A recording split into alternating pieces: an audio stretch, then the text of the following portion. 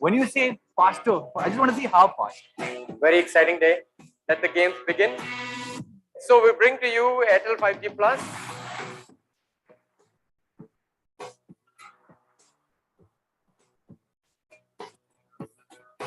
Next level है, मतलब अब तो मेरी वीडियो फटाक से एकदम से अपलोड हो जाएगी। मुझे लेटेंसी की अहमियत पता है, मैं उसके लिए ज़्यादा excited. The technology we have chosen is the one which is widely used in the world. Every 5G phone will work on. SIM change करने का कुछ जरूरत नहीं था मुझे, नेटवर्क चेंज किया जाके and 5G enabled. And 5G plus is environment friendly. I think that is very important. The must speed array. It's revolution. Magic. Once you use it, you can't go back.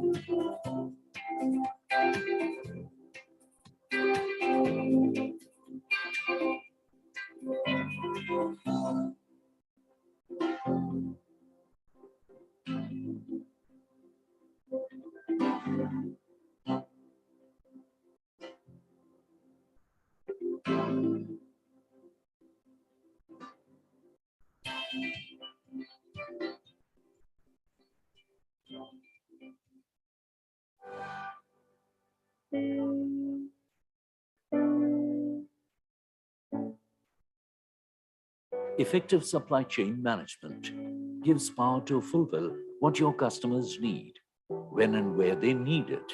How will you ensure that your supply chain is reliable, flexible, innovative, and always strives for excellence? Since the past 2 decades, TVS SCS has been the trusted name in the supply chain industry. The legacy of TVS brand is more than 100 years old.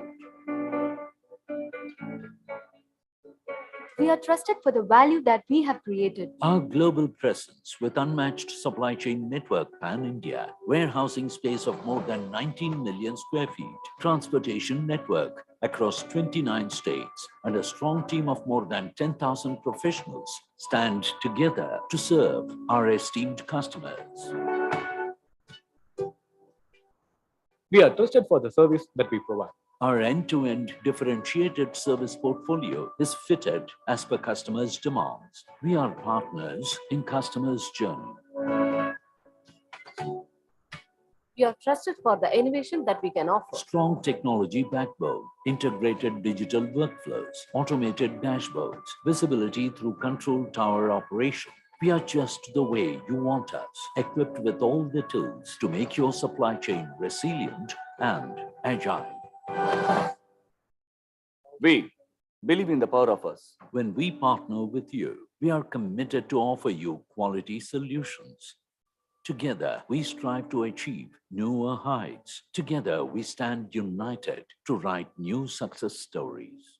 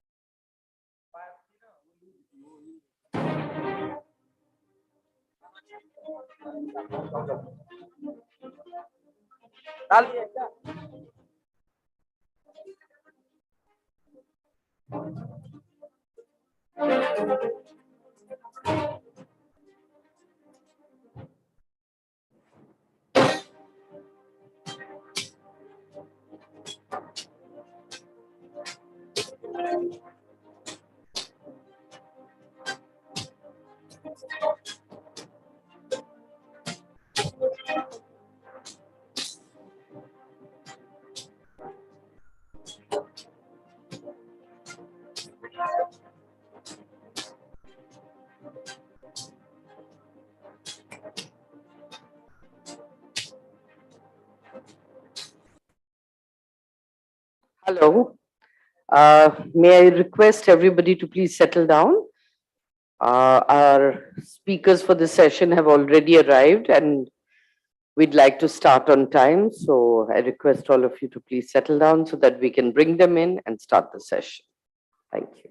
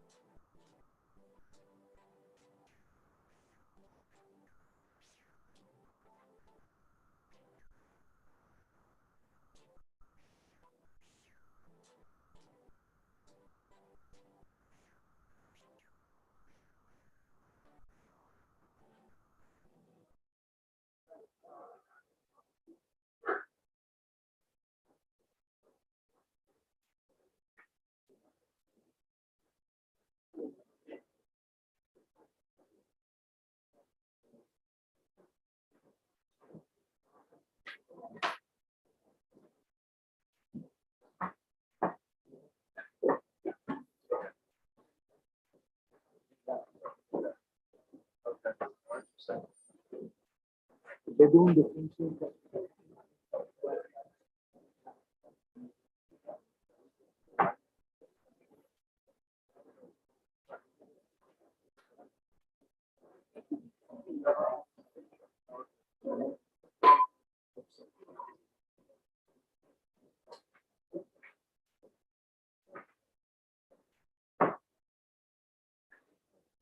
Good morning, ladies and gentlemen, and a very, very warm welcome to each one of you to the second day of the Cii Partnership Summit 2023. It's great to see all of you back here. And to begin our first session for today, I'd like enhancing global cooperation in accelerating net zero transitions. I'd like to begin by inviting Mr. T.V. Narendran, past President CII and CEO and MD Tata Steel India, to give his welcome round.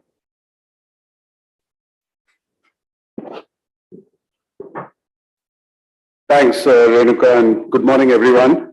I'd like to introduce the fellow panelists who are here and make a few remarks, and then we get into the panel discussion. We have Mr. Vineet Mittal, the chairman of Avada Group. We have Mr. Rajiv Ranjan Mishra, the managing director of Aprava Energy. Mr. Thomas Kerr, who's the lead climate specialist, South Asia World Bank Group. Ms. Devya Sharma, who's the India executive director of the Climate Group. And Mr. Ashish Setia, who's the global head of commodities, energy and environmental markets for Bloomberg NEF. Distinguished guests, ladies and gentlemen, a very good morning to all of you. I'm delighted to be here to welcome you to this session on enhancing global cooperation in accelerating net zero transitions. It's indeed a privilege to have with me on the dais a very distinguished panel of speakers that I introduced just now, and I extend them a very warm welcome to all of them. I note that our panel today is representatives from various stakeholder groups, from industry to financial institutions to research organizations, all in the climate change space.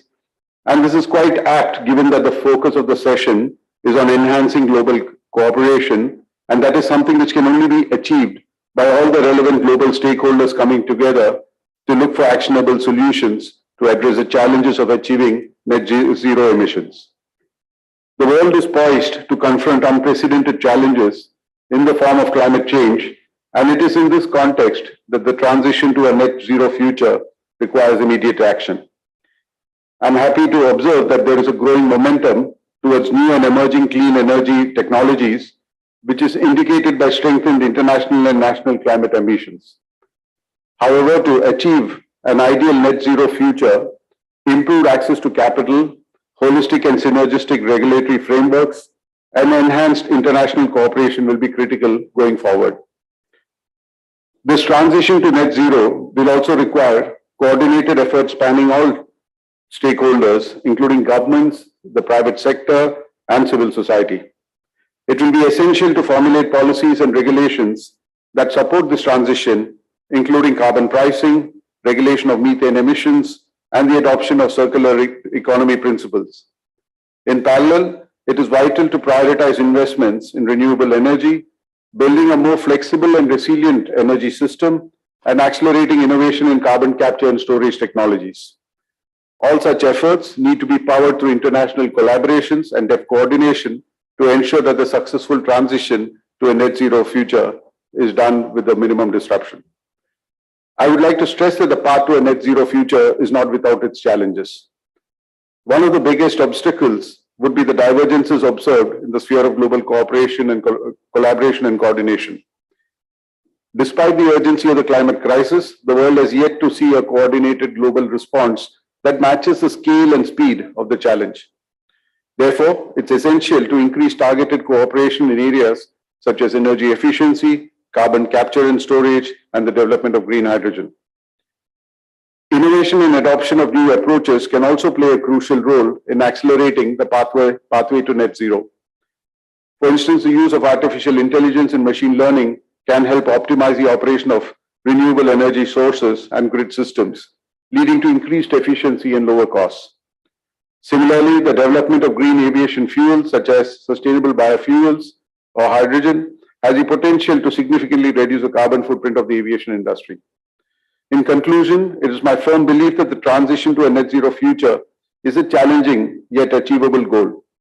It will require concerted efforts and cooperation from all stakeholders, including governments, the private sector, and civil society, as I mentioned earlier. Policies, investments, and international collaboration and coordination will be essential to ensure a successful transition. And the emergence of new and innovative approaches to the net zero transition also gives me hope that a successful transition is within reach.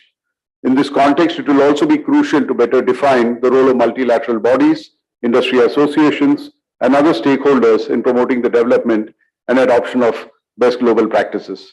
As a co-chair of the B20 Task Force on Energy, Climate Change, and Resource Efficiency, I look forward to a productive and insightful discussion that would help identify key priority action areas and solutions on how to enhance global cooperation towards net zero transitions. We'll now get into the discussions, and I will invite my panelists to address some of the questions that we have, and of course, if there's time, to address questions that you have. Thank you very much.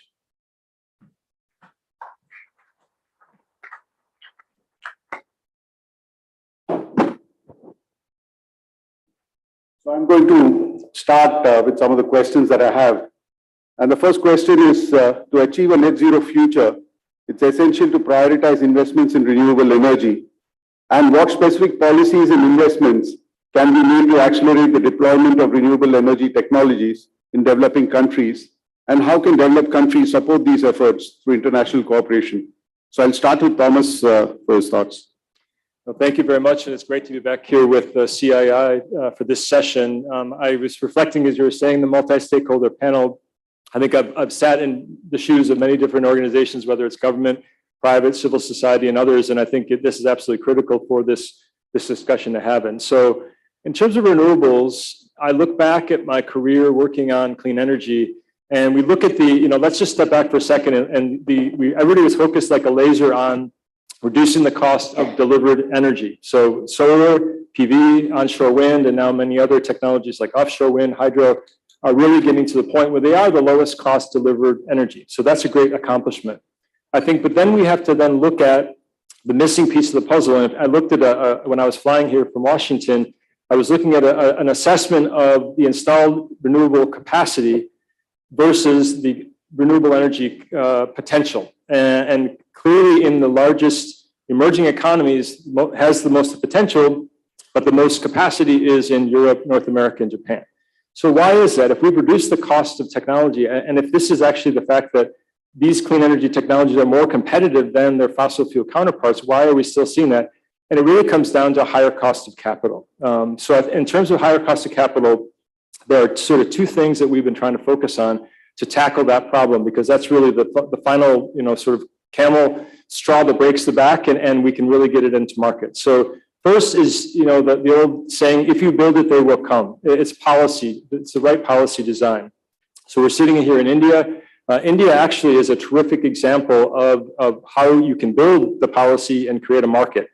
So I used to work at the International Energy Agency about 12 years ago. We were doing a lot of analysis around solar and how we scale it up. And at that time, India was really not on our sort of top 10 or 20 list of countries.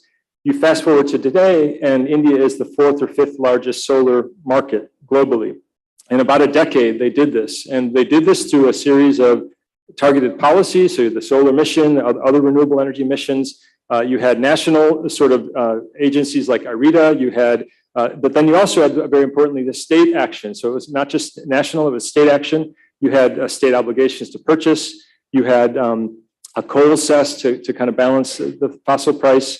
And then you saw a mix of public finance, public policy, and then the private sector came. And I think the numbers are like about $130 billion now have been invested in renewable energy in the past, since 2004 in India, because the government took that approach. Now, sure, there are other things to continue to do for the market. We have to work on grid stabilization for intermittent resources and battery storage, but they've really done a great job. And actually, we're just finishing a big report on decarbonization policy that I'm authoring, and we're featuring India as a case study for solar. So that's the first thing. I think the second thing, though, is even if you do build it, sometimes they won't come because there still are perceptions of risk by the investors. So whether it's political risk, currency exchange, other risks around off-takers, these still will exist in a lot of contexts. And so there we are really targeting a lot. You'll hear a lot about the terms blended finance or concessional finance. So this is a term where you use very strategically public funds. So we obviously do this at the World Bank or development finance, but a national or state government can also capitalize a blended finance fund. And that is used in a very targeted way to leverage private capital. So it can be used for technical assistance to build the project pipeline. It can be used for, to mitigate some of these risks I talked about, whether it's off-taker risk or others, currency exchange, or it can be used to aggregate some of these smaller projects that don't really seem attractive. The ticket size isn't big enough, so you attract the private sector. So in sum, I think the two things that we're really focusing on is the policy environment, but you can't just do that. You also have to work at how can you bring in private sector finance by mitigating those final risks. Then you can bring down the cost of capital, and I think we'll really see a lot more in renewables, especially in emerging markets. Thanks, Thomas. So Rajiv, finance and policies. Anything else, or even on this, would you like to add to what Thomas said? Yeah, no, I think, thanks very much. The points made by Tom are spot on, and particularly if we look at the tremendous change made in India. One of the things I would like to highlight is something that we should take note of.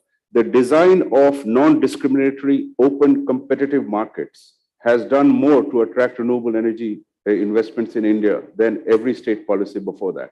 I think since we also have a B20 meeting jointly around this time, it is important for many of the B20 countries to remember that. It's more about, in my opinion, at least once an economy reaches a certain stage, about taking out risk than just cost. Designing such policies result in a lot of the risks and uncertainties being taken away. And that has been a key factor. I don't have too much to add, but I thought I would just add on to what the points Thomas made on importance of attracting investments in the sector. Thanks. Divya, how do you see it from the climate group perspective? How do you see these transitions, and the investments that are happening? Are they good enough, or do you have any thoughts that you want to share? Yeah, thank you for that. I would like to focus particularly on the policy side of it. So we work with several large businesses, and they work with us around some of our campaigns that ask them to transition 100% all their processes across their business sectors to renewable electricity, for example. There are other campaigns that look at electric vehicles and energy productivity, but we are talking about renewable electricity, and so I'll keep it to that.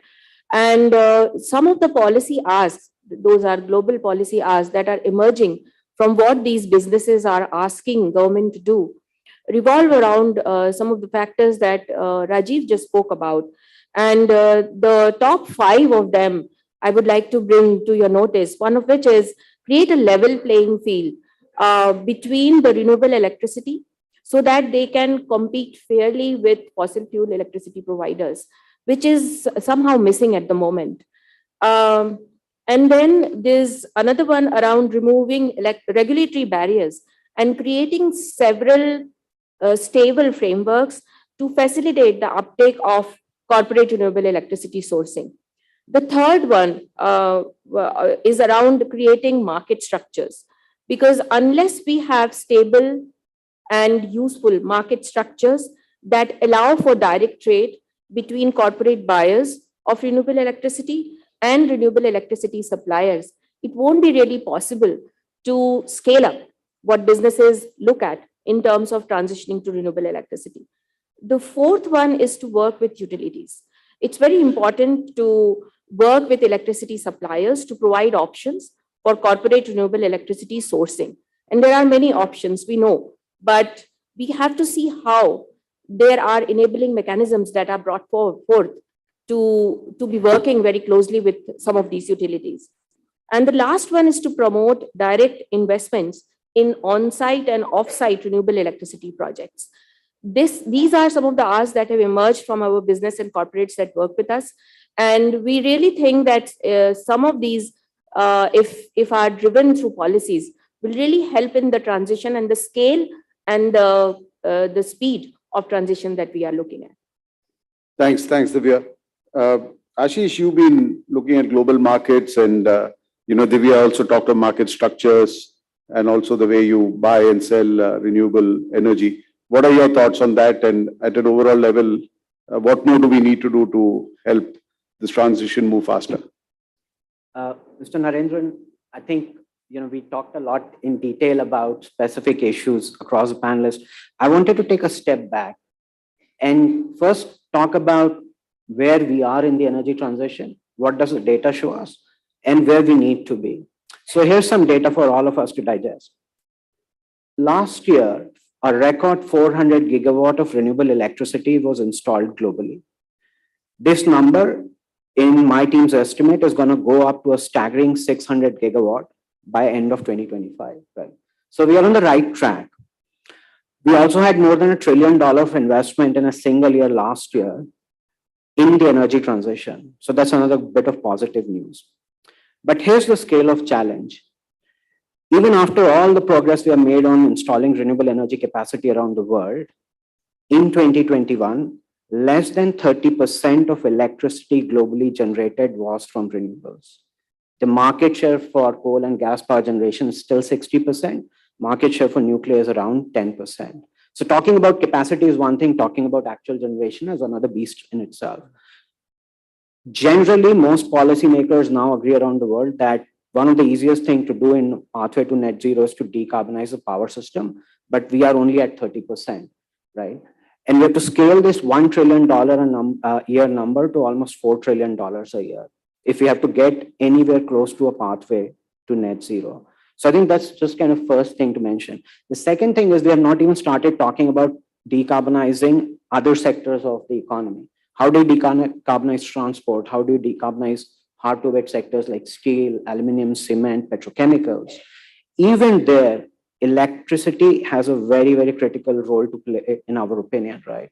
So decarbonize the power sector. First thing, scale has to be 3 to 4 times for renewables. But beyond that, renewable also need to help to decarbonize transport sector via electric vehicles, or decarbonize steel and petrochemicals and other things. So the challenge is quite staggering in my opinion. Thanks, Ashish. So I'll come to Vineet. So Vineet, are we underestimating the cost and complexity of this transition? So I would like to, am I audible? Yeah. So I would like to do 2 things. One, look it from the global context, that how developed nations can encourage and motivate more for developing nation to become role model for energy transition. And the challenge for every developing nation, including ours, is that we still have people to pull out from poverty, and energy is the greatest enabler, and I call it generally inversely proportional to poverty. So from whatever source we can get energy, India would continue to first prioritize energy access and energy security more than the source of energy. But India has taken a tremendous step there in greening its grid and greening its hard-to-abate sector by launching green hydrogen and its variant policy. So India is doing outstanding work there. But one of the challenge which we face is, like my co-panelists brought out about, is the cost of funding. That by going green, we are being penalized because our cost of funding is higher. And second challenge is that developing nations are not creating a level playing field, developed nations. So if you look at US has announced 400 billion plus IRA, it is expected that Europe will announce similar IRA today. If developed nations are going to provide so much of capital subsidy for energy transition, it's good. It should be used. It should be used for their own uses than using it for the export market and creating a lopsided trade market. Like if people expect developing nations to generate that kind of subsidy to the sector, none of the developing nations would be able to support that kind of capital subsidy. So if world has to really transition towards net zero, like Aditya was saying that you need $1 trillion and $4 trillion, really, India needs $160 billion a year, even now. And India is able to generate that capital. But what is needed when we are going to transition into hard-to-abate sector?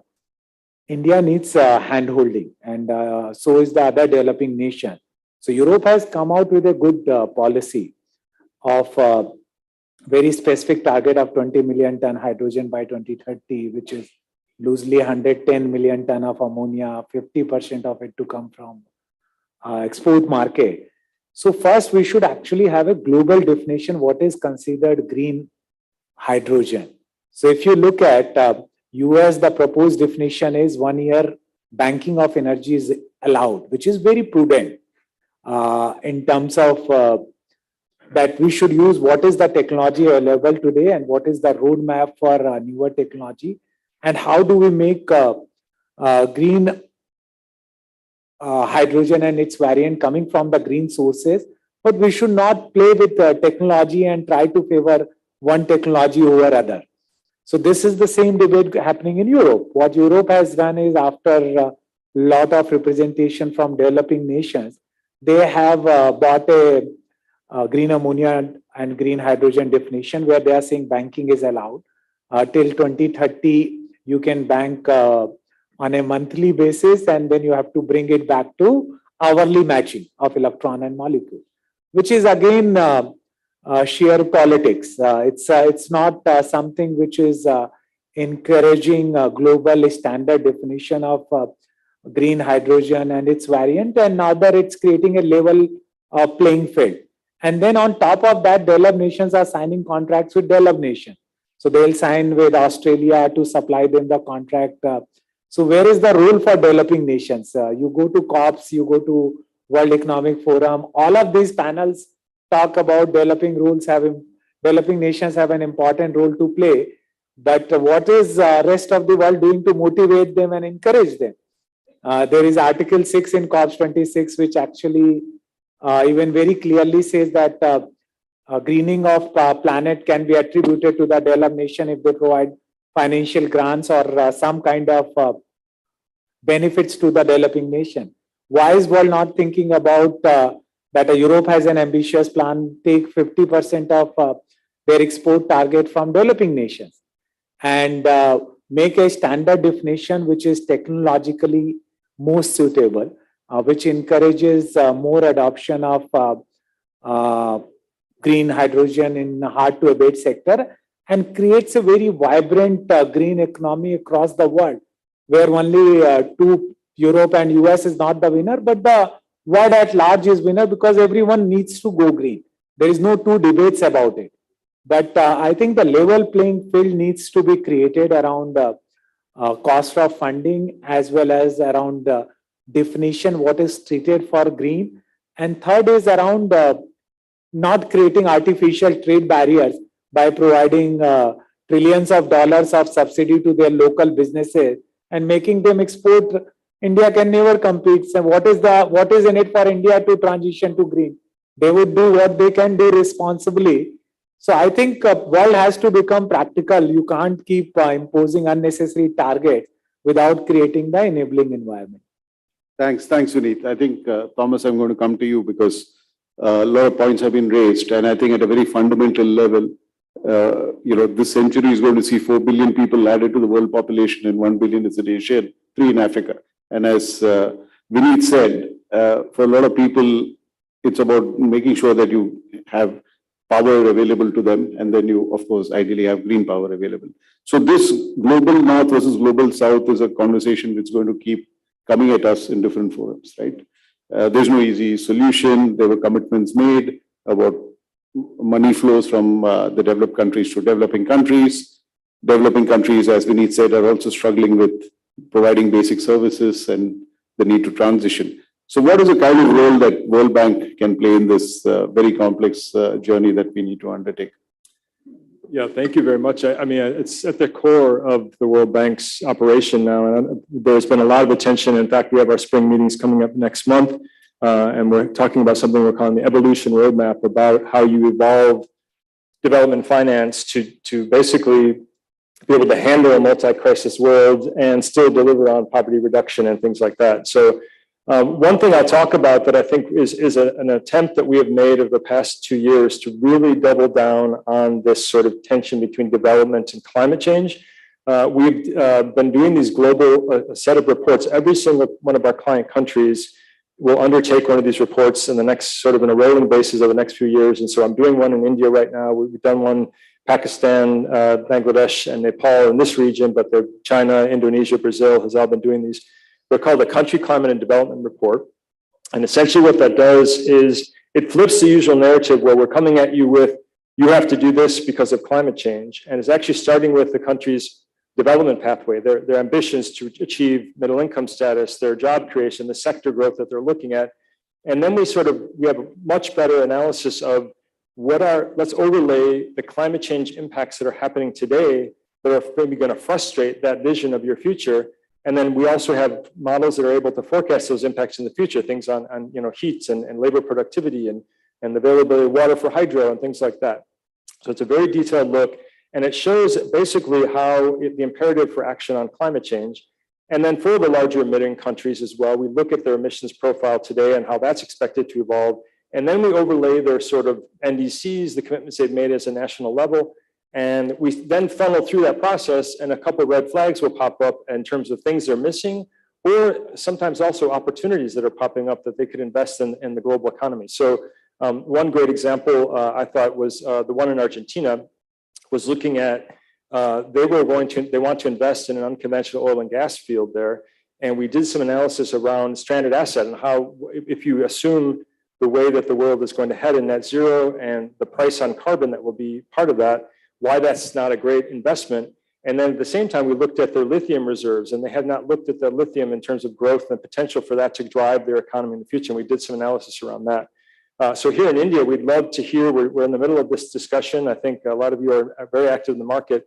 What are sort of the key opportunities or barriers that are facing, and how do we present that in a way that we can get into the point I was talking about earlier, that each of these sort of, there's a spectrum of low carbon technologies, right? There's, from the solar, which is cost competitive today, but then may have some barriers or policies, to the green hydrogen, which isn't cost competitive, but could use a boost in terms of public investment and policy frameworks. And so we're trying to kind of crowdsource with industry, with financiers and others, what are the key actions that the country has to take to straddle that development and climate sort of future and really deliver on growth and achieve the goals that they have for their economy. So that's one contribution we're making to this discussion. But I think the other point is just to really have to invest, the imperative of investing in resilience. While we make this transition, the next decade or so, we're going to see more disasters. We're going to see more coastal flooding. And so also showing up resilience is another key part of that. Thanks, Thomas. Rajiv, Vineet also talked about level playing field. There's also this conversation around carbon pricing, carbon border adjustment mechanisms. Any thoughts on that? Yeah, no. Just to pick up on Vineet's point, Narendran, I think he raises a few important points. If we look around the world, the $100 billion a year, which was supposed to flow, which was maybe 7-8 years back, and obviously it was deemed to be too much, nothing much materialized out of it. And I read some data, and I'm not a macroeconomist, so I might be off a little bit, but I suspect not by too much.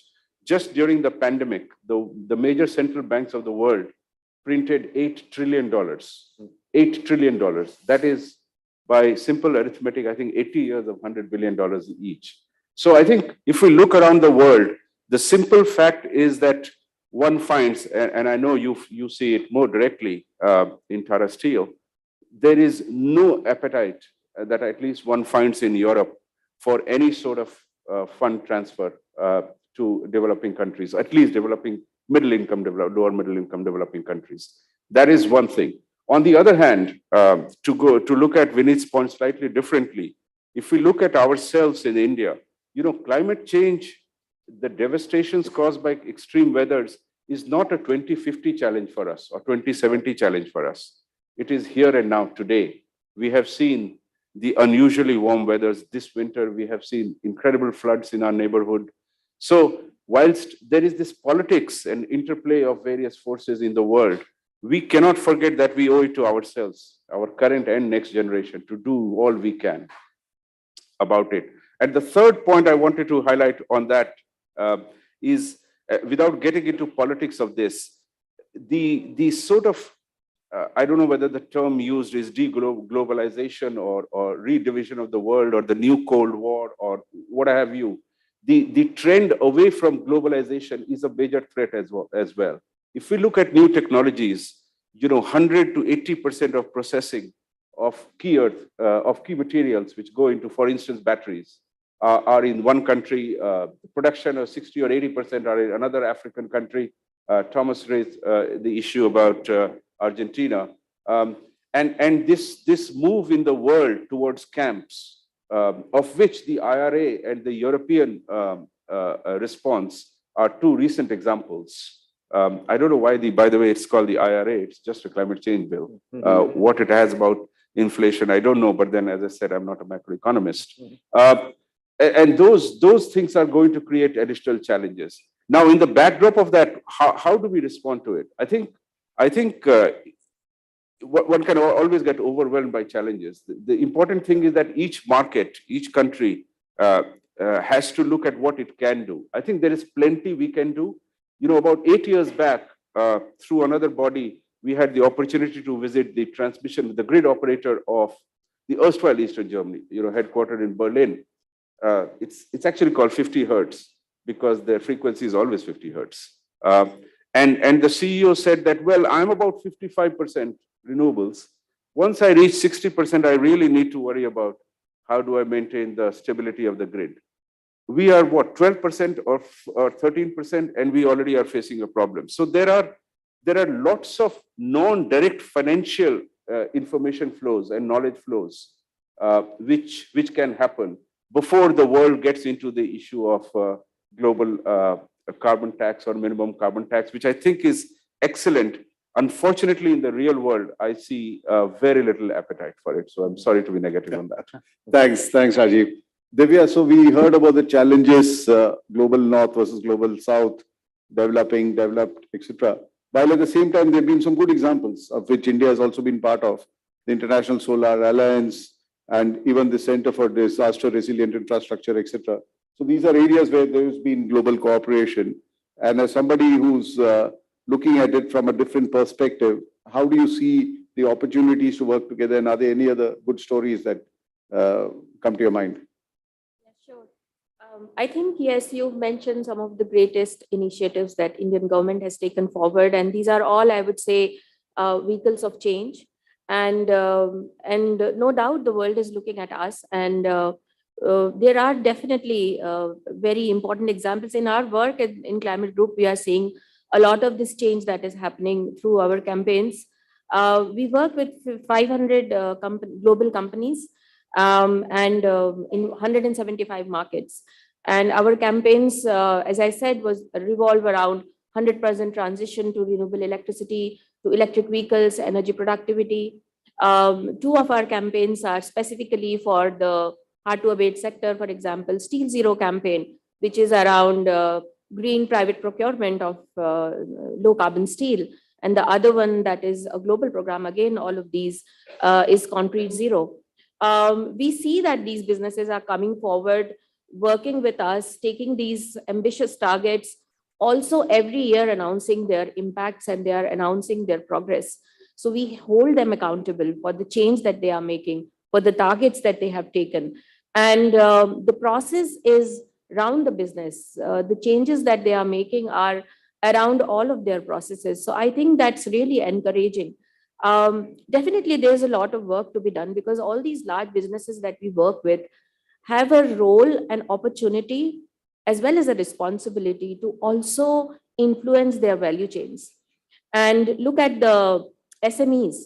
And there is still time for that to happen. And there is a lot of resources and businesses are already asking they are signaling the government to give that kind of energy structures for them to be able to do so, to influence the value chains that they work with. Because unless that entire ecosystem is changed, we will not actually look at the speedy results that we want to see. So I think there's hope and there's change that is happening, but there is definitely acceleration that needs to happen. Thanks, Divya. Ashish, you've been watching global markets. So are there going to be inflationary pressures because of this transition? Because a whole lot of industries have to transition. There's a lot of money to be spent. There's a lot of commodities which are not going to be available, to support this transition. There are a lot of commodities where there's going to be underinvestments in anticipation of this transition. So how do you see all this playing out and will it impact the journey that we plan to take?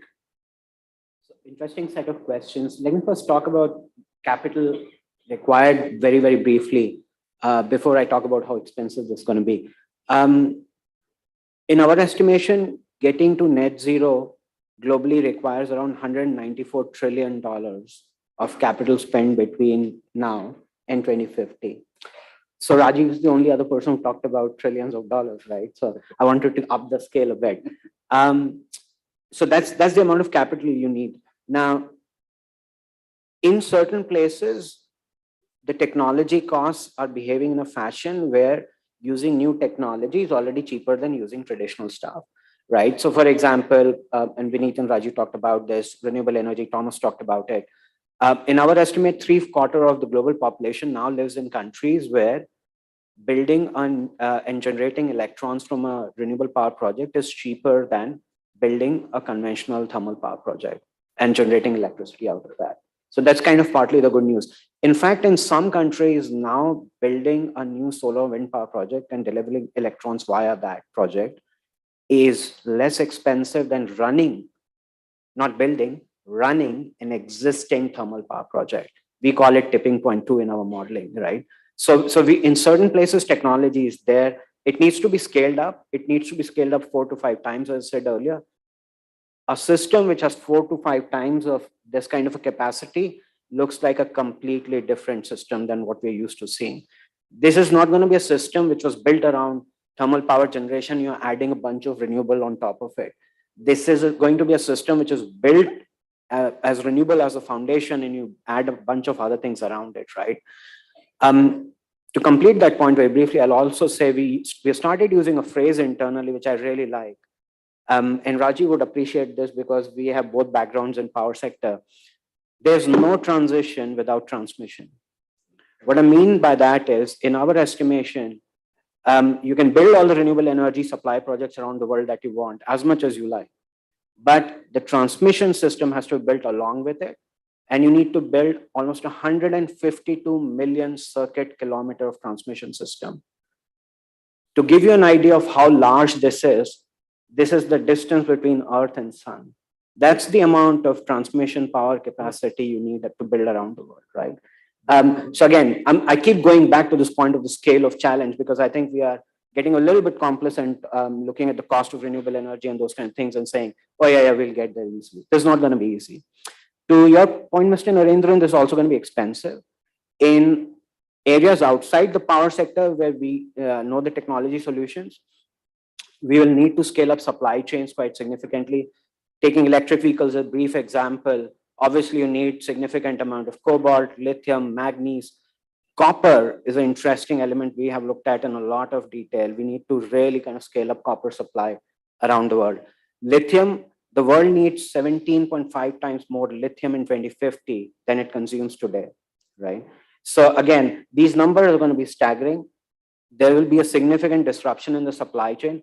I think what we're going to see is some of these supply chains, whether it is lithium-ion batteries or electric vehicles or renewable power equipment, starting to behave like other commodities markets as they behave today. In certain years or certain group of years, you will have supply which is catching up to demand, and there's balance in the market and prices are stable. But in many other number of years, you will have supply lagging because demand is just skyrocketing and prices kind of go haywire, right? So we'll have to adapt ourselves as a society and as businesses to adapt to these commodity price cycles as well. Thanks, Ashish. I think Narendra, can I just add? Rajiv. It's a very important point. Yeah. The electricity sector is one where we make investments for 25 or 40 years. Only then you recover. And inherent understanding or expectation amongst the consumers has been that I should know the price for 25 years in advance. The moment we move away from thermal fuels, including actually gas, which Europe loves and sees as a bridge to a completely green future. The fact is, we have had a gas-fired power plant in India for 25 years. You do not know next month's prices. There is absolutely zero acceptance amongst the consumers for electricity bill changing by 40% or 50% on a month-to-month basis. That is an important challenge that we face. The change in mindset, and that is where the governments and policymakers and all of us have to play our part, that we have to understand that there will be far more volatility, not necessarily an increase always, but a far more volatility in this important price, and they will start behaving more like commodities than they historically have. I do not believe we have talked enough about that in any country, and there is not enough acceptance of that. That is another big challenge. Sure.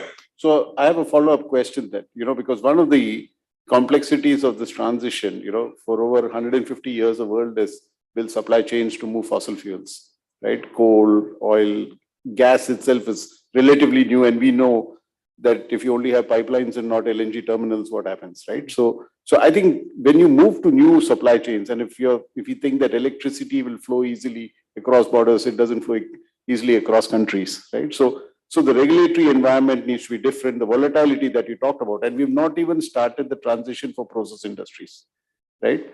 So I think that to me is a big concern, because I'm from a process industry. The easy part is what we're doing. Solar panels and, get some green electricity to electrify as much of the economy as possible. But these transitions, and I think that's the subject of today's discussion, cannot be done by countries by themselves in isolation, right? It has to be done globally and through some cooperation. So as somebody who's been in this space for a while, so where do you think we need to work more at?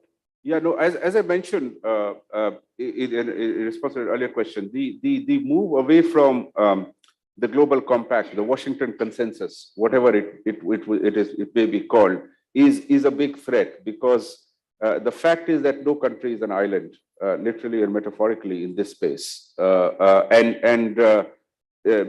Even if you look at let's say a simple solar panel which is installed, we have nearly 50 gigawatts of it in India.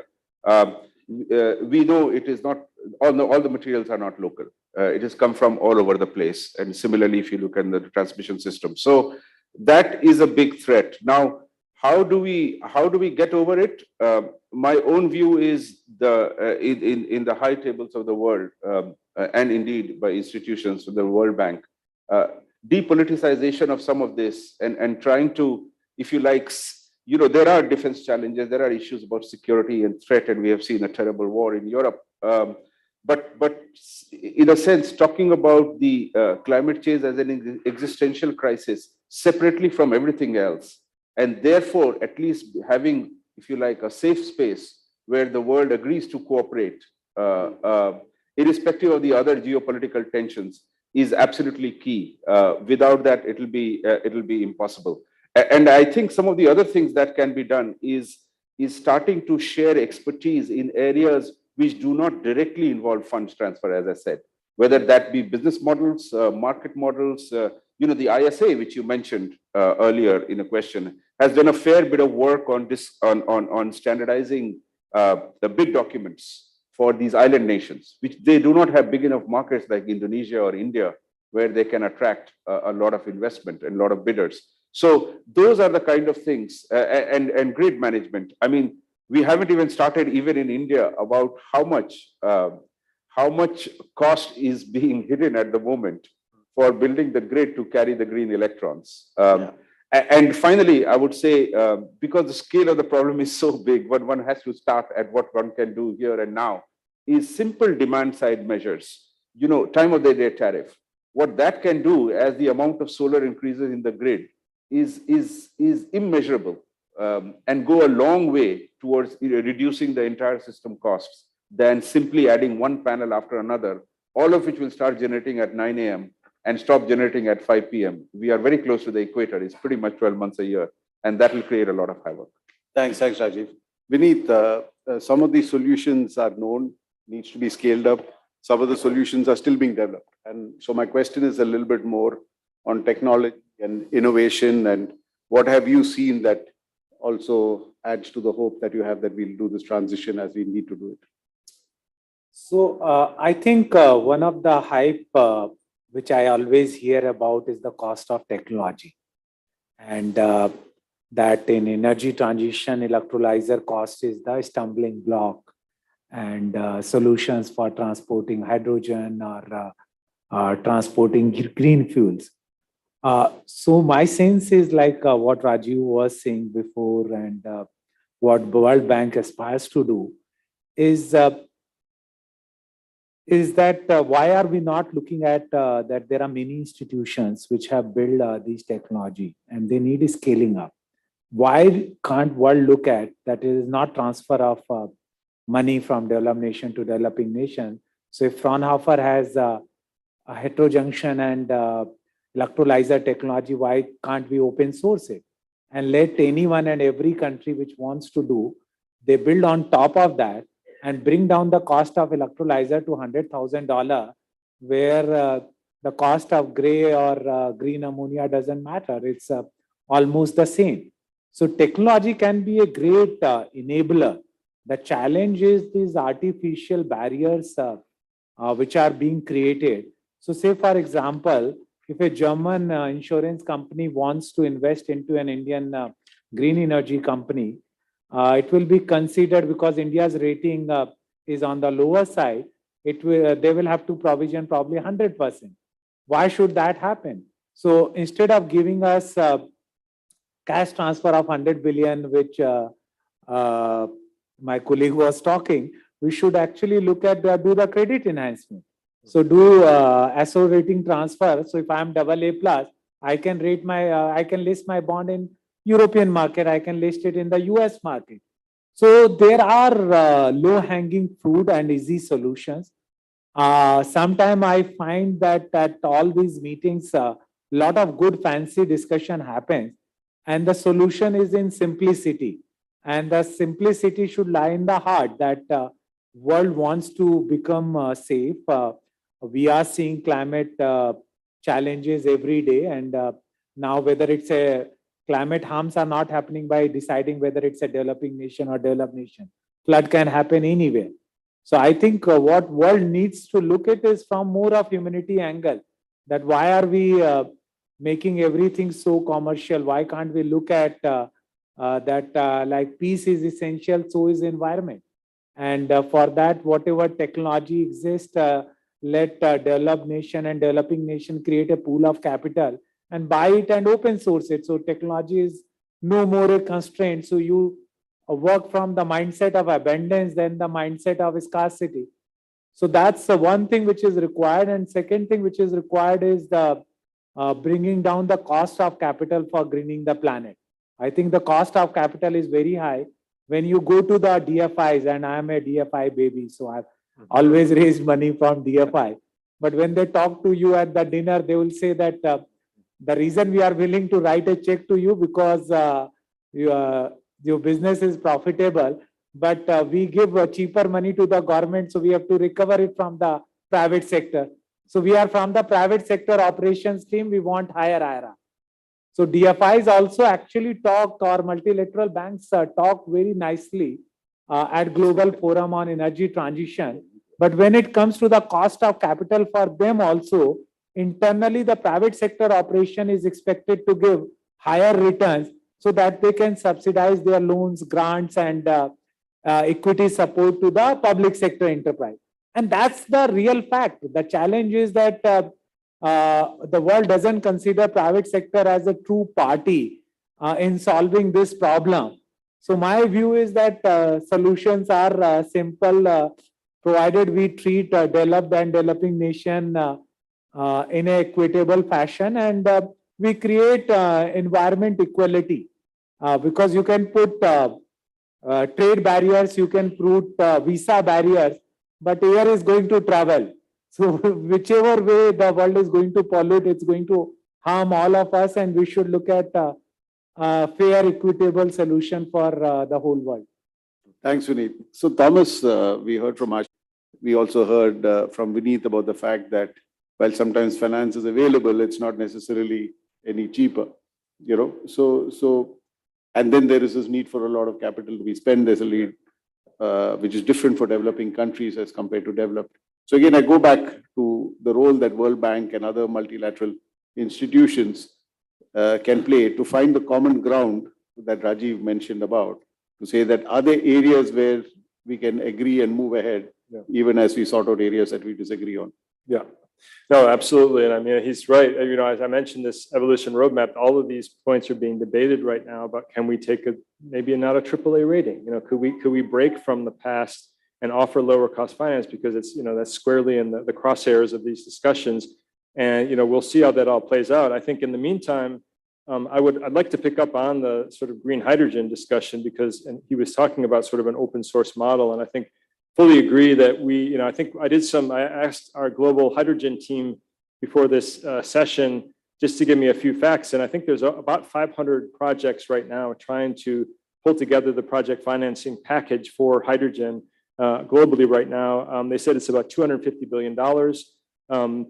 And all of them are going this at a separate way, trying to line up the project financing through, you know, they want to get sort of an off-taker volume and price that works. They're trying to figure out, you mentioned the standards on what is green, you know, and many different jurisdictions have different views. They're trying to learn technology, you know, these technologies are out there, and I think they're getting to be more cost effective, but they're still pricey, and there's some risk around those. And then figuring out what locations have the sufficient renewable generation now, and then the whole supply chain. And they're all doing this in isolation. So I think that one of the key messages that we're trying to put forward is, can we create a platform where we share and learn? We don't have the luxury to do this all separately, and kind of keep to ourselves. We have to share some of the learnings from the technology, some of the business models, and importantly, the government policy frameworks. And so we did, just in this point, we have launched last fall, the Hydrogen for Development Partnership, which is designed to try to leverage our donor money. And we want to do some significant investments, including in India, to try to do some of these early projects. But it also will be providing, very importantly, some of this policy advice around creating the market and the standards. And hopefully it'll become a platform for this global exchange and discussion, so we can kind of open source some of this and lower the cost together rather than kind of doing it in pockets. So that's just one thing I wanted to offer on green hydrogen, because it's such a hot topic right now amongst many different countries.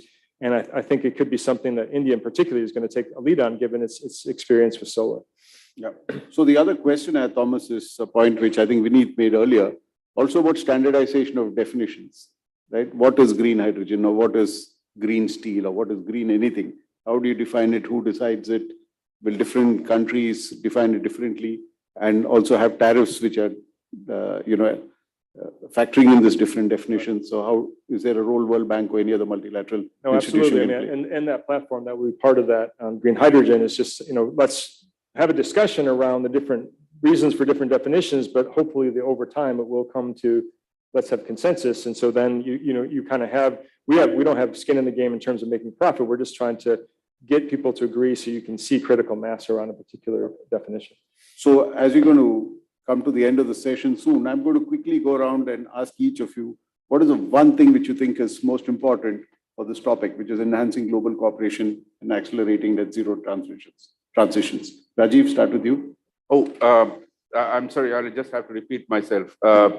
Before talking of funding, can we share technological know-how on managing an increasingly greening rate? Okay. Divya? Yeah, I think technology, of course, and looking at some of the financial mechanisms that could be unlocked, that could be used across sectors, across countries, whether they are developing countries. North-South cooperation we've been talking about since long, but it has to actually, trickle down to some action that is taking place in terms of unlocking of some of these investments and climate financing. A lot of discussion has happened around these COPs, around some of these things, but I don't think we've really actually been succeeded in bringing in investments and climate finance to the developing countries, domestically as well as internationally. So that too is very important. Definitely what Rajiv said about technology transfer is important, but also looking at in-house technology interventions. There is a lot that is happening within India around technologies and mechanisms that are being created within the country itself to be recognizing those mechanisms and looking at scaling up some of these in-house knowledge that we have. And I think definitely because we work very closely with businesses, looking at how these ethos of businesses can be shared. Because unless we have those specific ethos around environmental protection, around climate action, around some of the things that Mr. Mittal talked about, abundance and cooperation, I don't think we can really achieve the bigger target that we are looking at. Thanks, Divya. Ashish, one thing? We haven't talked much about it, but it was touched upon a little bit. Standardization of definitions is a huge issue in my opinion. We are starting to see an increased desire by politicians around the world to localize supply chains. And we talked about trade tariffs and those kind of things. This is all getting very, very interesting. Energy policy isn't energy policy anymore. Energy policy is industrial policy. It's as simple as that. So I think that standardization issue, whether it is on capital markets, what's green bond, what's not, on kind of various commodities, what's green steel, what's not green steel, all of this, there has to be a lot more discussion and acceptance of disparity across the South and North. Thanks, Ashish. Vineet, one thing? What I would love to see is that World Bank play a bigger role, and in a spring meeting, they come out with an announcement that they have convinced global governments, developed nations to buy 100 million tons ammonia. So 55 can come from Europe. And the purchase will be made from the developing nations and create a marketplace. See, what is needed is the solar and wind would have not come where it has come without huge government support. And now green fuels being global in nature, someone global needs to take that leadership. And there's no better organization equipped than World Bank. And since their annual meeting is coming, so it's the most appropriate ask from my perspective. And their next chairman might be a made in India product. So, Thomas, you heard Vineet has flattered you and also given you a target, right? So, any comments? The one thing that you think is most important? I think it's a plane ticket for Vineet to come to the spring meetings. I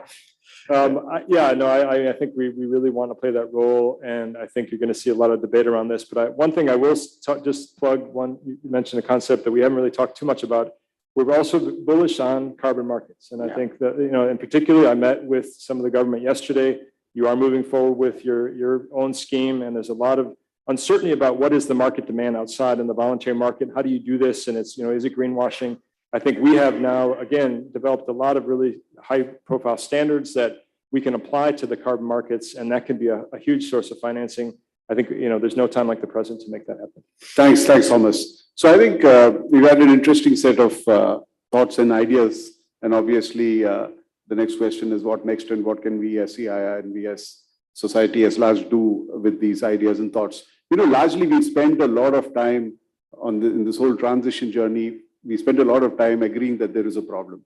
Then we spend a lot of time agreeing on the goals, right? But now we've reached really, the time and point in time where we really need to have a roadmap, which is obviously, like I said, going to be complex. It's going to be expensive. It's going to have inflationary pressures, a lot of standardization, a lot of definitions that need to be done, a lot of money needs to flow. There are challenges of the global south, which is about getting out of poverty and at the same time trying to transition into a more sustainable society. And there are challenges that we need to deal with across the world, even in terms of defining how many of these things happen. So multilateral agencies, civil society organizations, corporates, governments, all need to work together for this. So I want to thank our panelists once again for their time and for their contribution, and thank you all for listening to us. Thank you very much. Thank you, Naren.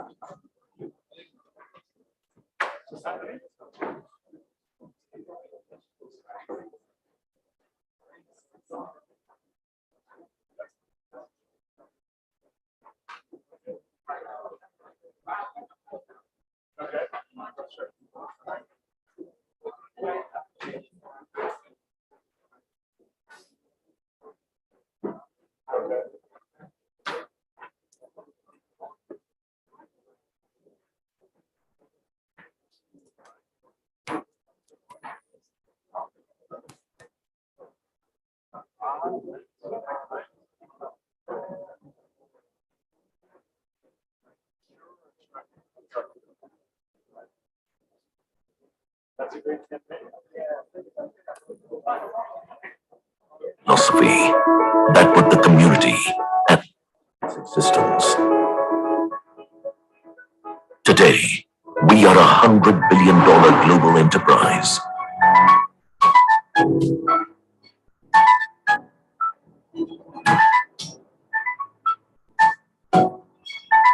Our today has been built on enduring values.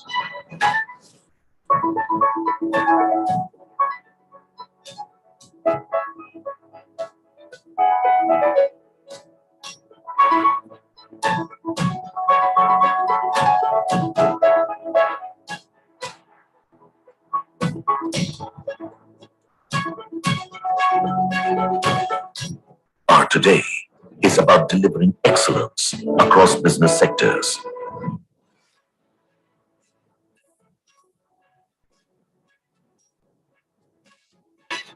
Ladies and gentlemen, our next session with Mrs. Smriti Irani, Minister for Women Development and Child Welfare, is going to take place in the Darbar Hall. I request all of you to join us there. So if you're all moving out of here, please go straight to Darbar Hall.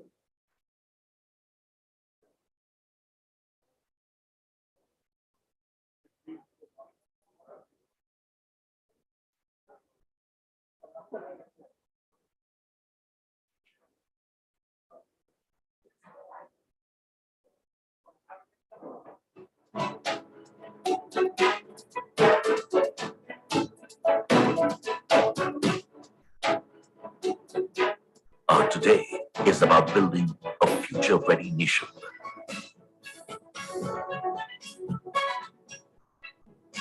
Ladies and gentlemen, our next session here in Shah Jahan is good corporate governance imperative for ESG compliance. And we have with us all our speakers for this session. So we will start with this session right away. Right here, yes, please.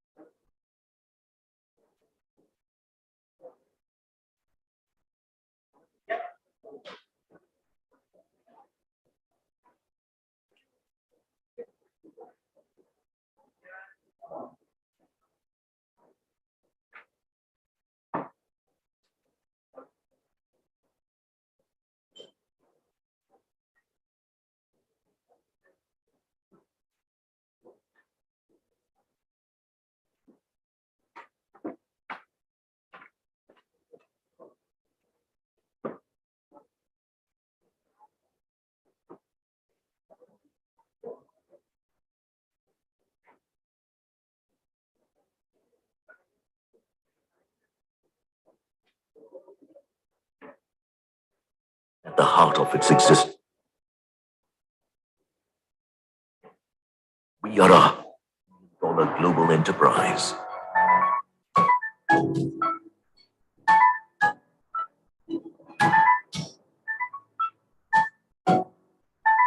Our today has been built on enduring values.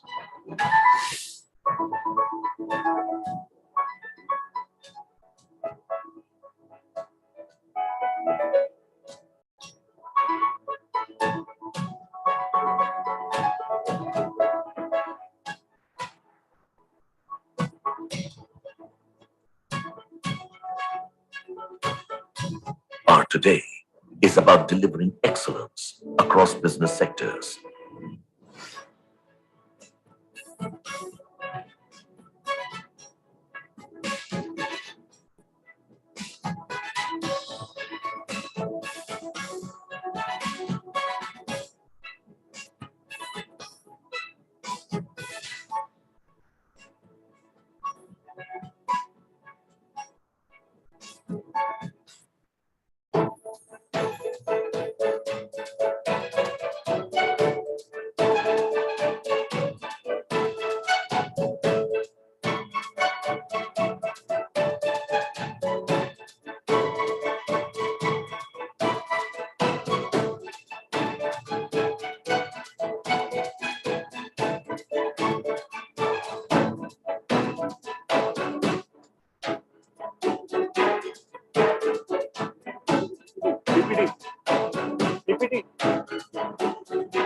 Our today is about building a future-ready nation.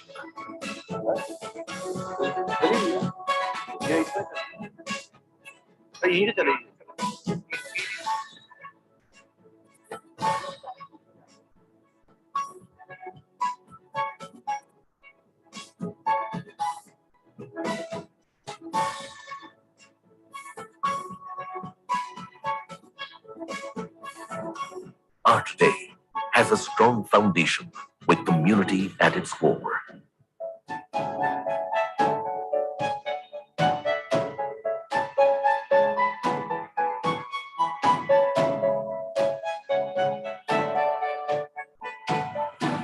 Our today is dedicated to the communities we serve.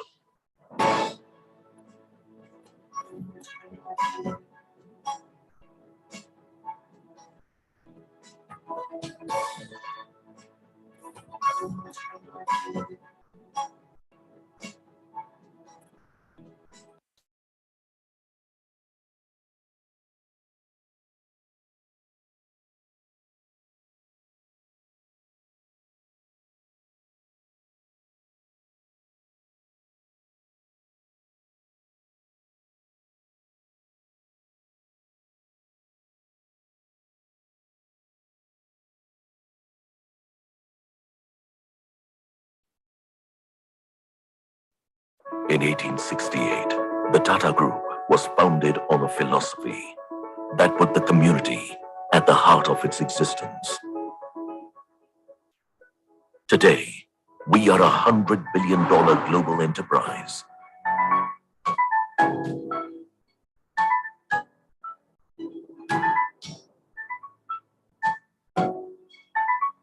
Our today has been built on enduring values.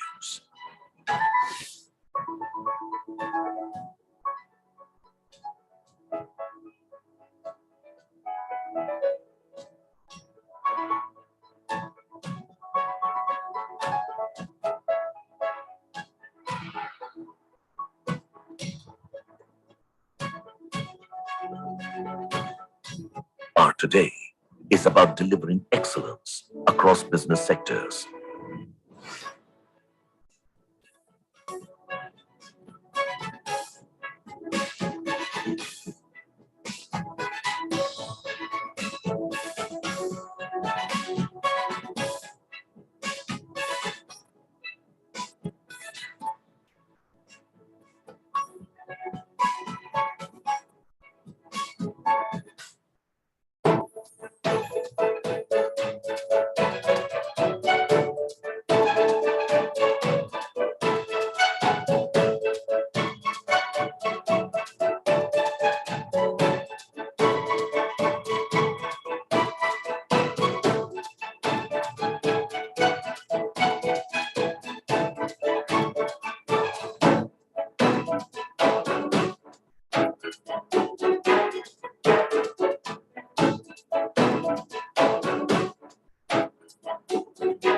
Our today is about building a future-ready nation.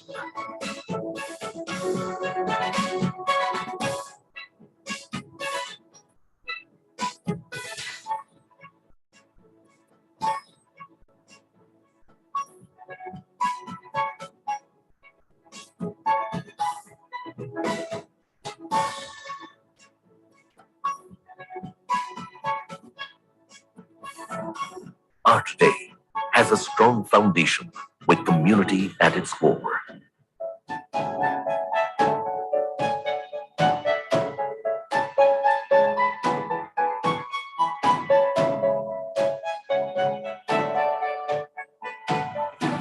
Art today is dedicated to the communities we serve.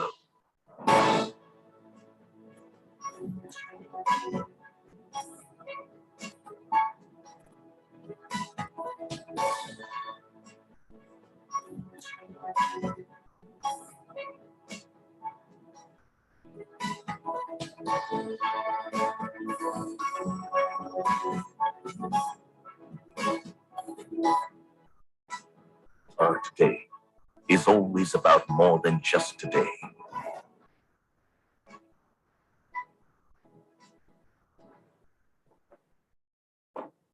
Art today is a continuous journey for a better tomorrow.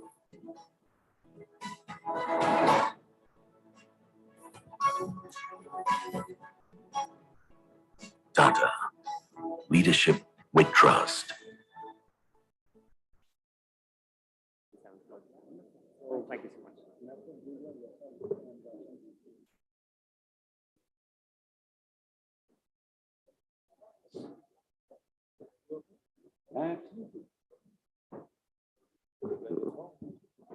No, moreover, I think for us, the programs order of the day. We have 168 branches in India, 45 overseas sectors. Good morning, everybody. Can you please be seated? We'll start the session in 2 minutes.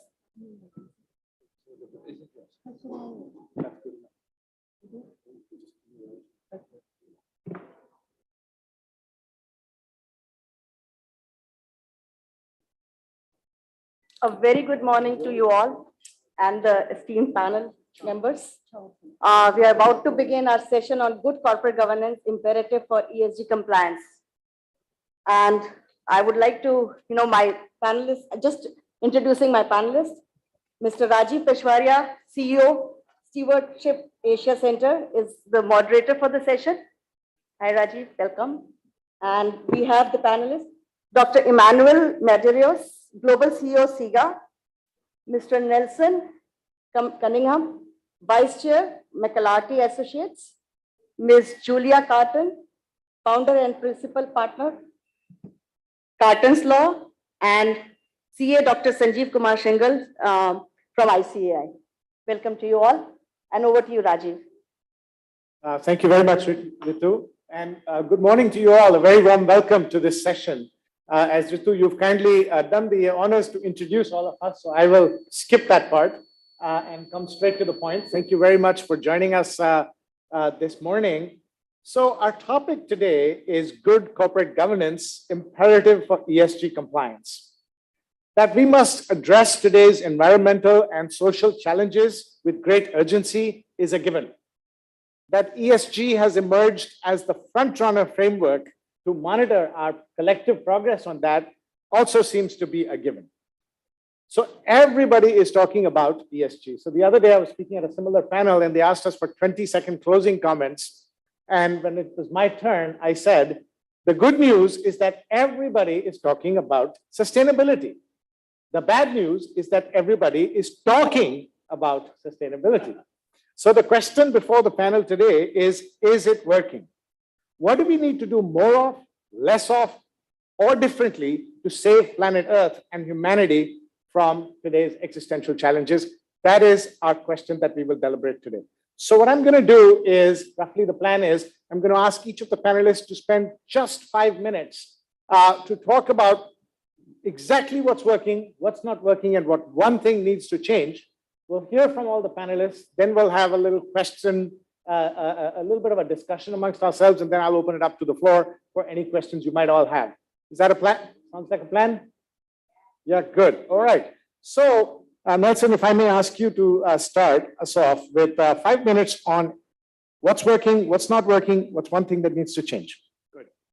Thank you, Rajiv, and thank you to CII for organizing this terrific session, and to my fellow panelists from coming literally across the globe to be here. I'm Nelson Cunningham. I base in Washington, D.C. I help run a global consulting firm that helps companies deal with government issues around the world, McClarty Associates. And that's going to be the frame for my comments. Our clients are global players with big global footprints, national players, regional players all across the world. We counsel them on a range of regulatory issues and policy issues. None is more central to them today, to many of them, than ESG, because all of them are looking and seeing global authorities beginning to regulate ESG.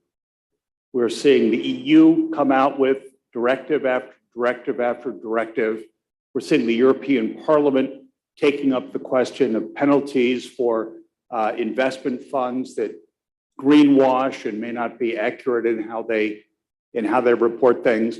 We're seeing the head of the Japanese central bank make comments about guidance coming from Japan.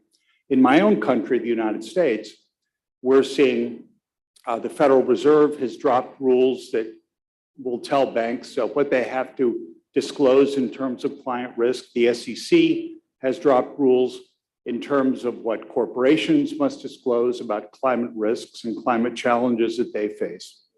The problem for global investors is that these rules are inconsistent and sometimes even contradictory. Some of them come out early, some of them come out late. I can speak to my own country, the United States. It's going to be one step forward and maybe two steps back, or two steps forward and one step back, because Rajiv said this is a universal, we all agree that ESG is a problem. I must tell you, in my country, half of our political system thinks it's not a problem, and that climate change is a hoax, and that government efforts to try to guide companies on ESG compliance is woke capitalism. That is simply the left trying to take over the free market system. I obviously disagree with that. I worked for Bill Clinton. I worked for Joe Biden. I come from that side of the aisle. And I can tell you President Biden is moving forward and directing all the federal agencies under his control to move forward with ESG guidance. But the next administration could roll it back. So I will end with this to try to keep within my 5 minutes. The challenge that we face, that I see us facing in ESG, is that government regulation is essential to market participants, to give them clarity, to set rules that everyone must follow, and to ensure that we get the compliance we need. But in today's global environment, with unconnected global authorities, we're likely to see the EU, the United States, Japan, and national authorities such as India and others create inconsistent or even contradictory standards. Worse than that, in the United States, we may see standards that change depending on the political party in power. And so what do we need to do better? I think market participants deserve and should demand consistent global regulatory regime and coordination by regulators across the world. Otherwise, how do you know what rules to follow? Wonderful. Thank you so much. You mentioned woke capitalism and some people who are denying the existence of climate change. So we'll come back to that. I have a question for you a little bit later, but thank you very much. Round of applause, please. Julia, your background is in corporate law and specialty in China and Hong Kong. Tell us from your perspective what needs to change and why. So thank you very much, Rajiv. Ladies and gentlemen, it's wonderful to be here with you in Delhi today. Absolutely delighted to be here. Well, as Mahatma Gandhi said, the earth provides enough to satisfy every man's needs, but not every man's greed. Clearly, this statement extends to environmental and social issues, which are certainly not new to India. And we heard from India's esteemed Minister of Commerce and Industry yesterday that sustainability is nothing new for India, which has long traditions of espousing environmental sustainability. And I think India is able and willing to provide a leadership role in this area, and particularly particularly, as the Minister pointed out, in the dialogue between the developed world and the rest of the world.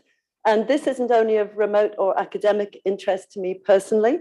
I'm the mother of a son and daughter who are privileged to have overseas citizenship of India. And so for me, India's success, I could also say, is my family's success. So high standards of environmental and social governance in the business world are clearly key to achieving sustainable products and practices in everyday life throughout much of the world. In my practice as an IPO lawyer, listing companies on the stock exchange, mainly in Hong Kong, I see on a daily basis how the conversation and requirements for ESG for stock exchange listed companies have changed dramatically over the last 10 years.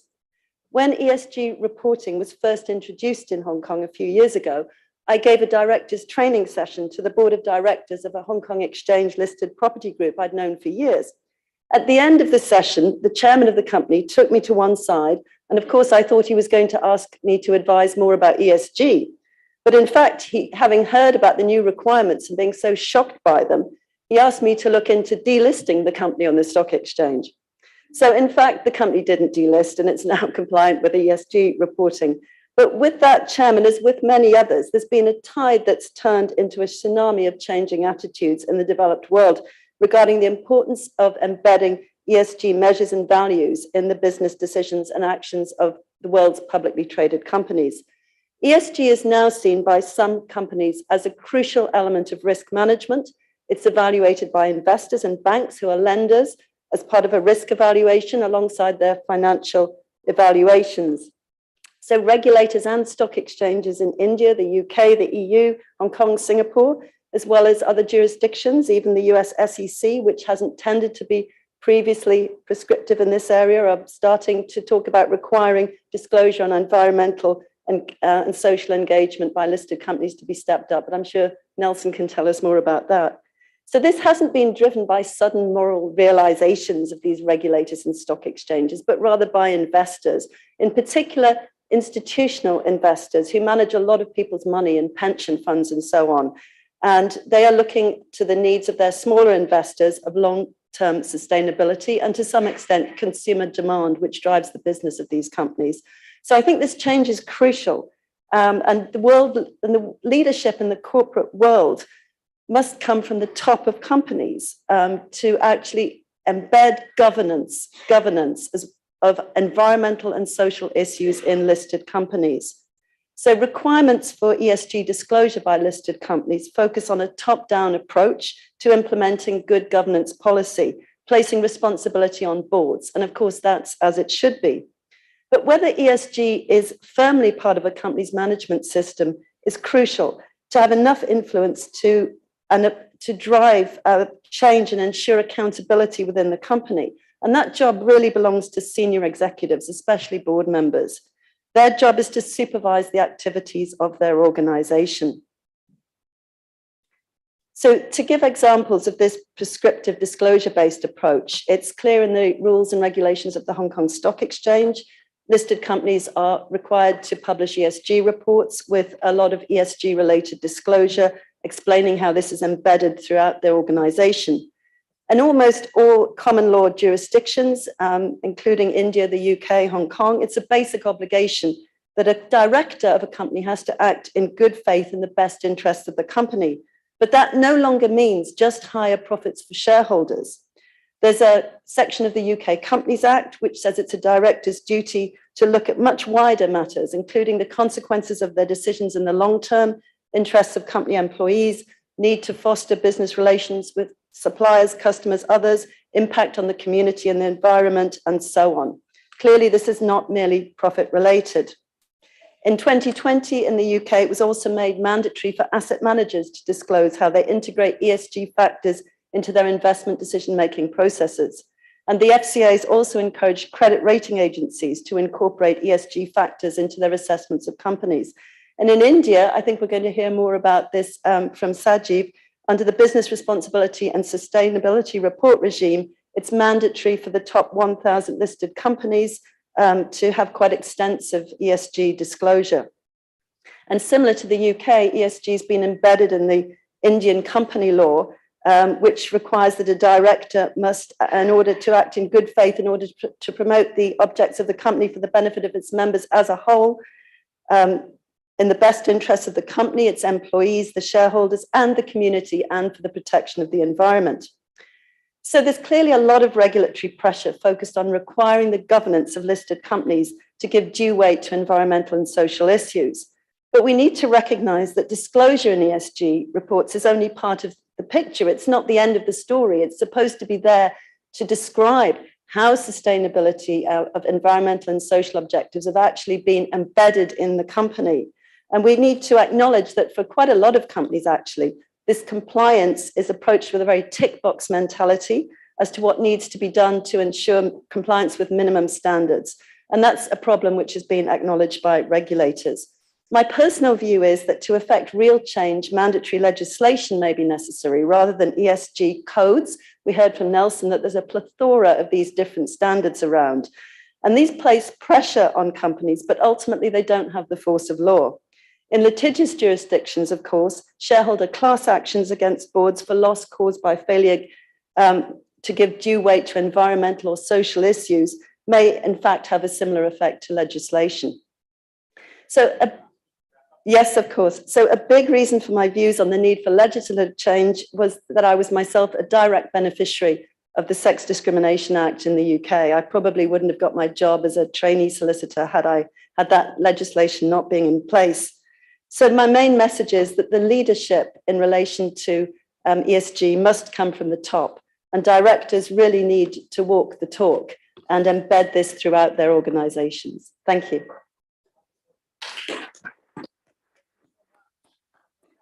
Back to some of the points that you're raising in a few minutes. If I could turn to you, Emmanuel, SIGA, CEO of SIGA and Sports Integrity. Wow, I'm sure you have a lot to say on this topic. Over to you. Thank you. From a great example. Ladies and gentlemen, the reason why I'm standing up here is not just because I have been spending the last 10 days or so jumping from country to country and breaking my back on airplanes, but it's because I'm also a man of action. And I believe that what unites us is that we all want action. Now, Rajid, our friend and moderator, has asked me to be thought provocative. And he has even pointed out that one of the problems in today's world is that we are still talking about the same subjects. Now, I am, as you know, Portuguese. I'm not Cristiano Ronaldo. I cannot kick the ball with that excellence, but I am a man of convictions, a man who speaks out from the heart and tells you the truth as I see it. We have been listening and applauding and creating expectations with grandiloquent speeches. We have seen wonderful signing ceremonies of international treaties, conventions, and agreements, all of them with this messianic aspiration of saving Earth, because this is what it's all about. We live in an era of major conflicts, of growing asymmetries, growing inequalities, and despite all the grandiloquent proclamations and treaties that have been signed over the last decades and the apparent agreement of all the nations on Earth, we are where we are. And we know that we are not in the right place. And we know that if we continue to navel-gaze, if we continue to favor rhetoric and politics and conveniences over and interests over values and what needs to be done, we will be behaving like Titanic's orchestra playing while the ship is sinking. There is no plan B for Earth. There is no plan B for humankind. We are running out of time. So it is either climate change for the good, it is either effective, real, zero emissions, it is do or die. That is where we are. And we are all summoned to do our part. It is very easy to point the finger against government. Yes, they have the responsibility of safeguarding the public interest. Yes, they have the responsibility of listening to civil society, which we are. But we all have our responsibilities, undeclinable duties, and we must be at the forefront. All of us. Either we win together or we lose together. What is CIGA prepared to do? CIGA is the largest, most representative, independent, global, neutral coalition in the field of sport. A sector of activity that is fast growing, that has an unrivaled popularity and global appeal. It is a huge economic sector, but it is also a sector that drives not just wealth and employment, it drives hope, it drives social, it drives cultural, it drives human development. And that is why it's so relevant, and that is why we are so committed. But as I used to say to my colleagues and friends, if we really want to exert our responsibilities to the full and leave an impact behind, we must be accounted for. We must lead by example. And for sport, this means that sport must govern itself and operate under the highest integrity standards. We know the challenge that we face, and those challenges cannot be tackled by sports organizations alone. So we need governments, we need the global business to be at the forefront, to give the example, to instigate, to encourage, to demand. Because if you are a sponsor, if you are a global company and you are investing your money in a sport organization searching for visibility, you should be searching for values. You should be leading by examples, and that means putting values at the top of the tree. So do not hesitate. Ask for accountability to sports organizations and support our global movement. We have a set of universal standards that are the silver bullet. No need to reinvent the wheel. No need to have doubts and hesitate or be pessimistic. There are solutions. There are positive trends. There are progress being made. But we need more. We need more because we are running out of time. We have also an independent rating system, which is the clear distinction between rhetoric and action and effective reform. If the sports organizations, similar to other sectors, implement those standards and go through independent scrutiny, they will boost trust, confidence, they will generate stability, and stability is the key ingredient for human, social, economic development. This is what we are here for. This is what we are prepared to do, and this is what we are committed to do. So we appeal to those of you to join us, to be at the forefront of this cause. The opportunity is now, because if it's not now, when? Thank you. Oh, thank you. You told me earlier that you were a man of action, and you certainly showed that to everybody today. Thank you very much. It's all about values. It's the time is now, and if not now, when? Wonderful. All right, Sanjeev, from the Institute of Chartered Accountants of India, and you wear many, many hats. I don't have time to go through your entire accolades because that will take half an hour. Tell us your take on what's working, what's not working, and what's the one thing we need to do differently. Thank you. Everybody likes the podium.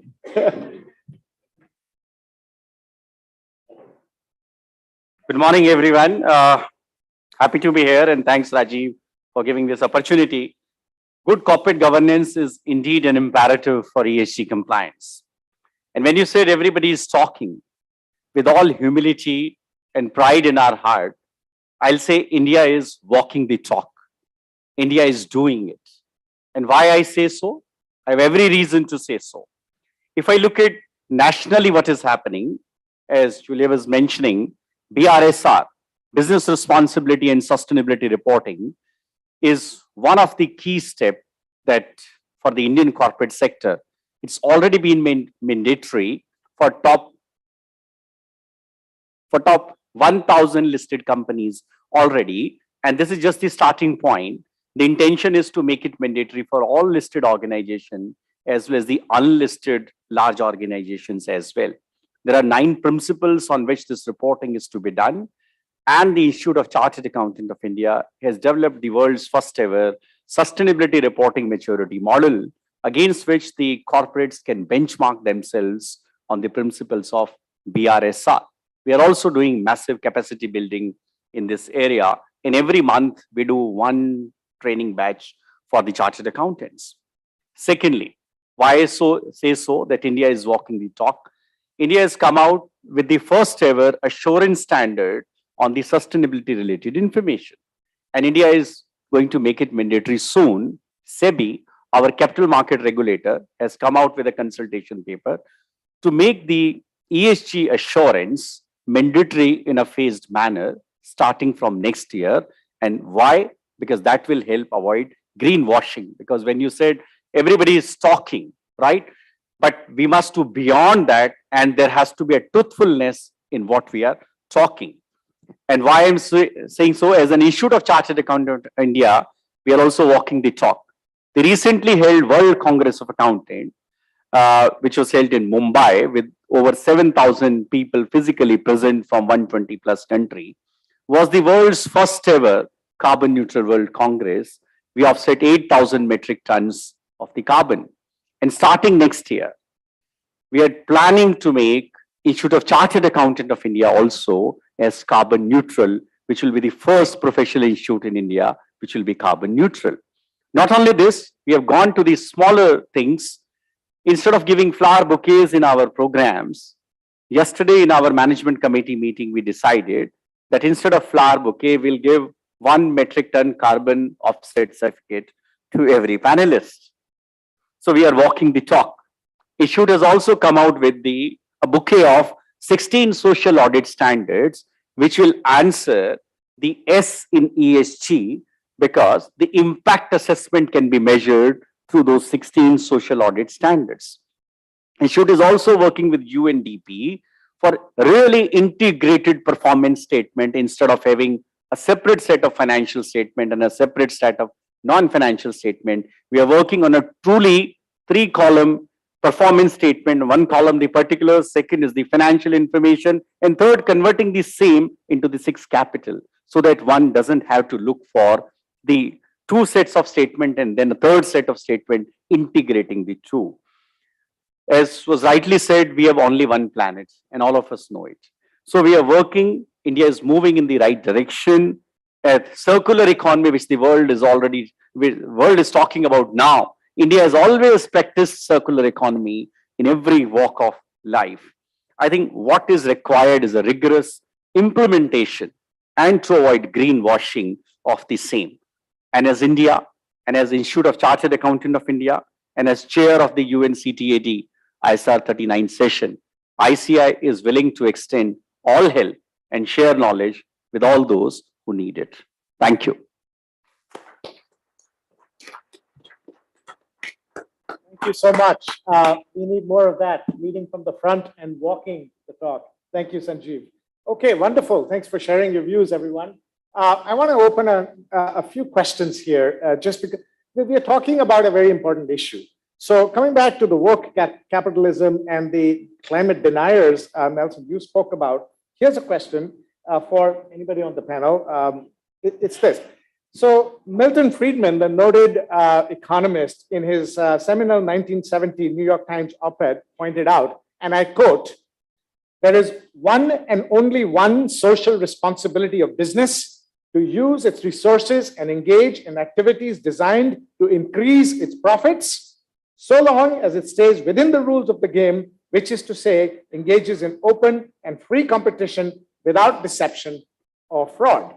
So here is a noted economist who 200 years after Adam Smith in his Wealth of Nations said something similar, saying the only social responsibility is to make profits.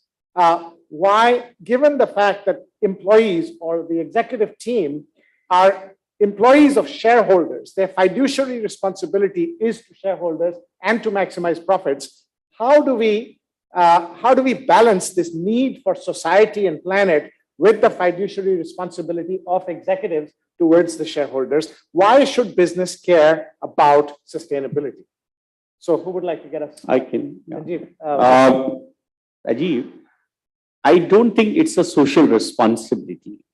I think it's a need for survival and long-term existence of the business.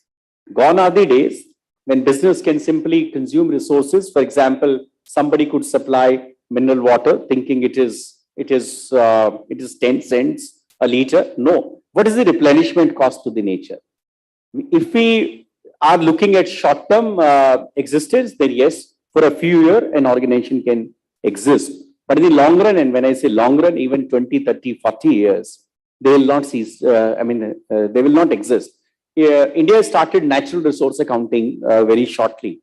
And the 5 natural resources which have been measured, some natural resource will vanish in 30 years, something in 40 years, something in 50 years. So is anybody paying peanuts for acquiring those natural resources and doing their business? Is that the real cost? No. So sustainability is the need for the businesses for their long-term profits, and even employees do not join an organization which does not have sustainable operations. I get that entirely. It's nobody's arguing that we need that.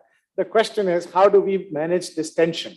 That Julia, maybe you can give us some thoughts on that. How do we manage this tension? I mean, we are supposed to do the best for our shareholders. We are paying our taxes, and with that taxes, the government is supposed to do what's needed for people and planet. So if the more profit I make, the more tax I pay, the more I enable sustainability anyway. Why are you asking me to hold responsible for social when I'm not qualified to do that?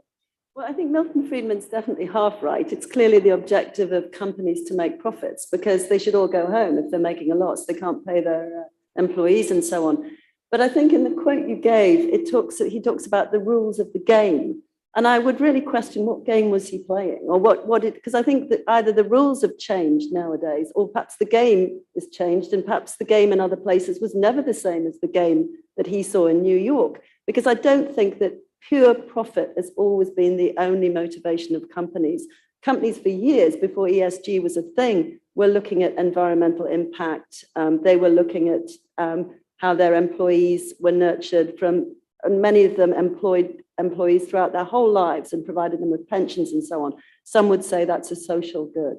So I think it's become an imperative, as we've heard. And I also think it'd be very difficult to be profitable in the longer term if you're not focusing on sustainability. So I would actually argue that Milton Friedman's view is perhaps correct, but in a different way, that in order to focus on profitability, you also need to be focusing on sustainability, environmental and social issues.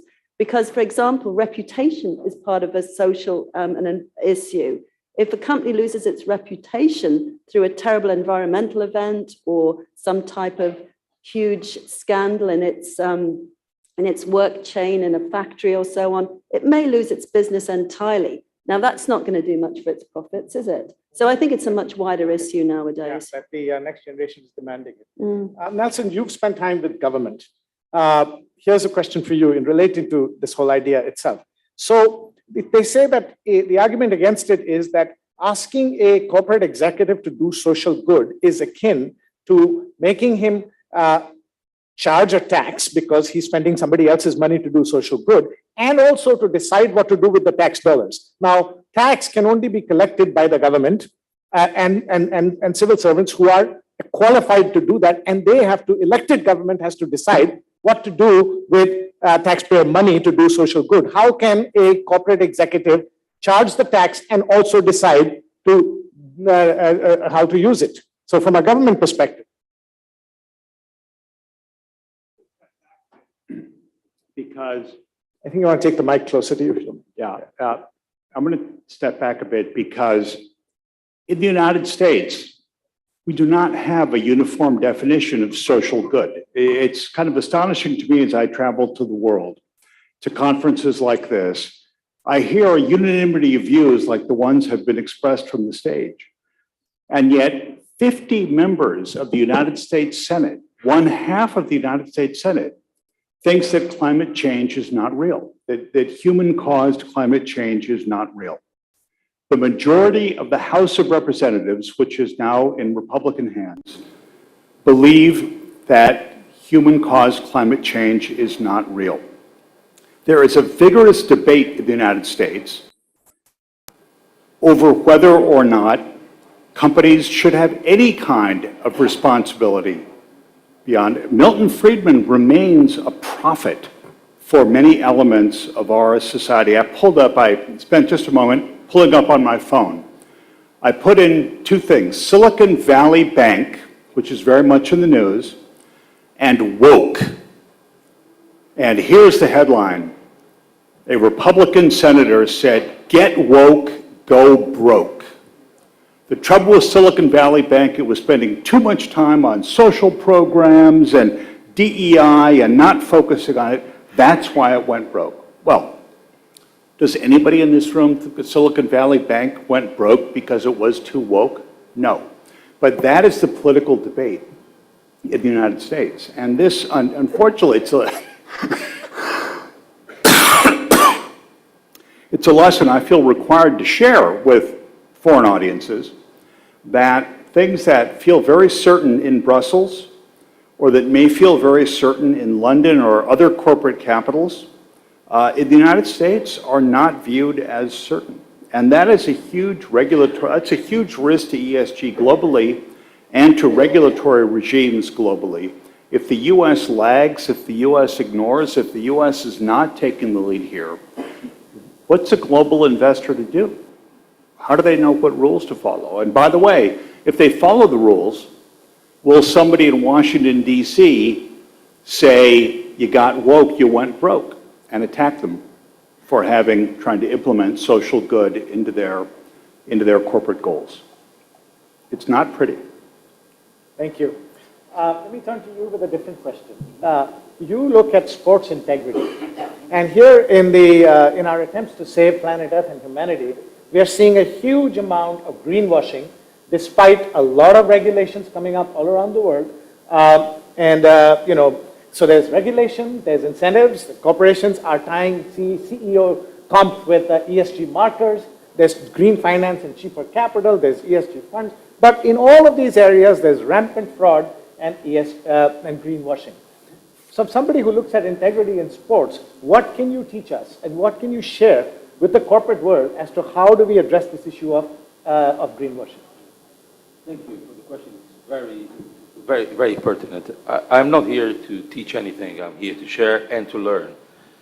And what I have learned is that if you talk about greenwashing, I could also talk about sports washing, because that exists a lot. But I think we have the duty to be honest with ourselves. We must look ourselves in the mirror and see where we are and where we want to be. Not in 30 years' time, like we seem to be doing by pushing and delaying all these agreements and all these treaties, like we could afford to wait 30, 40, 50 years to get into the right place and to reduce the carbon footprint. We cannot. We need to be better, we need to be more efficient, and we need to do it faster, because there is no alternative. We know where we are, our vulnerabilities in terms of the sports industry. Poor governance, lax attitude, lack of independent scrutiny, and a certain navel-gazing, a certain window dressing, and that seems to be common in all sectors. So what do we need to do? We need to exert our critical conscience. We, the people, are not here to be bystanders. We, the people, are here to take and assume responsibilities for our own affairs and ensure that those that we elect to run our companies, to run our businesses, to run our countries, deliver. Not grandiloquent speeches and perpetual promises, but tangible, real culture change. That is what we need to do. And this is why we have mobilized the whole industry, governments, sport, international organizations, civil society, global business, understanding that everyone has a share of responsibility and has a key role to play to create this united front. And we are getting there with patience, with perseverance, with resilience, overcoming bias, overcoming prejudice, overcoming territorial feelings. We are getting there, and there are great examples. I would like to point out MasterCard. MasterCard is one of our founding members. And we just traveled from New York, where jointly we organized a global summit on female leadership in sport. Now, you cannot talk about sustainable development goals without talking about equal opportunities for women and girls, for gender equity. And this is what we have done. We have shined the light. We have stimulated. We have asked those who have pierced the gender glass ceiling to tell their story, to incentivize others. And similar to what we have done in New York, with MasterCard at the top, a company that is investing, not because they are seeking visibility, they have enough, but because they are targeting and selecting and prioritizing values over interests, causes over just mere visibility. And that is a true leadership, true leading example that I would encourage other organizations to do the same. They are also saying that we are not here to be bystanders. This is our matter, this is our cause, we must give a step forward. Do as MasterCard is doing. What is so special or difficult about this? It comes down to values and comes down to leadership intent. That's what Exactly. yeah, but if you allow me just a brief note, sure. What Milton Friedman was saying, and he was indeed a prophet, was about integrity. And it's time that we have a culture of integrity. It's time that we put integrity at the top of the agenda. And for that, ladies and gentlemen, we need leadership. We need governments to exert their leadership. We need companies to exert their leadership. And we need action from all of us. There was someone who said, my colleagues mentioned the word reputation. Indeed, reputation is today as precious, as vital as oil was in the 20th century, or profits were in the 1980s. Greed was good then. Greed is not good now. This is a moment for collective action, for solidarity, because we are all together in it. Very good, very good. Excellent, thank you. And one of the, just to support what you just said, we also live in what we call the naked era. Thanks to connectivity, nothing that you say, nothing that you do is hidden today. There is no such thing as privacy. Every action of individuals and organizations is in full display. So when you compromise integrity, do it at your own risk. Exactly. Thank you very much, Emmanuel. Well said. And face the consequences. Yes, exactly. So I want to save as much time as possible for questions from the floor. But before that, allow me also to share my views for 5 minutes on this issue. So I represent Stewardship Asia Center in Singapore. We are a not-for-profit think tank funded by Temasek, which looks at when organizations get ESG right, when organizations get environment and societal goals into their business right, how do they do it? And those who don't get it right, what do they do or don't do? That's what we research and that's what we advise, consult, and educate on. So we've been researching this for the last decade or so.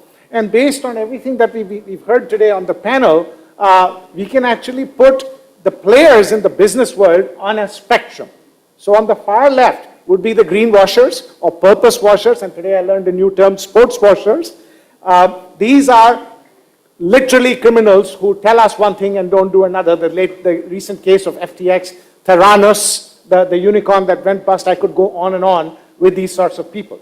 Then there are the blissfully ignorant or in denial, as Nelson pointed out, what climate change.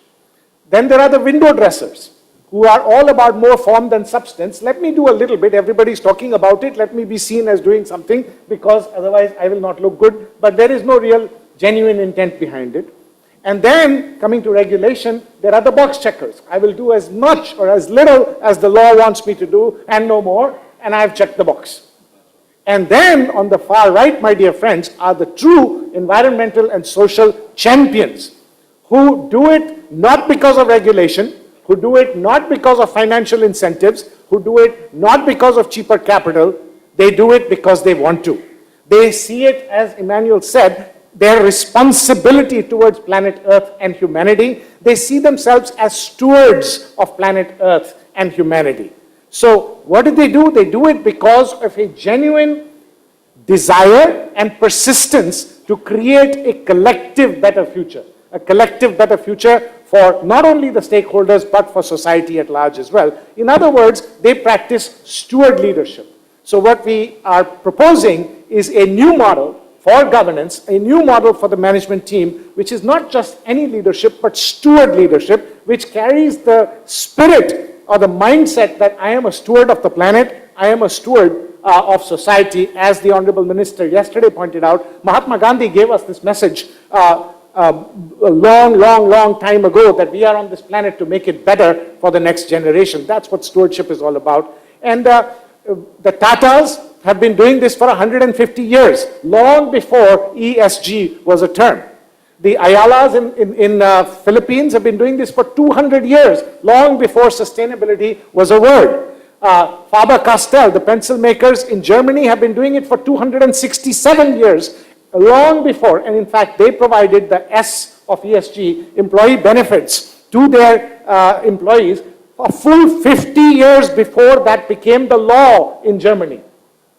Let me repeat, Faber-Castell provided employee benefits like health and community housing, community church, schools, etc. for their employees a full 50 years before they became the law in Germany. So how do you do this? You embed 4 key values into your value system as an organization. Interdependence, the belief that my success will be greater if I help you succeed as well. Long-term view, this is a marathon, not a sprint. Ownership mentality, which means I take ownership to be a steward of planet Earth and humanity. And creative resilience, which means this will need innovation. I will continue to be creative, but I will not be deterred if I fail 8 out of 10 times. I will be resilient. So embed these 4 values into your value system, then give yourself a purpose that we will make money not just for shareholders, but for society as well. We will do well by doing good, the stewardship purpose, and eventually using your purpose and your values as a compass, make sure every decision is made through the lens of that compass. That's what the Tatas have been doing. That's what the Ayalas have been doing. That's what the Faber-Castell family has been saying for 267 years. If I had more time, I'd give you many corporate examples. But what we need, ladies and gentlemen, as you rightly said, and all of you rightly said, is a values-based revolution. Rules, regulations, incentives, and capital will do enough to keep minimum level of good behavior. We need innovation at the highest levels, and innovation can neither be legislated, nor can it be driven by extrinsic incentives alone. So that's my 2 cents of what needs to happen in addition to incentives regulation. We need steward leadership. We need a values-based revolution. Thank you. Well done. Well said. Thank you. So with that, let me open up to the floor for what questions you might have. So if you have a question, name the panelist you're asking the question to, and yes, sir, if we can get a mic over.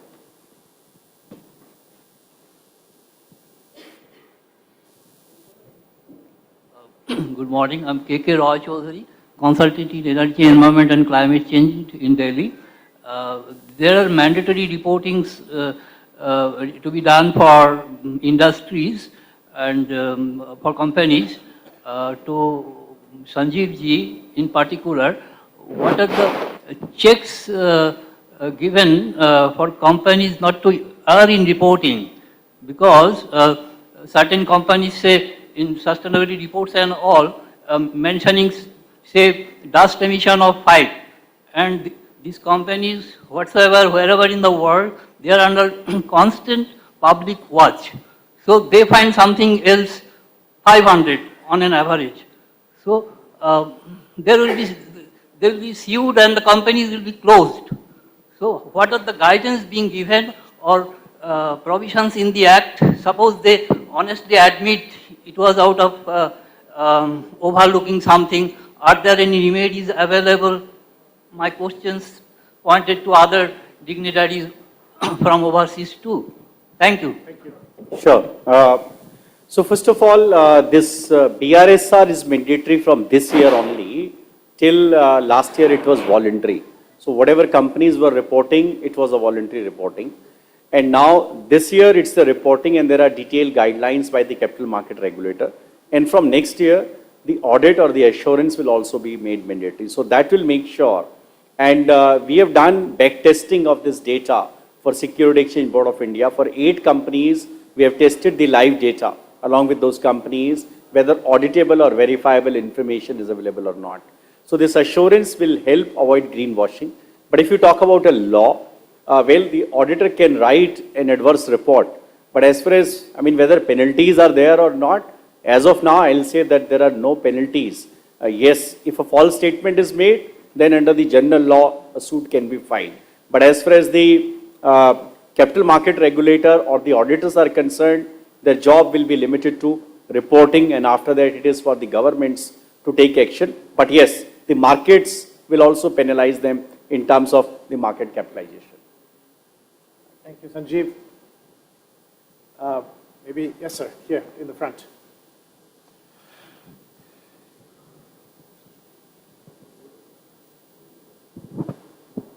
Good morning.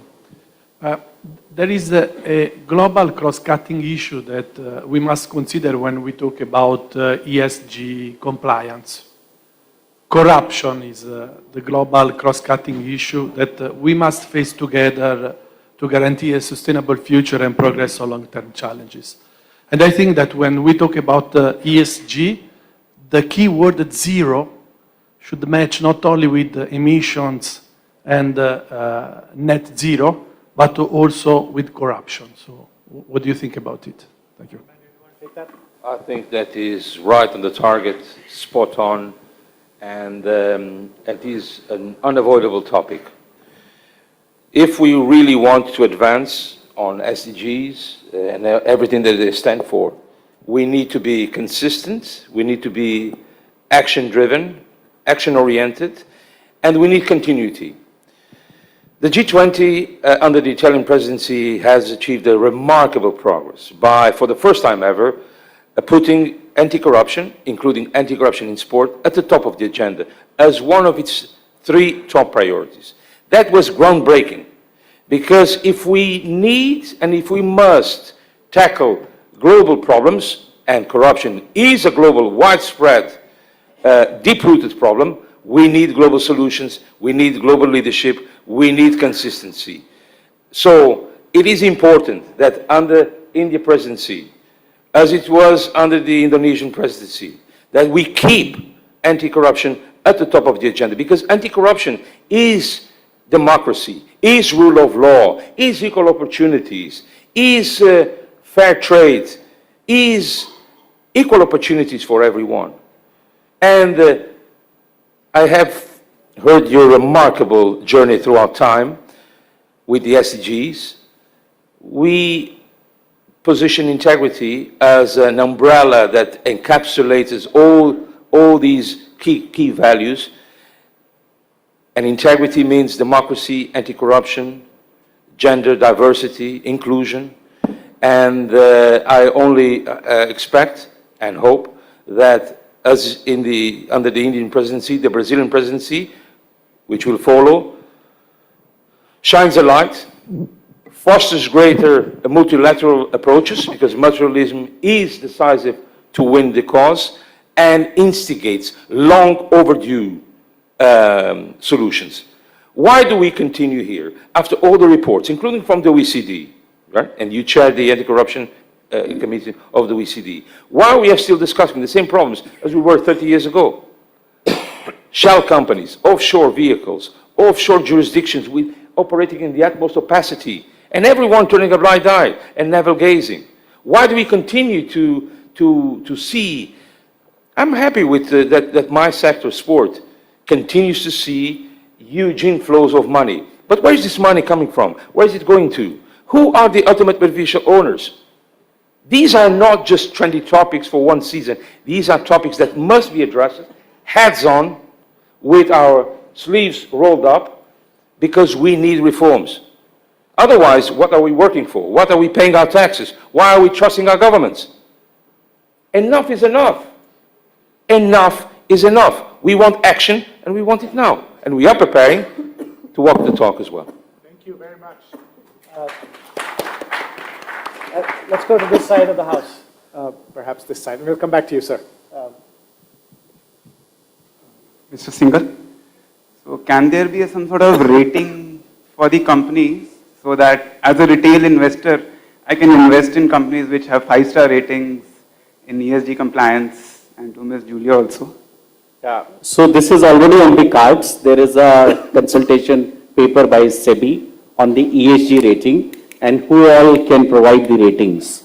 So as of now, it is the normal credit rating agency, but they are planning to move beyond And worldwide these ratings are also available. So this is going to happen in India for sure, and it will happen soon.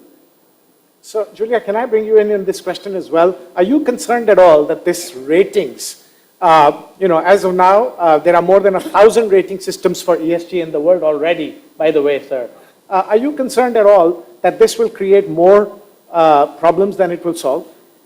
There's certainly, there's certainly a great plethora of different, of different types of ratings. And I think one of the big issues in this area is actually AI, because there is actually a lot of ratings based on AI analysis. And you can have huge amounts of AI analysis which produces information which is not that useful. You can be drowning in a sea of this kind of information, and you really need a sort of lifeline of clear guidance to see what is actually being said. So I do think the whole situation is crying out for some kind of unification. Sorry about my voice. No, that's okay. Thank you for braving that. Okay, I think we have time for maybe one or two more questions. Sir, right in the middle there. Your pink tie got you the question. Fantastic. Pink is the color of passion, as they say. So cheers to that. First of all, my question is a slight segue, and it's taking forward from what Julie asked. By the way, my name is Professor Aditya Singh. I'm director at the Athena School of Management. We see this true revolution and transformation from a digital perspective. Blockchain, AI, ML, so on and so forth. How does that help us and enable us in moving forward in the ESG journey? That's part one. And since I won't get the mic again, my part two is, how do we see sustainable finance playing out in this entire scenario in the long term? Thank you. So the first part of your question again was? Digital, how does it transform ESG? How does digital transform ESG? Who would like to take this question? I'm happy to take it if anybody else is not. Well, I'll say something, perhaps you can add to it. I think I just don't know where to start with this question, actually, because it is enormous. Because when we look at the social impact of digitalization, for example, to extend education throughout rural areas, I mean, the impact of digitalization, if it's really rolled out and internet access is seen as a basic infrastructural right of all citizens, which I think many countries are moving towards, I think the impact from the social point of view is absolutely enormous. And to go back to the question I was mentioning before about all of this AI-driven data, I mean, that is huge. And I think a lot of companies need to think about actually looking at that data and actually making sure that as leaders of the companies, they tell their own story from that data. Because otherwise, it's going to be like reading ChatGPT. There's going to be multiple stories that are going to come out of that. Just one more thing I'd like to mention is that there hasn't been much talk in this room today about SMEs and micro SMEs, which of course make up the vast majority of businesses in almost every economy. And I think digitalization has a massive impact and benefit to them if it's properly handled, because the sort of companies I've been talking about have been the large listed companies, but we need to think about sustainability at all levels, and I definitely think digitalization is part of that. To add, I think that digitalization, which is technology and connectivity, is the best thing that ever happened to our hopes of saving planet Earth and society. Why? As I mentioned before, because digitization and connectivity is making everybody totally transparent to the extent of being naked. So today, if you don't drive the right behavior, as you were saying earlier, Julia, the next generation will not buy your product if they have an alternative. So today you are naked. So whether you decide whether you want to do the right thing or you don't, not because the regulator is saying so, because your future depends on it. So I think that's the key on digitization. I'm going to skip your second part, and sir, let's give you the mic for one last question, and because we don't have much more time. So.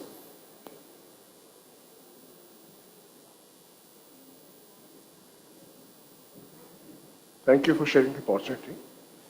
Okay, I think we are already in the vicious circle. More the heat is getting generated, more the kind of ACs we are using, right? And we require the innovation to solve it. But innovation doesn't come for free. You require more of a R&D, testing, validation, approvals, implementation. Are we supporting the companies who are those who are into manufacturing and providing the sustainable solutions? This is one. And how? Because all the government tenders or the companies are actually want the best of the product, but at L1 cost, the lowest cost. Can we support these companies? Why I'm asking you, we actually manufacture the nanomaterials and infuse with paints.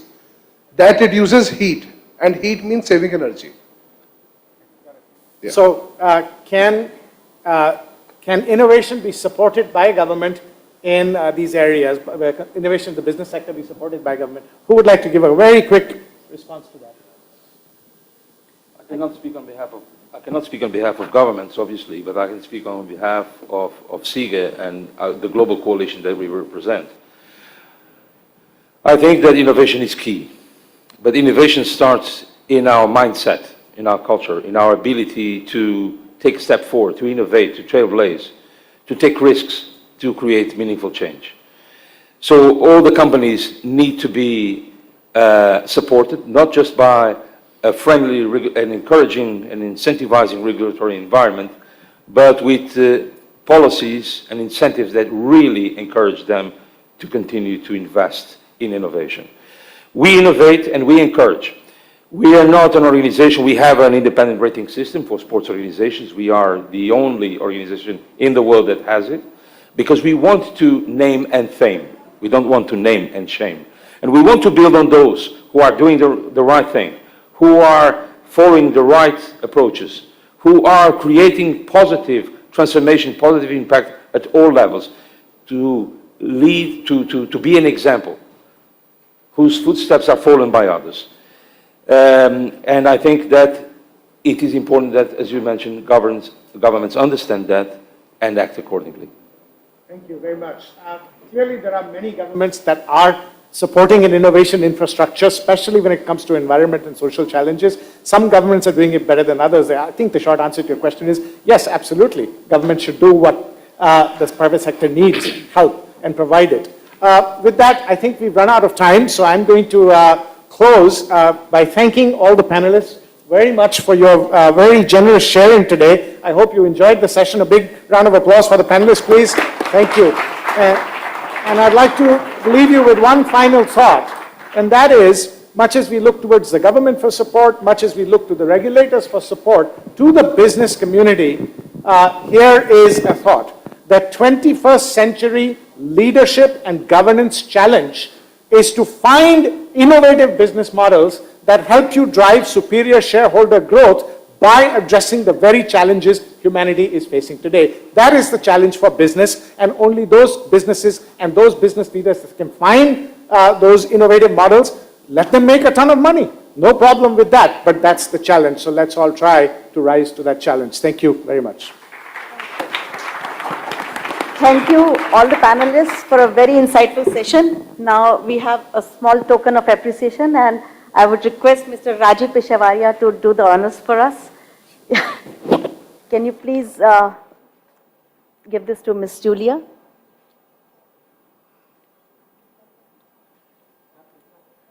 Thank you.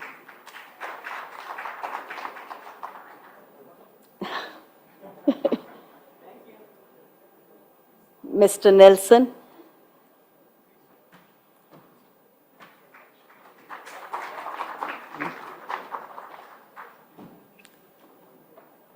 Dr. Emmanuel.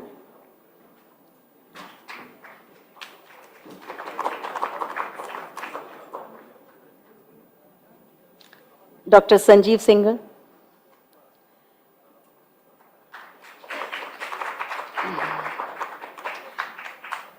And now can I request Dr. Emmanuel to please give it to Mr. Peshavaria?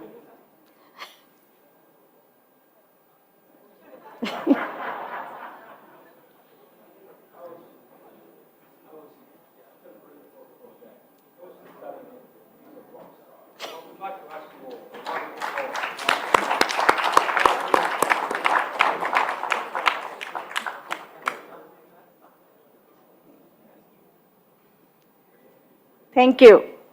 Thank you, everybody. Yeah, now for the photograph.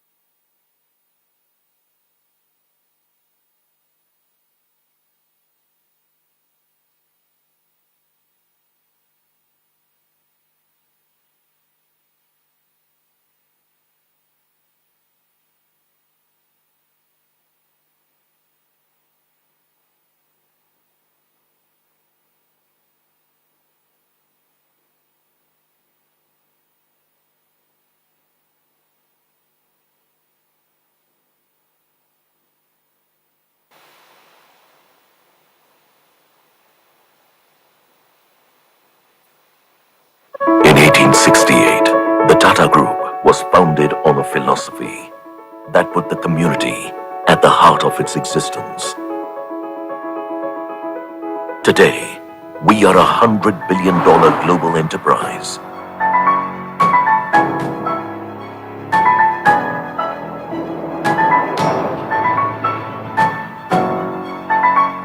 Our today has been built on enduring values.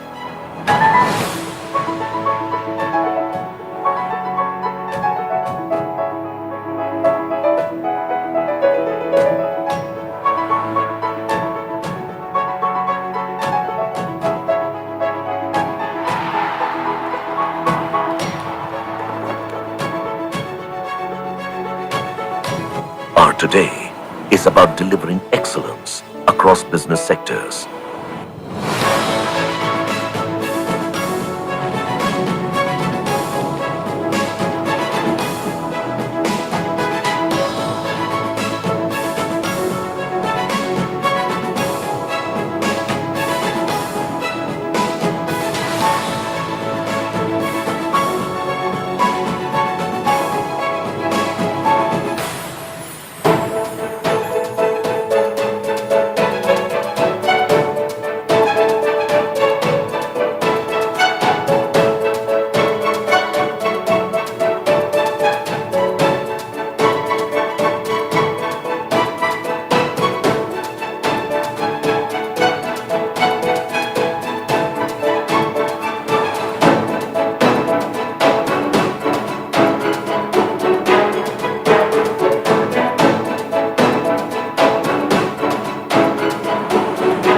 Our today is about building a future-ready nation.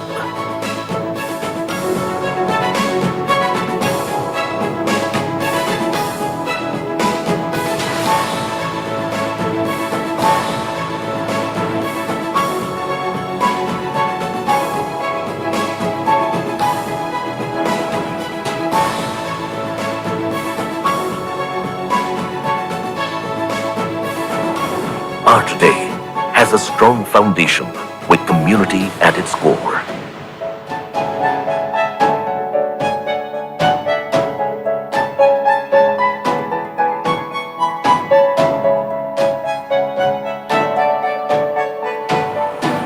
Our today is dedicated to the communities we serve.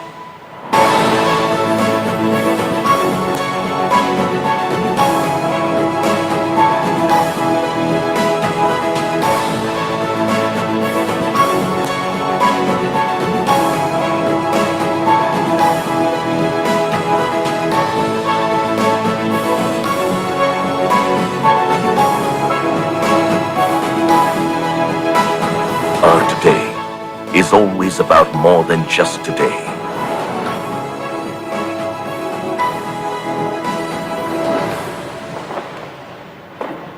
Our today is a continuous journey for a better tomorrow.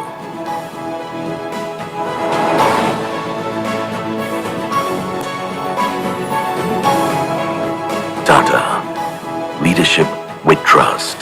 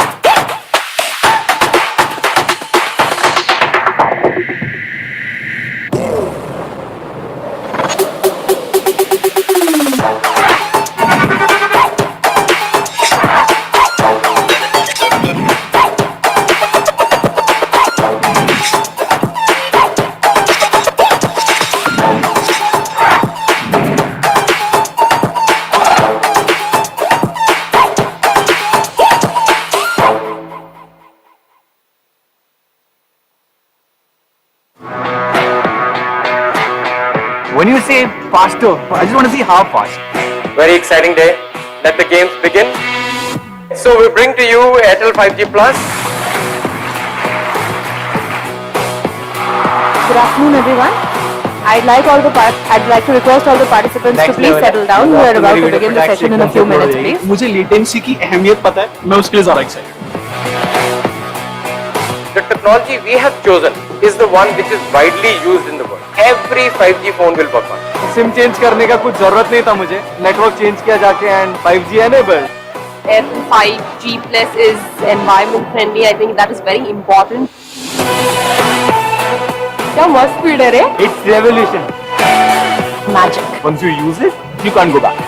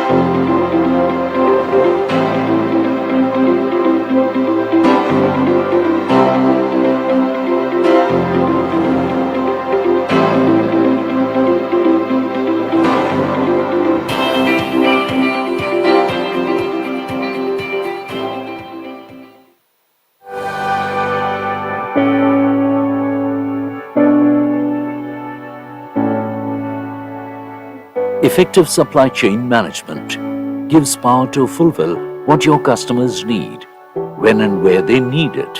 How will you ensure that your supply chain is reliable, flexible, innovative and always strives for excellence? Since the past 2 decades, TVS SCS has been the trusted name in the supply chain industry. The legacy of TVS brand is more than 100 years old. We are trusted for the value that we have created. Our global presence with unmatched supply chain network pan-India, warehousing space of more than 19 million square feet, transportation network across 29 states, and a strong team of more than 10,000 professionals stand together to serve our esteemed customers. We are trusted for the service that we provide. Our end-to-end differentiated service portfolio is fitted as per customers' demands. We are partners in customers' journey. We are trusted for the innovation that we can offer. Strong technology backbone, integrated digital workflows, automated dashboards, visibility through control tower operation. We are just the way you want us, equipped with all the tools to make your supply chain resilient and agile. We believe in the power of us. When we partner with you, we are committed to offer you quality solutions. Together, we strive to achieve newer heights. Together, we stand united to write new success stories. I'd like to request all the participants to please settle down. We're about to begin the session in a few moments, please.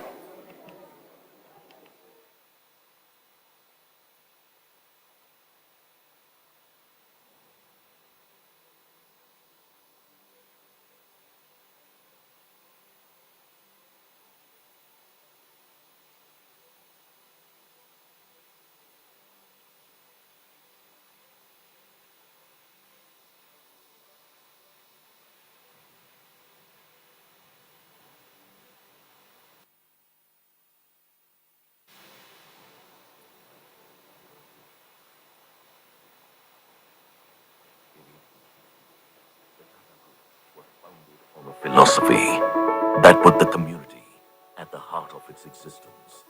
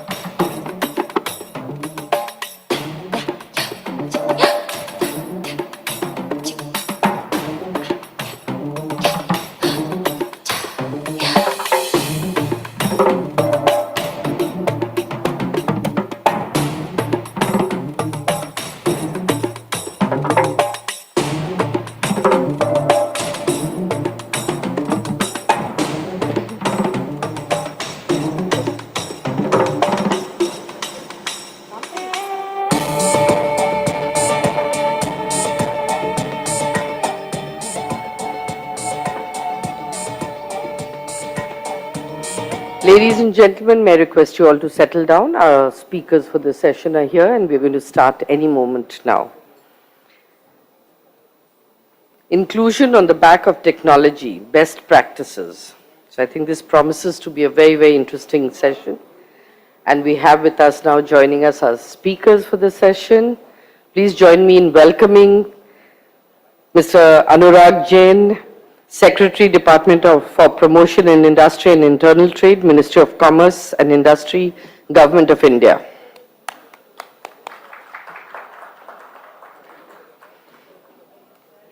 And the rest of our speakers.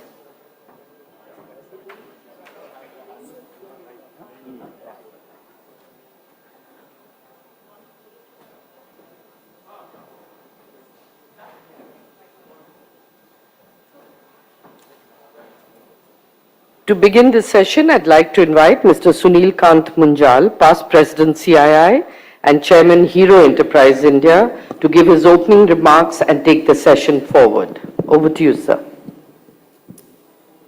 Thank you. And welcome, ladies and gentlemen, to this session, which focuses on a subject which is extremely important today. Two aspects to it. One is the inclusion, the financial inclusion, and second is the use of technology to enable inclusion. These have now got clubbed as one, whereas these are actually two distinctly, completely different subjects. But because we have access and ability to use technology to leapfrog some of the stages of development that we had been following for a long time. So I think it's good that we do tend to combine these. So I want to thank Mr. Anurag Jain, the Secretary, Department of Promotion of Industry and Internal Trade, for being with us today for this important conversation. And I also have a wonderful panel which I shall introduce as we go along. Amartya Sen made a very interesting statement a while ago. He said poverty must be seen as deprivation of basic capabilities rather than merely as lowness of income. Because in effect, the result of that is the inability to even live a quality of life that we would want every human being to have as a decent quality of life. And in India, we are a wonderfully diverse nation. We are actually not a country. We're not even a continent. We are a civilization. We are so diverse. It is, in some sense, India's challenge, but in many ways, our biggest asset. So the country has taken this challenge head on to go out and create this as a force for good.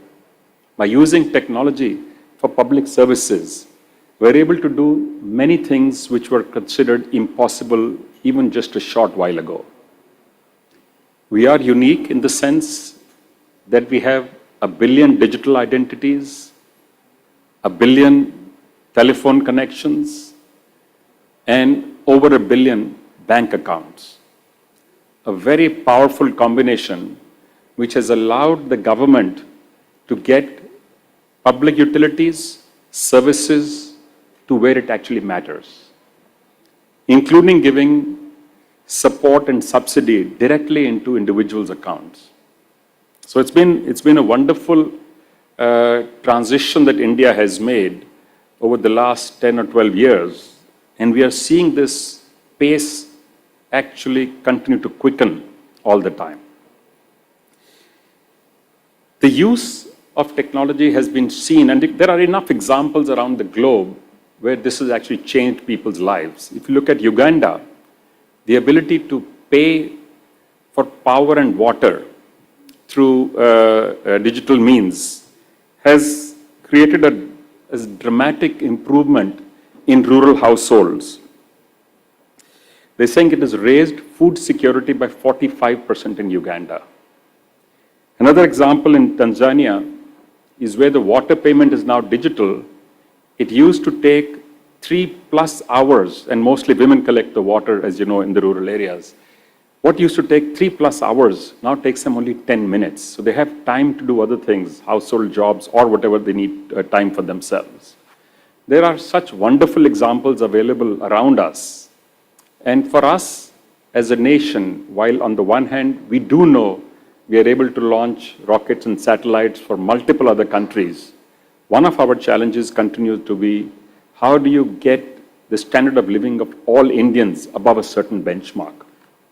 And that is where the financial inclusion is an important and a critical tool for us to use to enable individuals, families, and communities to live a standard of living, and then have access to the kind of opportunities where they can make choices for themselves of things they would like to do or not like to do. And I think both are equally important.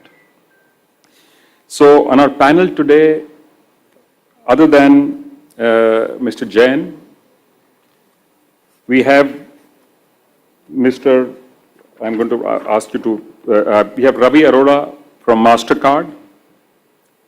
We have Royston Braganza from Grameen Capital. And I have to pronounce your name correctly. Venkatramu. Thank you. Thank you very much.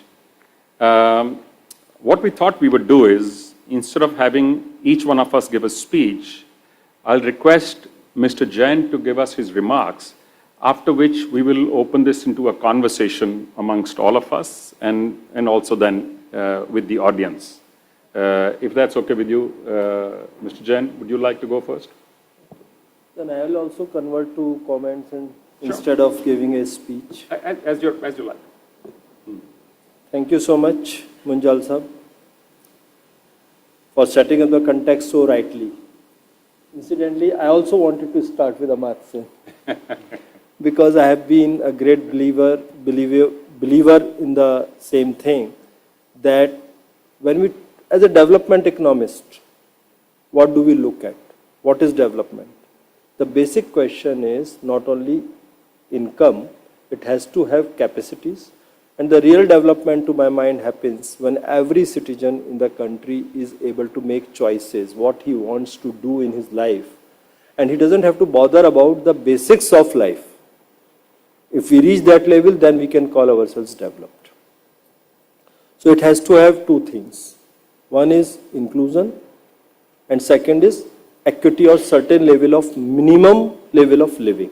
If these two things happen, you cannot, I'm using the word equity, not the equal treatment. Somebody will be richer, somebody will be poorer in a developed country also.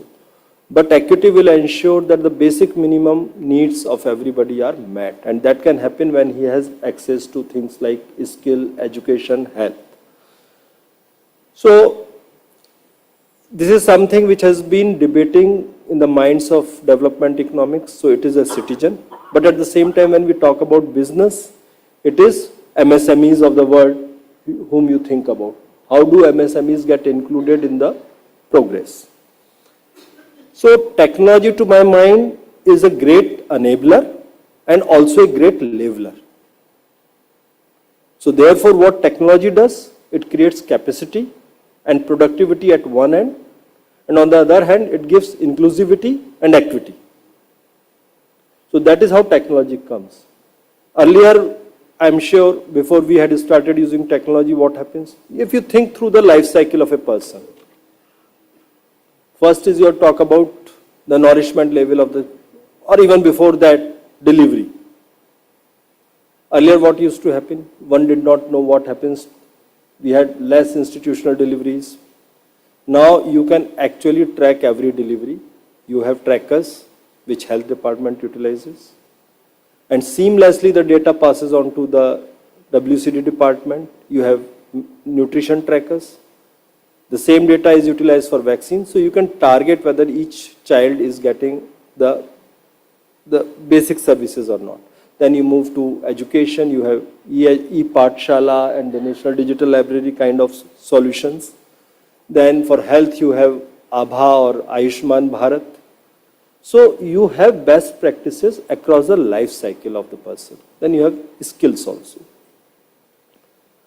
When Honorable Prime Minister talks about the vision of 2047, we are talking about a vision of a developed country. So we want to ensure that it is just not the per capita income, it is all these basic needs of the people are met.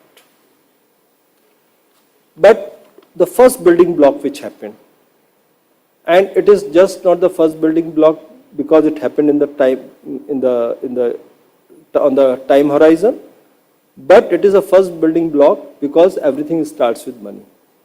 There's a financial inclusion. I personally feel very happy to have played a very crucial role in that financial inclusion, the PM Jan Dhan Yojana and the UPI. What it did. I recall at that point of time when we were trying to develop the concept of financial inclusion, there were areas in the country, the whole of block did not have a single bank branch. Means if somebody wants to have access to the bank account, has to go maybe 40, 50, 60 kilometers, maybe 100 kilometers to access the branch. So why would a person have a bank account? If I recall correctly, there were 71 such blocks in the country. Only 35% of adults had a bank account and 48% families had a bank account. This was the situation. Having been Secretary IT earlier in Madhya Pradesh, I realized that here is an opportunity using technology. We had done some experiment along with the State Bank of India, and we have converged common service centers with the State Bank of India and started giving, we called the common service center as a business correspondent also as per the RBI guidelines, and they started providing banking services. So when I got this opportunity, we actually thought of this program and then we presented to the government. Given the visionary leadership of the Prime Minister, the kind of questions he asked, the whole program got transformed. He said, how are you using technology? What is your communication plan? Have you seen the bank form? Incidentally, I had not seen the bank form. I had seen the bank form, but I never thought of changing that. I said, it's a 6-page long form. He said, if you want to open so many bank accounts, why don't you convert it to 1 page? And that came in so handy because there was a shortage of bank forms. So we put it in the newspapers and said, the copy of this form is sufficient to open the bank account. So the form was available with everybody. So the technology, then what it does? Bank accounts plus the UPI, plus we had created one more solution called USSD, but of course that never came to light because the smartphones became ubiquitous in the country. So it was only UPI. What happened? Now everything, as Munjal Saab said, we have moved to DBT. At that point of time, according to our estimate, not our estimate, McKinsey report was there, which said 132,000 crore is a leakage in the government subsidies. Now, there was a study which government keeps on doing from 2015 to 2021, the cost saving or the saving to the government is to the tune of 200,000 crore, 223,000 in between 6 years. And this saving is much less than the leakage. This does not include the leakage. If you recall the famous statement of our in 80s, we had Prime Minister Mr. Rajiv Gandhi, he talked about only 15 paisa reaching. So this is only the ghost people being removed from the list. The ineligible beneficiaries being removed from the list. That estimate is 200,000 crore plus savings to the exchequer. Now you add on top of it the leakages which used to go to the pockets of the bureaucracy or the people who were involved in distributing those doles. So that is the power of technology. UPI, what has happened? So now what Mr. Munjal talked about, that is what we call public digital infrastructure. UPI, Aadhaar, mobile is part of the payment system, and the DEPA, the identity. So we have a paperless, presenceless, cashless solution for everything which can be built on this. This public digital infrastructure of Government of India, or in India what we have, is unique in this world. What it does, this is based on open systems, open architecture, open networks. So what it facilitates, everyone else is able to plug in. What does that do? It actually removes the entry barriers. It lowers the entry barriers. Cost of a new player coming into this system becomes very easy. That is the major part. You think in terms of business, you would have heard about ONDC. It is again based on the same concept. We have actually unbundled and made this interoperable. It's again an open network.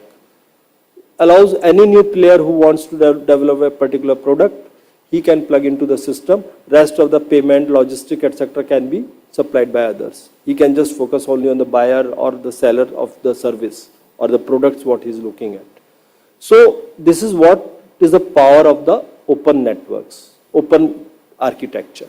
That is what India has pursued, and this is how India is very unique compared to rest of the world.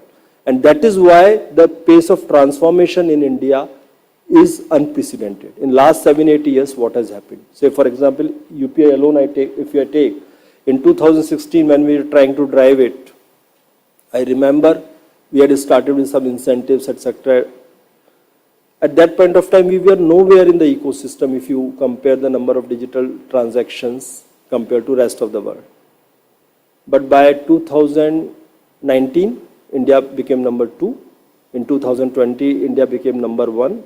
And today, in terms of real-time online digital transactions, what India does is more than US, China, Europe put together.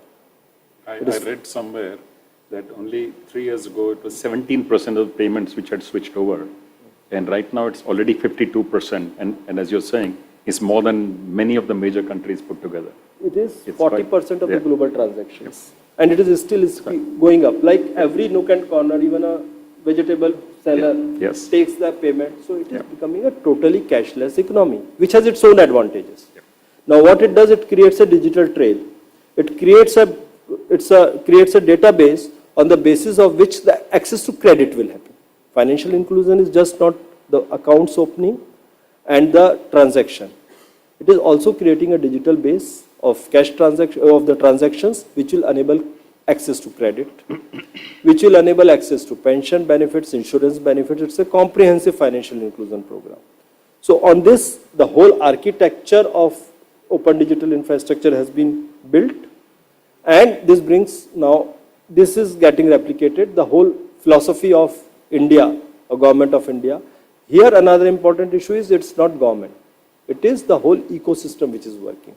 In most of these works, what we are doing, it is the private sector people who are playing a very, very crucial role. But it brings in a challenge also. It removes a lots of jobs. That is what people say. If you recall 80s, when the computerization happened, people talked about there used to be strikes in banks. So obviously it brings in challenge. So we have to find out solutions by upskilling, reskilling the people continuously, because overall, conceptually, the productivity increases.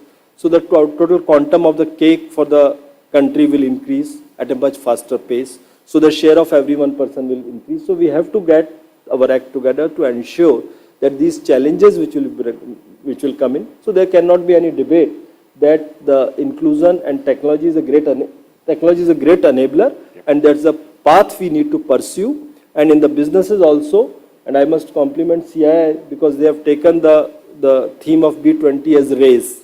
I'll not get into details of that, but that is something which will actually put our businesses, nudge our businesses to move towards inclusion using technology. Wonderful. Thank you. Thank you. So that brings me to an interesting point you also made. In a sense, we will also have to skill our people. If a lot of people get moved from here, there are other opportunities opening up because of the very same technologies. So let me bring in my panelists. Let's start with Royston on the extreme right. Royston, before joining Grameen, you set up HSBC's microfinance and priority sector business. How do you believe an MFI and a multinational approach to lending, especially to the extremely small customer? How does it differ? And what are you seeing here at Grameen, which you believe will allow you to have a wider reach? Thanks, Sunil. Sorry, you made me nostalgic about my journey, so I might as well give the whole story. Much unlike my friend Ravi, who goes up the corporate ladder, my journey has been the other way around. So corporate bank, investment bank, mid-market, SME, microfinance, rock bottom. So it's quite the trajectory.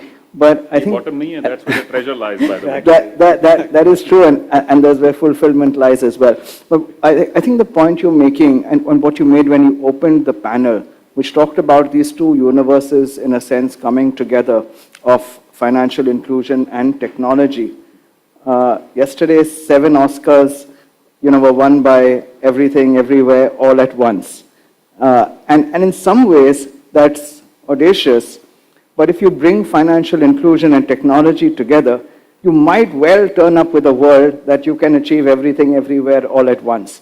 You need the regulator to put the right checks and balances to make sure that, we're not leaving anyone behind and we're not exploiting people in that journey. But the power of bringing inclusion and technology together was demonstrated, as you come to your second question, in microfinance. The power of bringing a product that really is bottoms up, that was developed with the poor in mind, and then bringing in a regulator which had that, broad wisdom to look at a priority sector, enabling of the bank credit.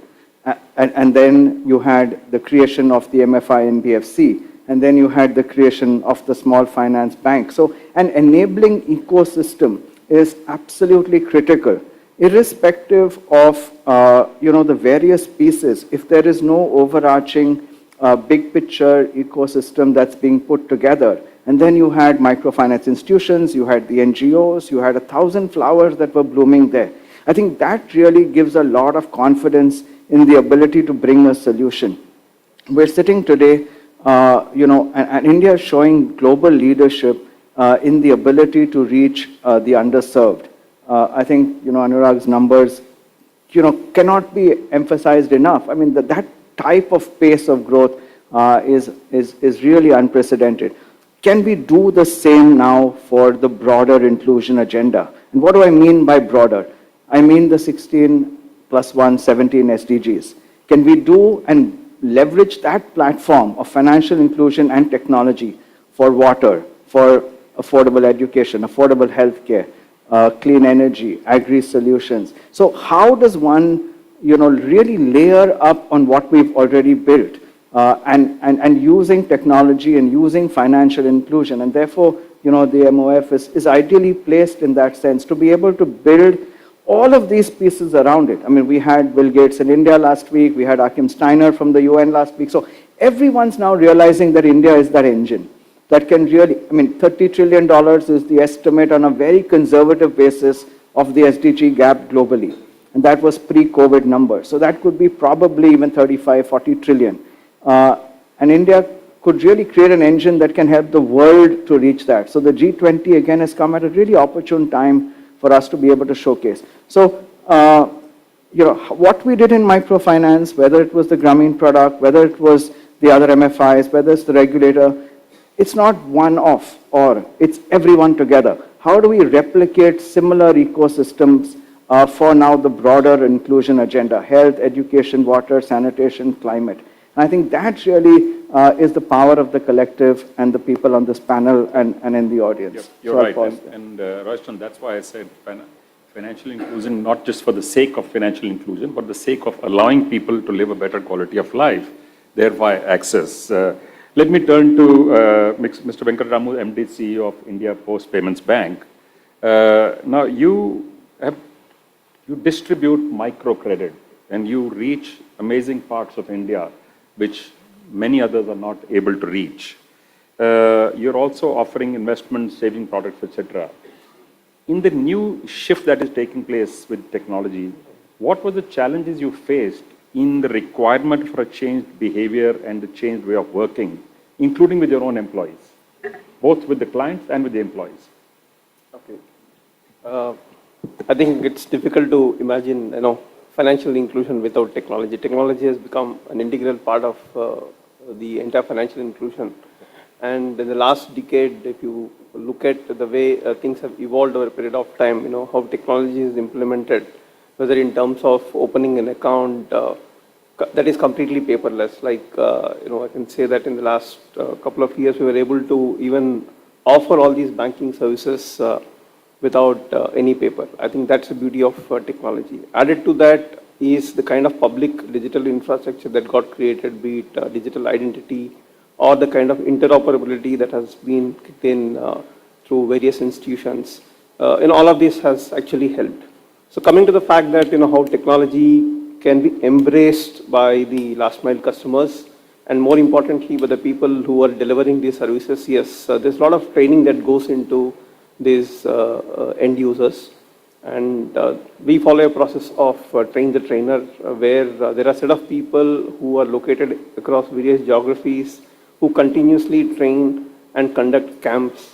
And one of the beautiful aspects of the way we go about the entire process of financial inclusion is we conduct financial literacy camps, and at the same time, the camps are utilized for offering various other services. So more of it happens sometime as an on-the-job training. And over a period of time, they get used to these sort of services. So what we have seen in terms of the behavior pattern of the customers, initially they tend to use the assisted channel. But as they become more comfortable using, say, something like a mobile phone or a mobile app for bank services, I think that's where you will see an inflection point. When we started the bank, almost 80% of our transactions used to happen in cash. Thanks to services like UPI, where this percentage actually got converted into, say, 20% cash and 80% digital.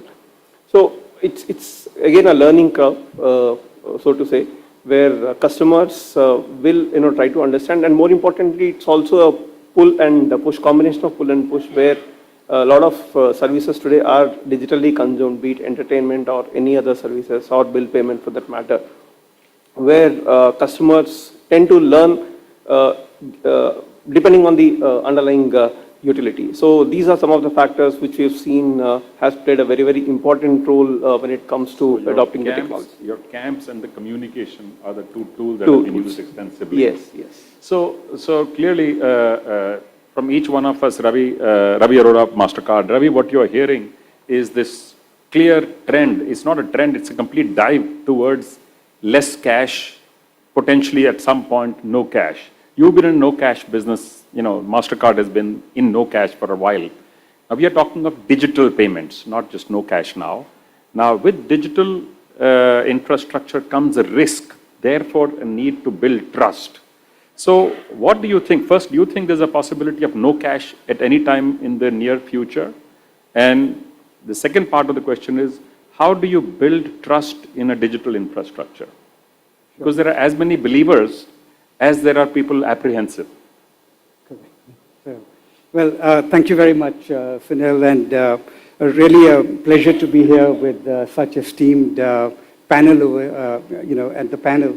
And I think that, I give credit to, again, the CII with the B20 Secretariat, having taken the whole, financial inclusion for economic empowerment as one of the key kind of working groups, and, which is very, very important that the world needs, and so much of work that is underway on this. It's great to see. And I think that, as you mentioned rightly around, the aspect around less cash and trust, I'll put it in the context of, as financial inclusion, as we as a company, MasterCard, back in, I believe in 2015, we kind of made a big announcement and as our mandate to bring 500 million people, into the digital economy by 2020. So that was the target we set for ourselves. And as we did that, there was a lot of, at MasterCard, kind of, it's, inclusion when we talk about, if not something that is just left to one particular group or this thing, it's something that each one of us takes a lot of pride in trying to deliver. And over the years, about in 80 countries, over 350 different innovative programs have come to light, in helping us reach that goal. So much so that in 2020, after 2015, we kind of doubled that to set a target of 1 billion people globally, right? And to be financially included by 2025, specifically 50 million MSMEs and 25 million women-owned businesses. So that's been, and I know Anurag ji mentioned about, importance of MSMEs and women. That's something very much near and dear, to us. And all of that, the underpinning of this is certainly trust, as you mentioned. Now, when we talk about, trust for today, if I look at even in the Indo-Pacific, you have, 60% of users, who are on the internet. The Indo-Pacific contributes today to, 35% of, global GDP. And, there's a lot of cyber actors that are out there. There are a lot of cyber actors out there that are looking to undermine the system. And, when we talked about digital literacy training, all of the importance of that. I'll come to why that is critical, which is why, because, when these attacks happen, and we've all gone through the cycle of phishing, wishing, smishing, to all of the different form factors that the cyber actors have been using to now more sophisticated measures that even, as small businesses are coming online, into the e-commerce. We saw COVID, what it did, to the ecosystem and growing online presence and e-commerce. That it is important that, that cyber resilience needs to come into play, and people recognize that why, otherwise, because that undermines, the trust in the ecosystem. So from our, company, our point of view, we've set up very simple, key principles, data principles that MasterCard has put out there as kind of data responsibility principles. It is, what we say is basically that you own it, you control it, you should benefit from the use of it, and we are here to help protect it. That is kind of the data responsibility principle that MasterCard has, we kind of live by.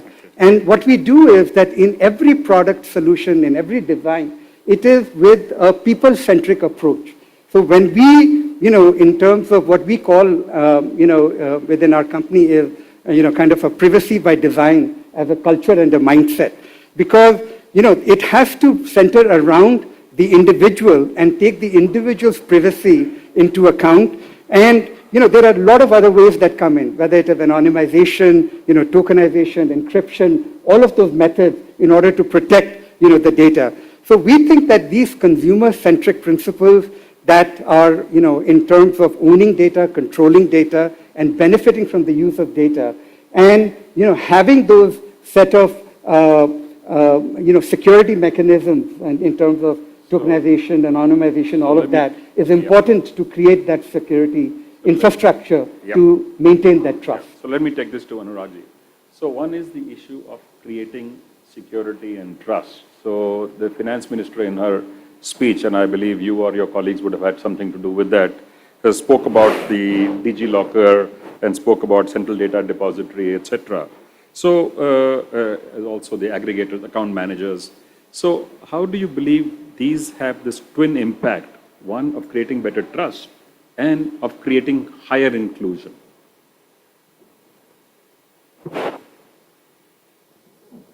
Because without trust, you cannot grow beyond a certain point. There's, people need to believe that this is work, my money is safe, my payment is safe, etc. Trust is the most important aspect, no doubt. When I normally speak to attract investments, I start with trust. Why should you invest? You can trust. India is a trusted partner now, the way India has been doing its policies. Same is true for the businesses. So, if I recall correctly, in those days only when I was doing this Jan Dhan, there was a huge problem with the card payments. I was also the chief vigilance officer. And every day we would receive huge set of complaints of defrauding the bank accounts by taking out the money. In one of these workshops, some people gave bright ideas, and after that, that became again unique piece to India. Probably India is one of those very few countries which is still follow two-factor authentication, unlike what you do in foreign countries. And that is why now, and immediately after we implemented the two-factor authentication, the number of complaints went down substantially. But most important piece, in addition to what Mr. Arora has already spoken, use of technology, ensuring whatever technology solutions is spoken about, I'll not repeat that. Another point comes is the grievance redressal systems. If after all the precautions you have taken, there could be a problem with say 0.01% of the transactions, or maybe 0.001%. That will also add up to huge number of transactions. And the person who has lost money, you talked about the citizen first or the customer first approach, that is very important.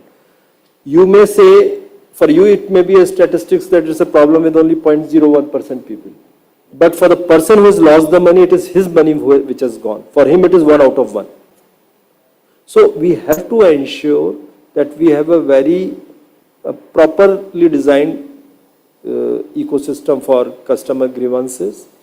DigiLocker, etc. give a huge choice to the people. They make the life simple. But again, those things also have to be designed with the trust factor in mind to increase the inclusion. They just improve the ease of doing business, to my mind. Which is why I raised both are linked in a sense. You can't do one without the other. Or at least you can't grow successfully without the other. So, Ms. Venkataramu, we have read of your plans to approach RBI to turn yourself into a universal bank. What do you think are the prospects and the possibility, and how do you believe you would be able to compete with the existing established banks? Okay, we don't want to be another, Me Too bank as far as this particular. That's why the question. Yeah. So what we aspire for is that if at all you want to solve the problem of financial inclusion, obviously you require a specialized institution. And given the network of post offices or network of branches that we have, probably we fit the bill in terms of becoming that one single institution which can reach the nook and corner of the country in terms of extending these services. As you know, credit is a very, very important facet of the financial inclusion, and the upliftment, the social upliftment of the people also will largely depend on extension of these kind of credit services. While on one side, we are trying to see how this can be productized better in terms of the optimized ticket size so that we build scale. And at the same time, if we get a full-fledged banking license, especially to cater the need of financial inclusion, that will serve us the larger goal. Royston, let me ask you a slightly different question now. Impact investment is increasingly gaining currency and attention. Interestingly, I was told only a few years ago that the bulk of the investment or the monies coming into impact investment was actually coming from overseas. We had actually made an investment some years ago ourselves, and I was told at that time, it was a staggering number actually. I don't even want to say it here. It was a bit, for me, it was a surprise, a negative surprise. Since then it's changed. Many more and more Indians are now putting money into impact investment. Now, because you are in the system as a Grameen bank, can you imagine newer models for financing such projects which fall under the purview of impact investment? Sunil, it's almost like I sort of prompted you with a question. Firstly, to congratulate you, I think you've showed tremendous leadership. I know when you invested in the particular fund for impact, you were really, both in terms of the early mover, but also in terms of the check size, your commitment was significant. I'm on the founding board of the Impact Investors Council and was chair of Sadhan in the microfinance space. So, really, in some ways, microfinance handed off to impact investing because, it was seen in 2006 when Professor won the Nobel Peace Prize. There was a lot of international momentum around that funding. The Indian equity investors did not keep pace. SIDBI did a significant role in that piece. But, since we have the benefit of Anuragji, there is also some sort of an unlevel playing field in the sense of if a foreign philanthropist wants to invest in India, he starts a foundation, a 501c3 in the US, and that can invest in a for-profit social business or a social enterprise in India. But an Indian, through his philanthropy, cannot invest into a for-profit social enterprise because then, from a tax standpoint, it becomes a challenge. So a 501c3 does not lose their tax benefit by investing in a for-profit social enterprise. And that could be in livelihoods, in skilling, in women's empowerment, in water, in clean energy. And so a lot of the social enterprises had to turn to investors from overseas, whether it is, and I can take names, I mean, the Michael and Susan Dell Foundation, or the Omidyar Network, or the multilaterals, like CDC at that time, now BII and others. What we do have is an opportunity now to say, can we create an instrument? And I know that SEBI, I was sort of part of some of that work in creating the Social Venture Capital Fund. But again, there, in the honesty that I've sort of intending for the outcome that I want, we are unable to attract, and it's designed to allow CSR to invest in a social venture capital fund.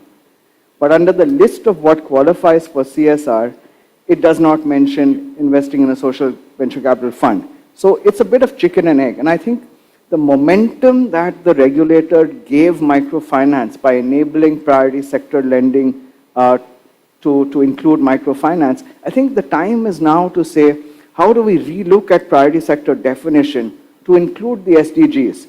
Why does a SEBI have to have a separate list of what qualifies for sustainability, or CSR have a separate list of activities, and PSL have a separate list, when 193 countries have signed up onto the 16 plus 1 SDGs, the 17 SDGs, which have underlying 169 indicators? Is there a way to really, simplify it and keep it fluid with themes? Because the Global South is looking to India for leadership. The Global North is looking to India because we have the ability to absorb that type of capital. CDC, when it did its rebranding, is now looking at the just transition as their theme for investing. DFC, when it came together, is again looking at the clean, green finance. We've shown dramatic leadership. I spoke at the UN General Assembly on sustainable SDG financing and at the Asia Pacific Summit in Thailand. And we have an opportunity to be able to lead the world in how, what the instruments, and I think sort of long-winded way of coming back to your question, Sunil. What we have launched at the UN is something called the SDG impact bonds. Can we lend to social enterprises who are really creating inclusion, and based on the impact that they do, monetize that impact by providing, translating that into lower cost of debt. So providing cheaper, more affordable access to funding based on the impact. So if you've reduced X tons of carbon, your cost comes down. If you're able to reduce the infant mortality rate, your cost comes down. If you're able to place and train X number of thousand women, your cost comes down. So how do we marry?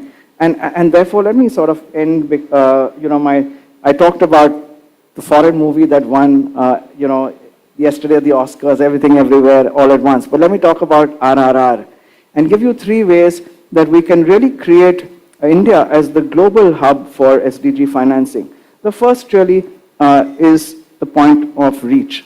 Technology today gives us that. Anurag sort of demonstrated, and that's unequivocal now, that we can reach everyone if we put our heart to it using technology.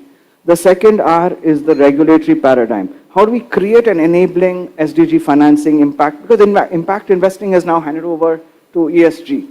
But the bottom of that ESG financing is SDGs. So whether it's pension funds, whether it's multilaterals, everyone needs investment opportunities. India provides that. So how do we allow and create a good absorptive capacity of guarantees, of funding, of products?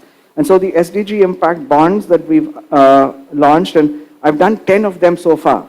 And we need to do 10,000. So I want to become the world's SDG impact bond factory, where we can generate paper and then distribute it much like the PTCs in the banks were allowed for priority sector lending. So the regulatory policy. And the third R is a results-based financing. So how can we really create what the world is today talking about, outcome-based financing, pay for performance? Can we bring that into an instrument? And I would love to partner with a MasterCard in trying to create that ecosystem, and with India Post to disseminate that through the India Post Bank, but bringing everyone under the tent to be able to really finance the SDGs. So I hope this session has brought a new set of opportunities, business opportunities for at least for the three of you to work together. Oh, very much. We will ensure you are also part of it. So, Ravi, MasterCard has been leading, in many ways, inclusion technologies in many parts of the world. I believe you've also done research and studies on impact of this. Would you like to share some of the learnings of these studies? What are they showing you? Sure, What is sir. happening to behavior? And this is a global study, I believe. Sure. So I think when I'll excuse me, maybe bring it to light when, with some examples. Sure. Like, so one of the, one example that comes to my mind is, something we've done in Kenya. It's a program called Jaza Duka. And But the reason for asking you is, what of these do you believe will also be applicable, which we can learn from? Exactly. Because one of the things we are hungry for is constantly trying new ideas. And this is amazing. It's not just an India initiative, it's not just a government. It's being led by the Prime Minister personally. And he's made no bones about it, why it needs to be done. He's kind of leading it like a cheerleader himself. Yeah. So I think for us, it's valuable to gather any and every data, piece of information, totally useful stuff that we can. Yeah. Absolutely. And I think that these are the kind of learnings in terms of, as you mentioned, in terms of impact. If, let's say, here we have, you have the Kirana stores, right? So, what we've done is taking some learnings around, with Kirana stores that we did when we started out this program in Kenya. It's a program called Jaza Duka. Jaza Duka means fill up your store in Swahili language, right? And the idea there is that partnering with an FMCG company, in this particular case, it was partnering with Unilever. So as, their routes, the trucks are going on their routes to these small Kirana stores, which are pretty much, very much cash dependent in terms of, their purchasing power and so forth. How do you help bring digitization into the process and, build digital histories, bringing in, a partner like a banking partner, whereby, based on their purchasing pattern and purchasing history, how do we then come up with some kind of a micro credit eligibility and build different models, around microcredit eligibility. The idea being to help these small Kirana stores to get, to be able to increase their purchasing power, get access to credit. But not just that, you've got to then supplement it with the surround sound around education, training, services, helping them tell, okay, how do you organize your shelves? How do you, and then back-end stuff, with digitization in terms of, the management of your store and all of the services. Got it. I'm going to stop you here because we have 7 minutes to go and I want to bring the audience in as well, if you don't mind. Okay. Because even though we started a few minutes late, I want to finish on time. Yes, please. Can we get a mic here? Do we have mics here? Right here, up front.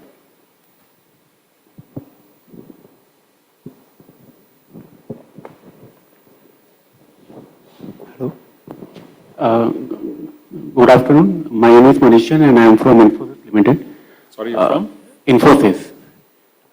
My question is to esteemed panelists is that when we talk about the technology, especially the digital technology like blockchain or cyber security, how do you see the implementation of those technologies, especially in the financial inclusion and typically in the rural sector, when we talk about the rural economy and when we talk about the India Post Payment Bank?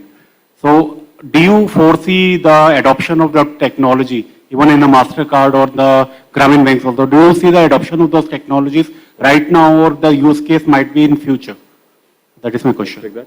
Yeah, I think, it has to be proactive, no doubt about it, in terms of preempting any such kind of pattern. Like even in the recent past also must have seen where, money mules have started taking over the control of some of the accounts. So one way of addressing this is that take a graded approach in terms of building certain transaction limits so that people are not unnecessarily subjected to these sort of frauds. And at the same time, a lot of thing goes into the financial literacy. Obviously, if you help customers in understanding what are the ways and means in which they can secure the accounts. For instance, you can lock your card when you're using your mobile app, banking app. You can actually lock your card or lock your account. So some such practices, if are made aware about, I think it goes a long way in. If I can add to that. Sure, please go ahead. No, very quickly, is like, so some of the things that we are also doing is like we're working with, like, for example, the CERT, the Computer Emergency Response Team of India, and, sharing a lot of our knowledge and best practices around cyber and, the attack vectors and the threats that are coming. So much so that we're talking about, let's say, how do you make a fusion center? We have a follow the sun model, because when you look at all of the different attack threats and vectors, how do you bring those knowledge, here to the CERT and help shore up that capability? Plus, with CERT, what we've also been doing is for MSMEs and with the likes of CII, with our digital suction program, is take that learning downstream, by toolkits for consumers, toolkits for MSMEs, in terms of recognizing how those kind of cyber threats and what are the best mitigating measures there.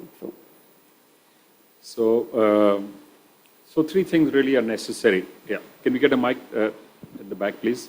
So three things are necessary: the right environment, the right infrastructure, and the right policy framework to allow this to work. Clearly, at this moment, India ticks all three boxes. So we need to figure out not just to grow this now, how do you expand it beyond just financial services? We have started now recently also on healthcare. We need to expand this to education so that all public services allow all of India to rise together. Yes, please. You got a question? Hi, can you hear me? Yeah. This is Ashudeep Garg. I am from Absolute. We are an agri-tech. My question is, in this financial inclusion, how much of this is dependent on agriculture, and do you also look at the commercial activities in the rural areas along with when you look at financial inclusion, or only just engagement with people? Question, and then Mr. Jain. Sure. So I think, just to give you a specific example, we've done the world's first SDG agri-impact bond focused on goal 2, which is food security. And we brought in a mix of agri-enterprises, Promethean, Kheti, Agrohat, Big Hat, Dehat, into that mix. And we've seen, the ability for us to drive a lot of change because we've defined the outcomes at the time of providing the loan. So we've said X number of farmers or Y amount of farmers on a digital platform. So it is absolutely necessary to be able to, if we really want, we are seeing what's happening geopolitically. The Ukraine war has created a huge food crisis, and India has the capability of stepping up to fill the global shortfall. So the agriculture networks, the farmer income, farm productivity are absolutely key. And if we can leverage our reach in terms of both digital and financial inclusion, we have a really powerful proposition. And if I may just add some very innovative models like, we partnered, and Anuragji is familiar with this, is we partnered with like HDFC Bank along with USAID and DFC. We established a $100 million line of credit. And that has been purely aimed at, first-time borrowers. 50% had to be, to women-owned, women business owners. So as we go down, downstream, it's important to bring, such, kind of partnerships together that kind of help include, these first-time borrowers and bring them into the system. Yeah. Anuragji, would you like to make a comment on this? Okay. I think in both the questions, effectively, I would like to distinguish. Technology is only an enabler. Finally, what we need to do as a society is more important. So as a society, like, it doesn't matter whether you are talking about blockchain or AI, tomorrow it could be something else.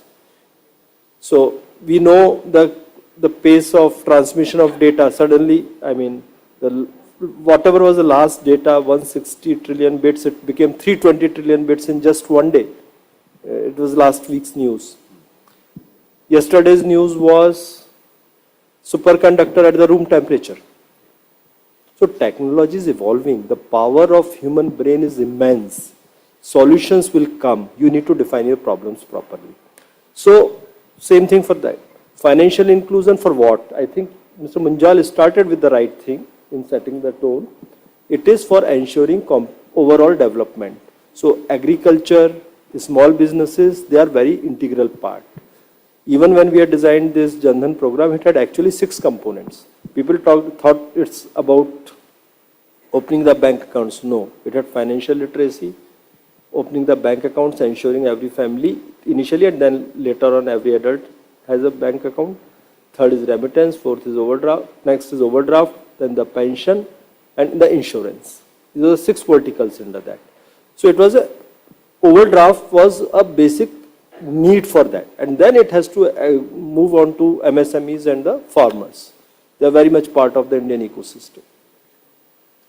So I don't think there's any need for me to summarize. This was a wonderful exposition of what the possibilities are, and interestingly how people from completely different backgrounds and different perspectives have a common view on what we need to do with financial inclusion, using technology to get there, and spreading that the message across other parts of the different verticals for general betterment of humanity. Thank you all very much. Thank you. Thank you to the panel. Thank you.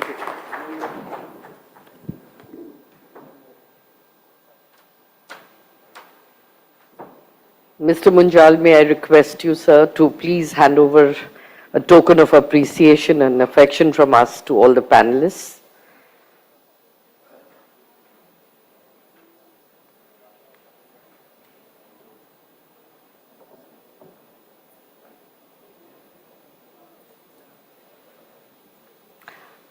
We'll now break for lunch after this and see you again, reconvene at 2:30 in all the respective halls. Thank you.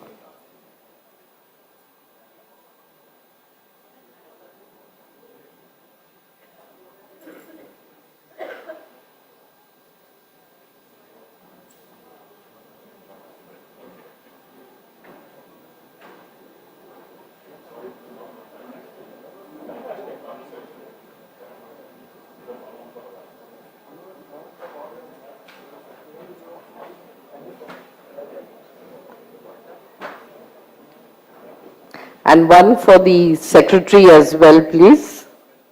Has he already got one? Yeah, okay. Then I'd like to hand over one to Mr. Munjal, please.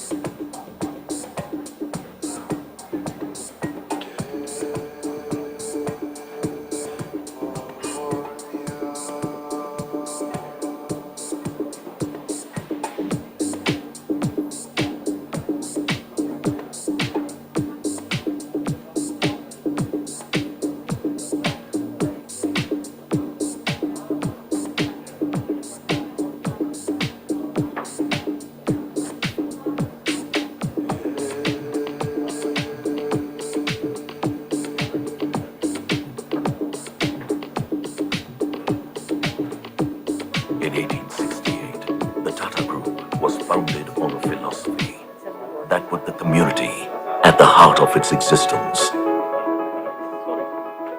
Today, we are $100 billion global enterprise.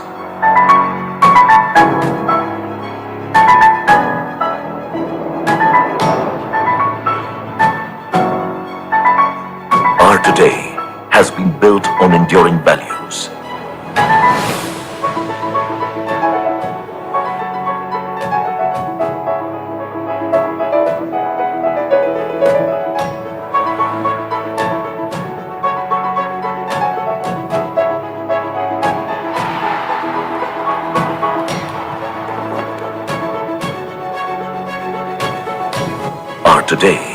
is about delivering excellence across business sectors.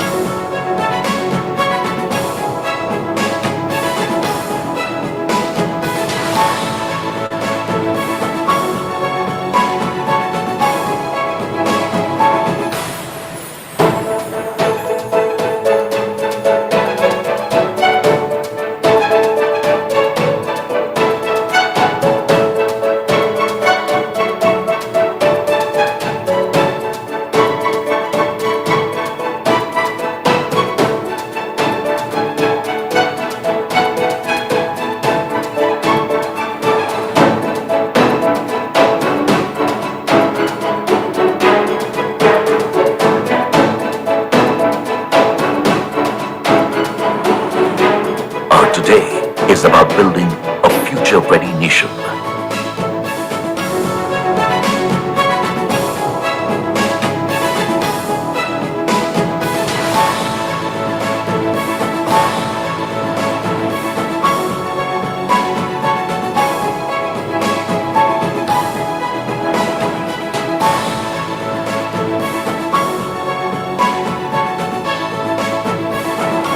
Our today has a strong foundation with community at its core.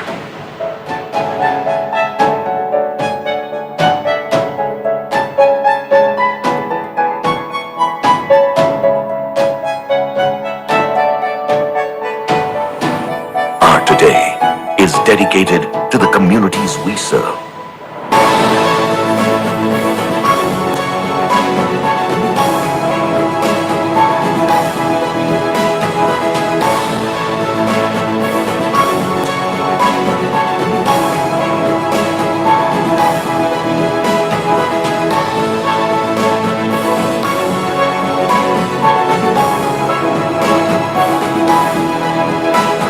Our today is always about more than just today.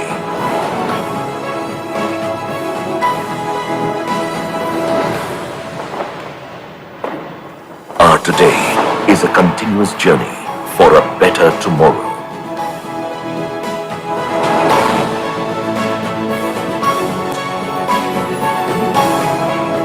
Tata, leadership with trust.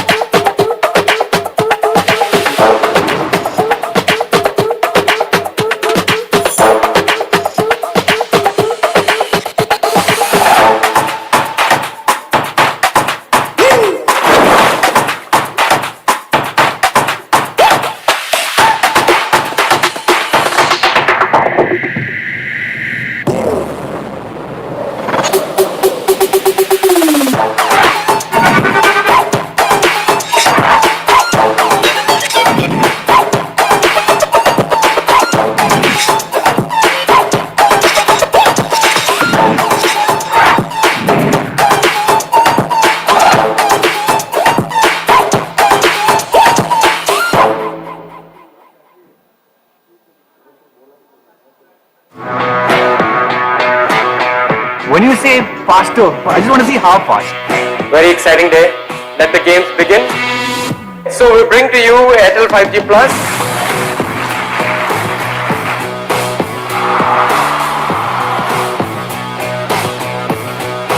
Next level है, मतलब अब तो मेरी video फटाक से एकदम से upload हो जाएगी. मुझे लेटेंसी की अहमियत पता है, मैं उसके लिए ज़्यादा excited. The technology we have chosen is the one which is widely used in the world. Every 5G phone will work on. SIM change करने का कुछ जरूरत नहीं था मुझे, नेटवर्क चेंज किया जाके and 5G enabled. If 5G plus is environment friendly, I think that is very important. क्या मस्त स्पीड है रे? It's revolution. Magic. Once you use it, you can't go back.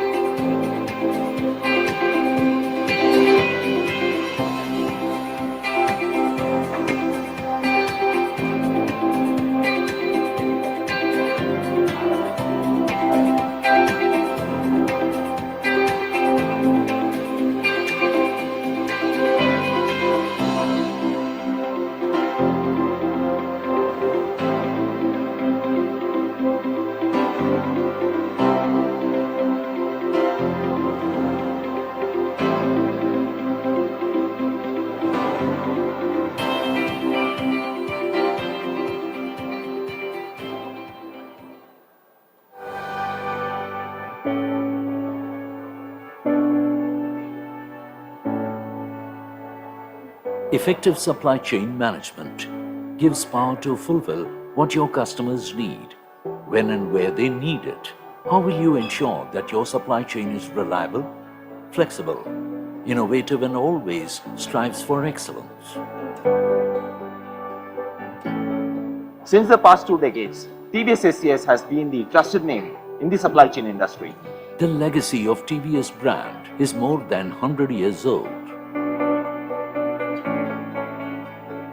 We are trusted for the value that we have created. Our global presence with unmatched supply chain network pan-India, warehousing space of more than 19 million square feet, transportation network across 29 states, and a strong team of more than 10,000 professionals stand together to serve our esteemed customers.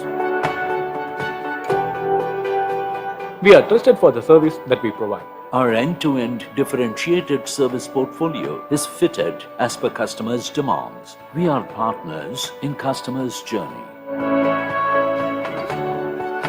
We are trusted for the innovation that we can offer. Strong technology backbone, integrated digital workflows, automated dashboards, visibility through control tower operation. We are just the way you want us, equipped with all the tools to make your supply chain resilient and agile.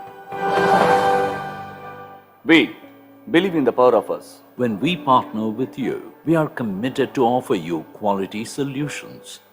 Together, we strive to achieve newer heights. Together, we stand united to write new success stories.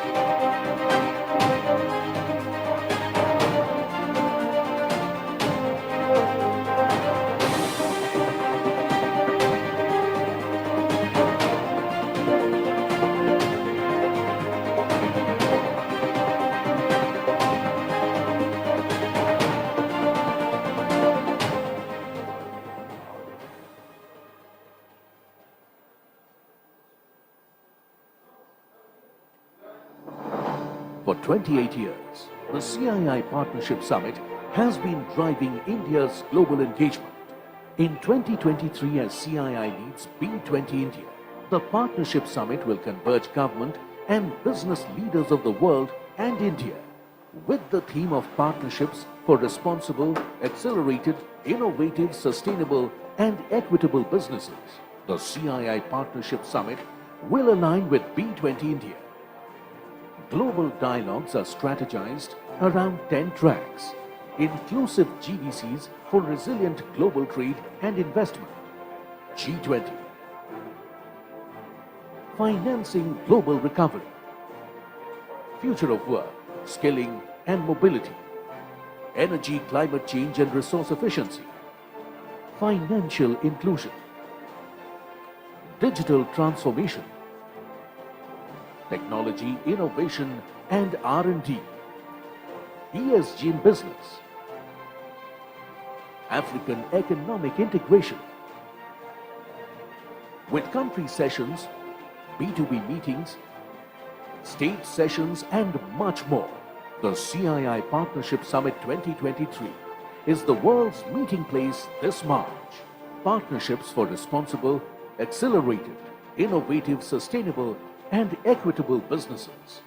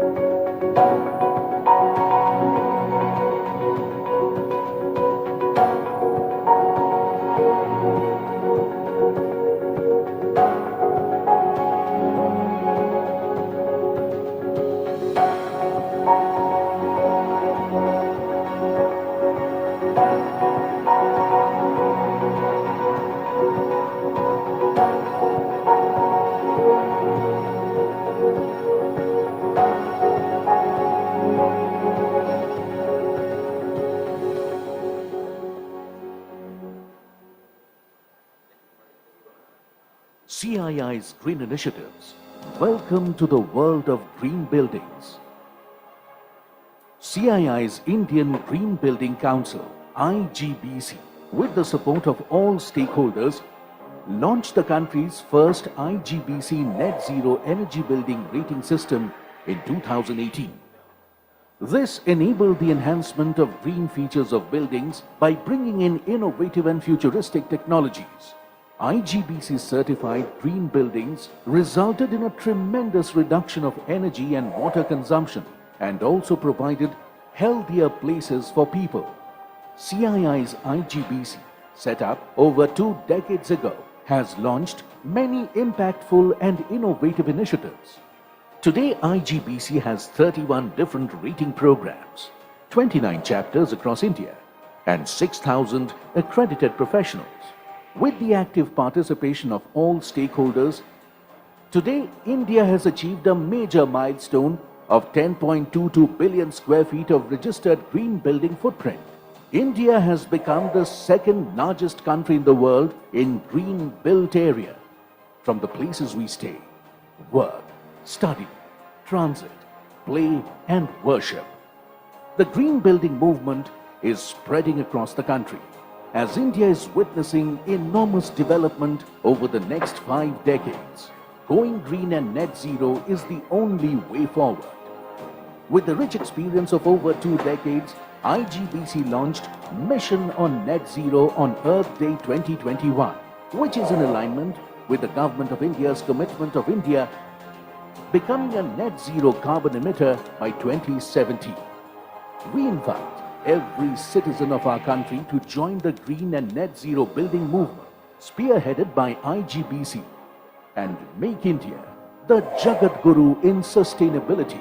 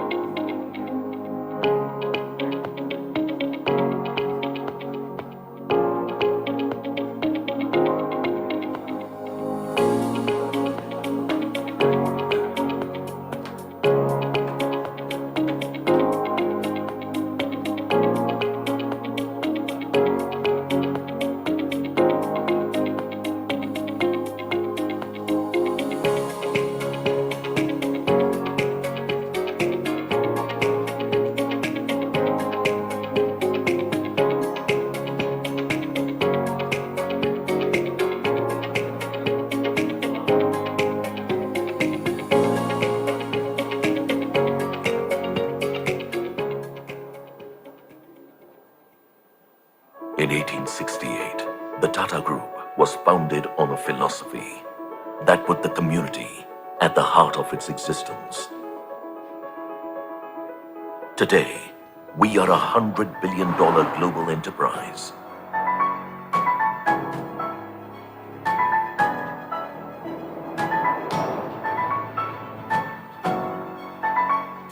Our today has been built on enduring values.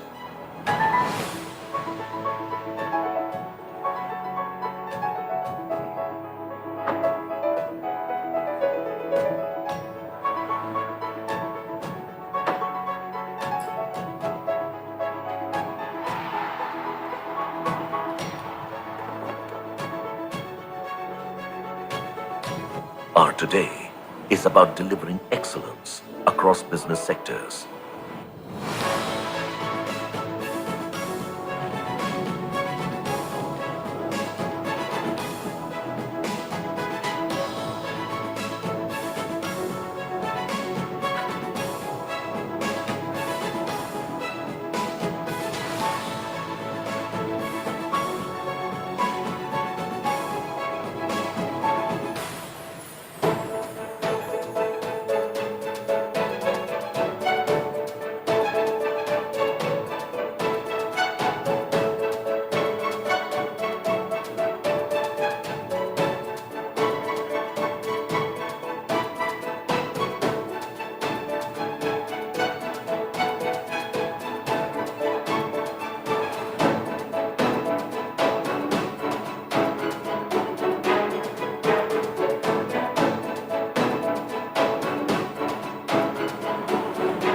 Our today is about building a future-ready nation.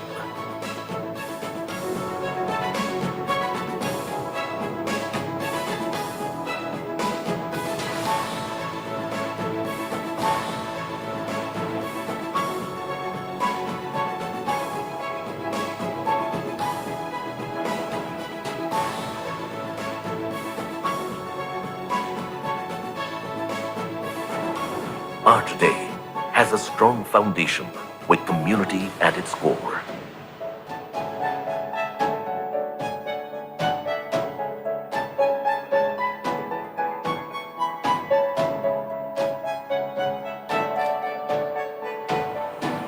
Our today is dedicated to the communities we serve.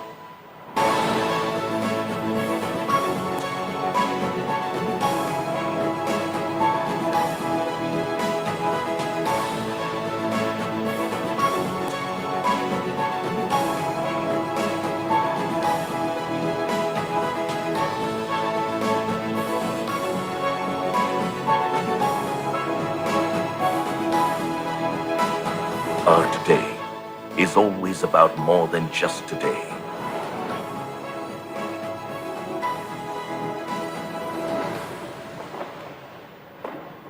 Our today is a continuous journey for a better tomorrow.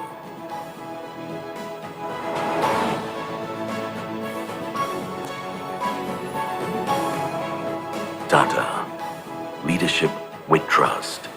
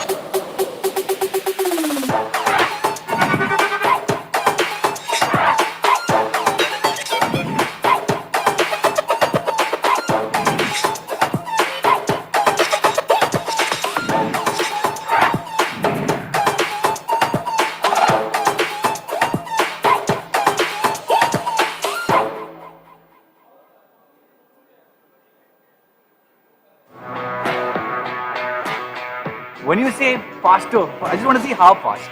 Very exciting day. Let the games begin. So we bring to you Airtel 5G Plus.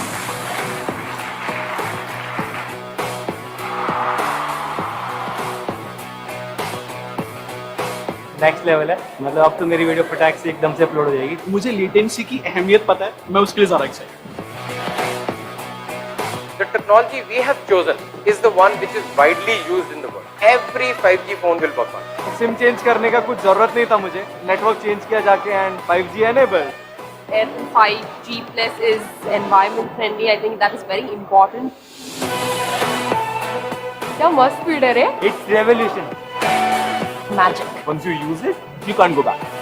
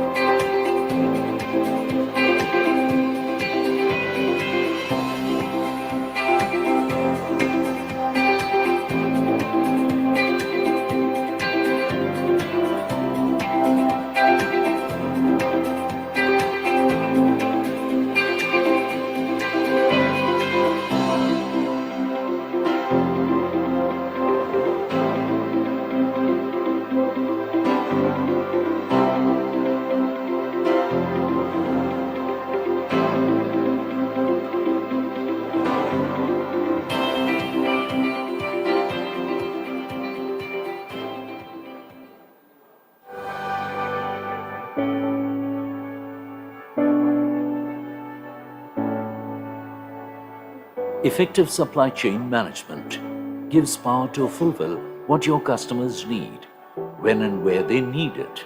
How will you ensure that your supply chain is reliable, flexible, innovative, and always strives for excellence? Since the past 2 decades, TVS SCS has been the trusted name in the supply chain industry. The legacy of TVS brand is more than 100 years old. We are trusted for the value that we have created. Our global presence with unmatched supply chain network pan-India, warehousing space of more than 19 million square feet, transportation network across 29 states, and a strong team of more than 10,000 professionals stand together to serve our esteemed customers. We are trusted for the service that we provide. Our end-to-end differentiated service portfolio is fitted as per customers' demands. We are partners in customers' journey. We are trusted for the innovation that we can offer. Strong technology backbone, integrated digital workflows, automated dashboards, visibility through control tower operation.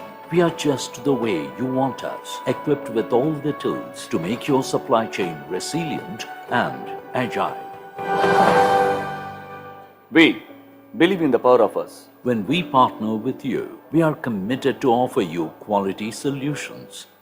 Together, we strive to achieve newer heights. Together, we stand united to write new success stories.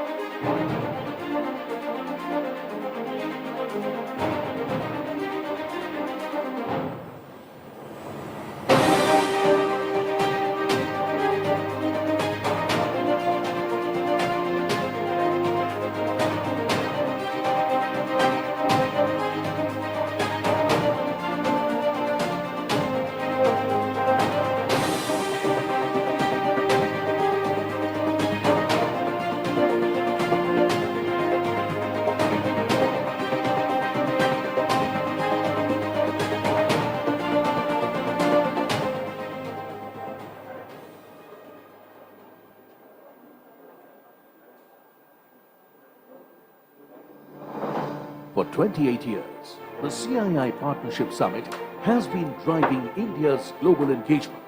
In 2023, as CII leads B20 India, the Partnership Summit will converge government and business leaders of the world and India with the theme of partnerships for responsible, accelerated, innovative, sustainable and equitable businesses. The CII Partnership Summit will align with B20 India. Global dialogues are strategized around 10 tracks. Inclusive GVCs for resilient global trade and investment. G20. Financing global recovery. Future of work, skilling and mobility. Energy, climate change and resource efficiency. Financial inclusion. Digital transformation. Technology, innovation and R&D. ESG in business. African economic integration. With country sessions, B2B meetings, state sessions and much more, the CII Partnership Summit 2023 is the world's meeting place this March. Partnerships for responsible, accelerated, innovative, sustainable and equitable businesses.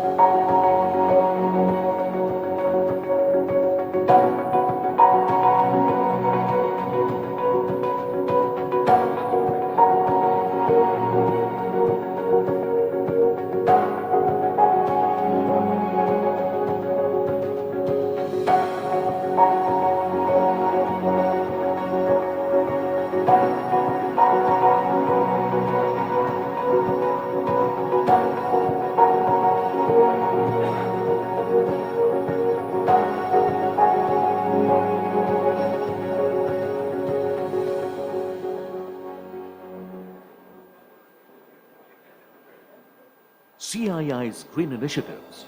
Welcome to the world of green buildings. CII's Indian Green Building Council, IGBC, with the support of all stakeholders, launched the country's first IGBC Net Zero Energy Building Rating System in 2018. This enabled the enhancement of green features of buildings by bringing in innovative and futuristic technologies.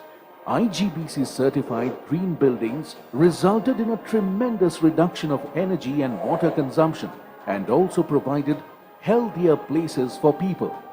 CII's IGBC, set up over 2 decades ago, has launched many impactful and innovative initiatives. Today, IGBC has 31 different rating programs, 29 chapters across India, and 6,000 accredited professionals.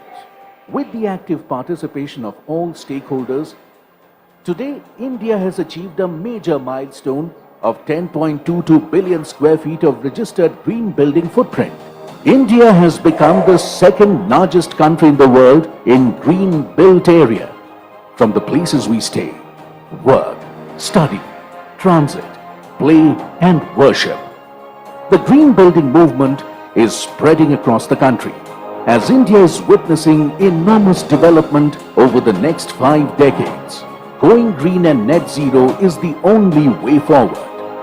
With the rich experience of over 2 decades, IGBC launched Mission on Net Zero on Earth Day 2021, which is in alignment with the Government of India's commitment of becoming a net zero carbon emitter by 2070. We invite every citizen of our country to join the green and net zero building movement, spearheaded by IGBC, and make India the Jagat Guru in sustainability.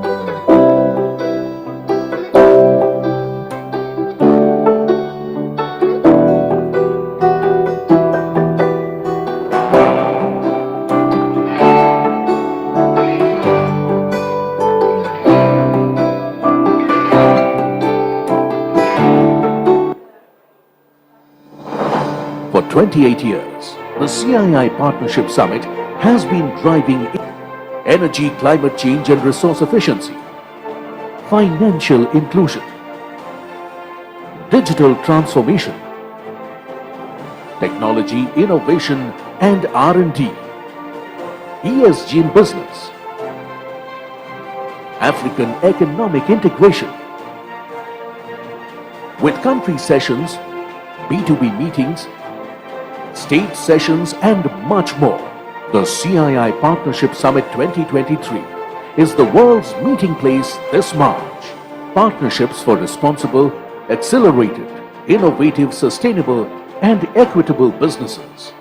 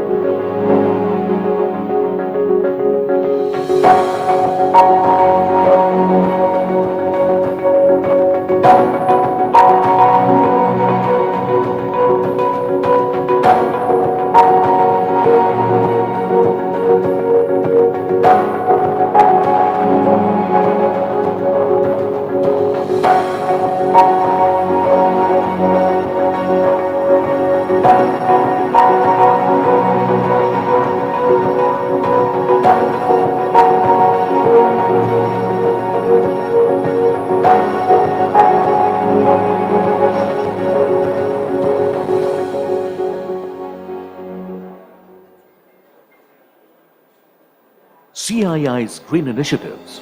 Welcome to the world of green buildings. CII's Indian Green Building Council, IGBC, with the support of all stakeholders, launched the country's first IGBC Net Zero Energy Building Rating System in 2018.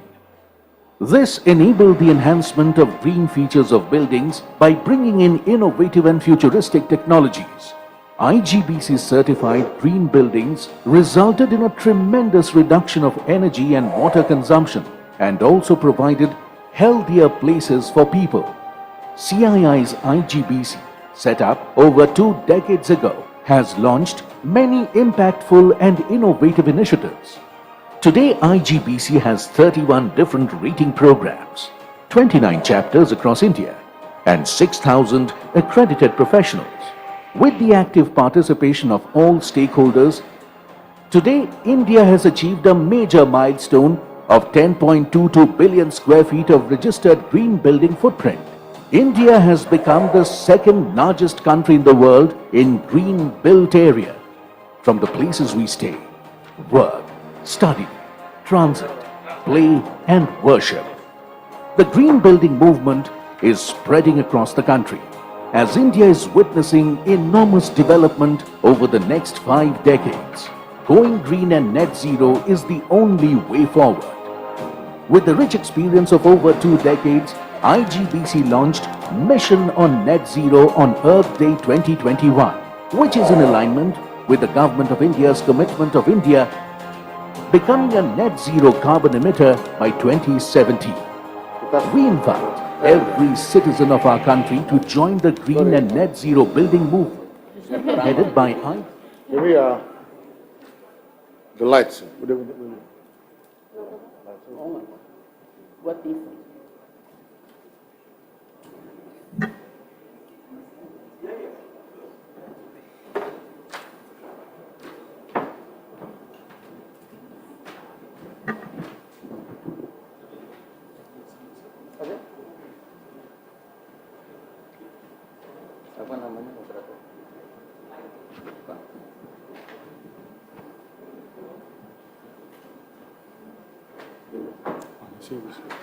Good afternoon. Good afternoon, everyone. His Excellency Zulkifli Hassan, Minister of Trade, Republic of Indonesia, dignitaries on the dais, ladies and gentlemen. It gives me great pleasure to welcome the Honorable Minister once again to India after a last visit in August, sir.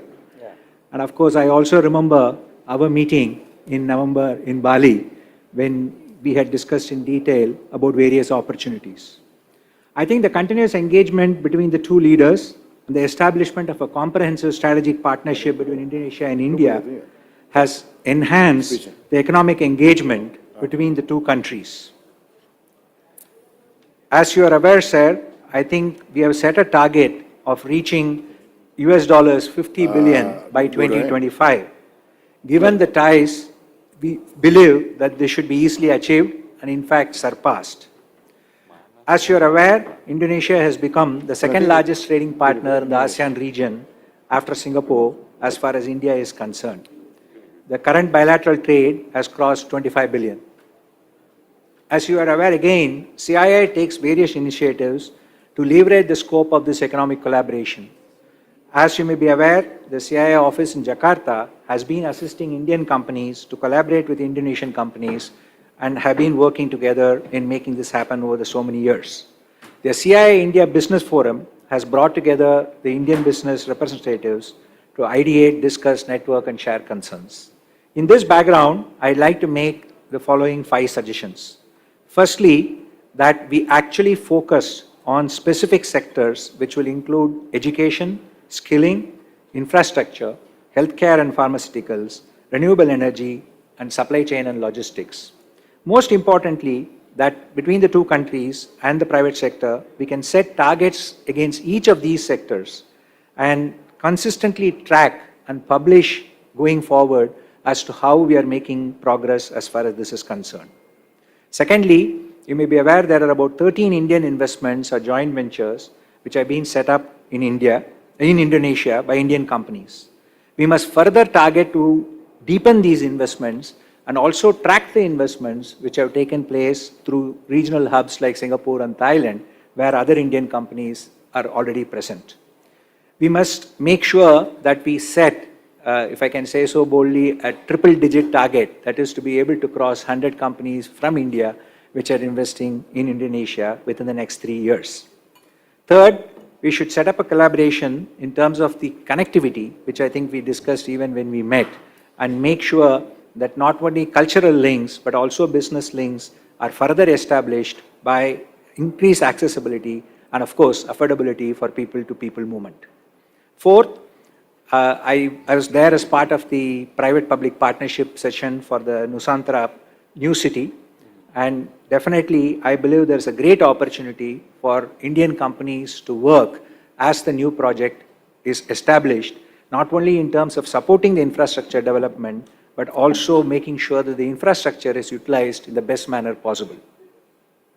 Fifth, digitization is a common initiative across both of these countries. You are well aware of the progress which India has been making, and I'm looking forward to working on any low-cost initiatives which will make sure that the livelihood businesses are supported and are enabled to grow by creation of innovative solutions. Finally, on renewable energy, which is something which both countries have been pursuing to meet its carbon footprint and climate goals. Quite similar to India, Indonesia has had a clear idea towards aggressive decarbonization. Indian firms are keen to partner with Indonesian companies on battery storage, solar, and EV solutions. So with this, Your Excellency, we now look forward to your direction and guidance on how India and Indonesia can further deepen the economic engagement which are beneficial for both of the nations. I would now request Her Excellency the Ambassador to give her opening remarks now, please. Thank you. His Excellency Minister for Trade, Bapak Dr. Zulkifli Hasan, distinguished CII leaders, Mr. Dinesh as moderator, Excellencies, ladies and gentlemen, Namaskar, Assalamualaikum, may peace and health be upon us all. First and foremost, thank you to CII for arranging this country session on Indonesia, and congratulations for a successfully vibrant CII Partnership Summit. We are all here to listen to the chief guest, His Excellency Dr. Hasan, Indonesia's Minister for Trade, on a comprehensive overview of Indonesia's economy and its relations to our bilateral economic relations with India.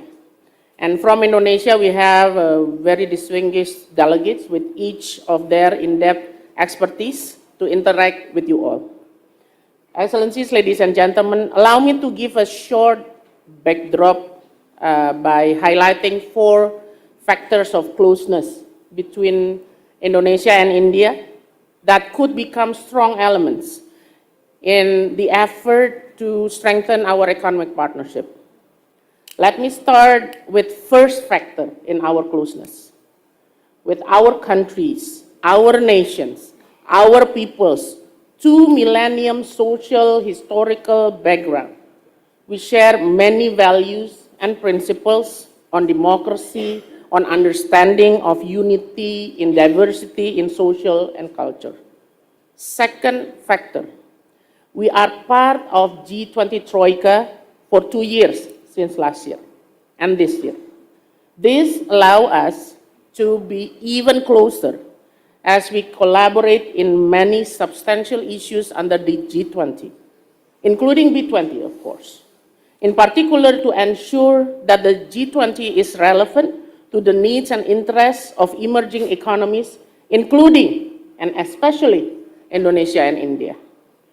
Parallelly, this year, Indonesia is the chair of ASEAN, while India has been elevated as the comprehensive strategic partner of ASEAN. Therefore, both countries need to ensure concrete deliverables in this regard. Third factor of closeness is the fact that India and Indonesia parallelly enjoy a steady, stable economic growth amidst the prediction of a glooming situation of global economic performance in 2023. When the global economy is expected to grow only 2.9% this year, down from 3.2% in 22, India is predicted to witness a GDP growth of 6 to 6.8% in 23-24, whereas Indonesia's economic growth in 23 is projected in the 4.5 to 5.3% range. This growth in our economy, of course, is depending on the trajectory of the global economic and political developments. I agree that we should not be complacent under such positive prediction. We need to even work harder. That is why we are all here. We need to collaborate to ensure that our economy delivers for our people from both countries. Speaking about people, I now would like to highlight my last point on closeness, the young population from both countries. India's large, dynamic, and young population is more than 50% of total population. It is estimated to around 600 million people are aged between 18 to 35 in India at present. In Indonesia, more than 55% of total population are between 12 to 40 years old. The millennials and Gen Z, so they say. These conditions of young generation with the right policies, strong education system, and supportive societies could be a demographic bonus, a game changer for future economy of both India and Indonesia.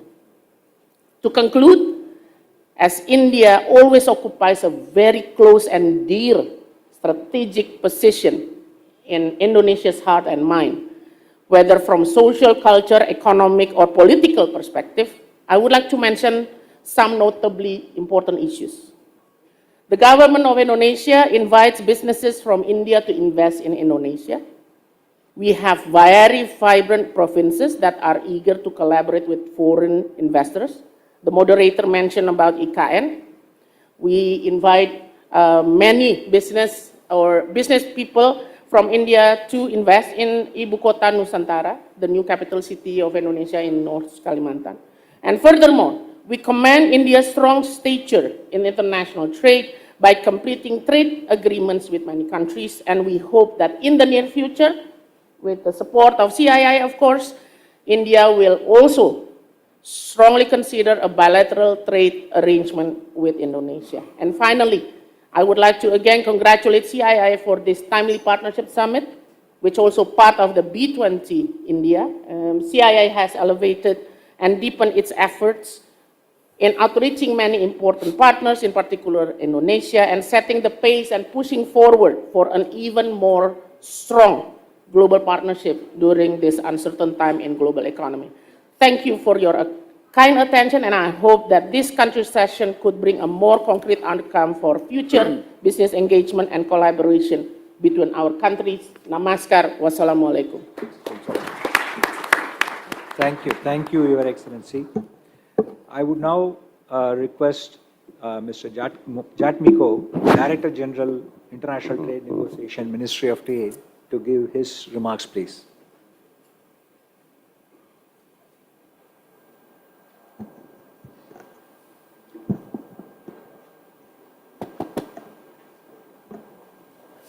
Thank you, Mr. Dines. Very good afternoon, everyone.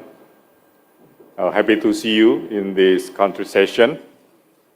Allow me to, on behalf of the Ministry of Trade of the Republic of Indonesia, to deliver some presentations concerning on the brief update on how Indonesian government doing the international trade negotiation over the past few years.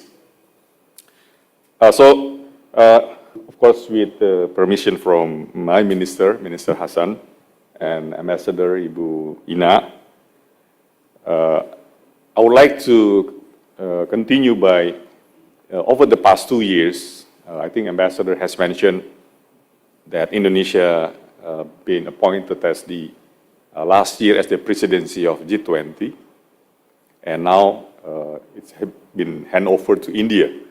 I think number of very important and strategic issue has been deliberated during our presidency, and we come up with the very strategic and meaningful outcome that can be further deliberated and been discussed, as well as can be implemented by the government of 20 members of the G20. I believe, according to the schedule of a number of important issues here by Indian presidency this year, I believe there will be a more meaningful and strategic outcome of the presidency of India this year.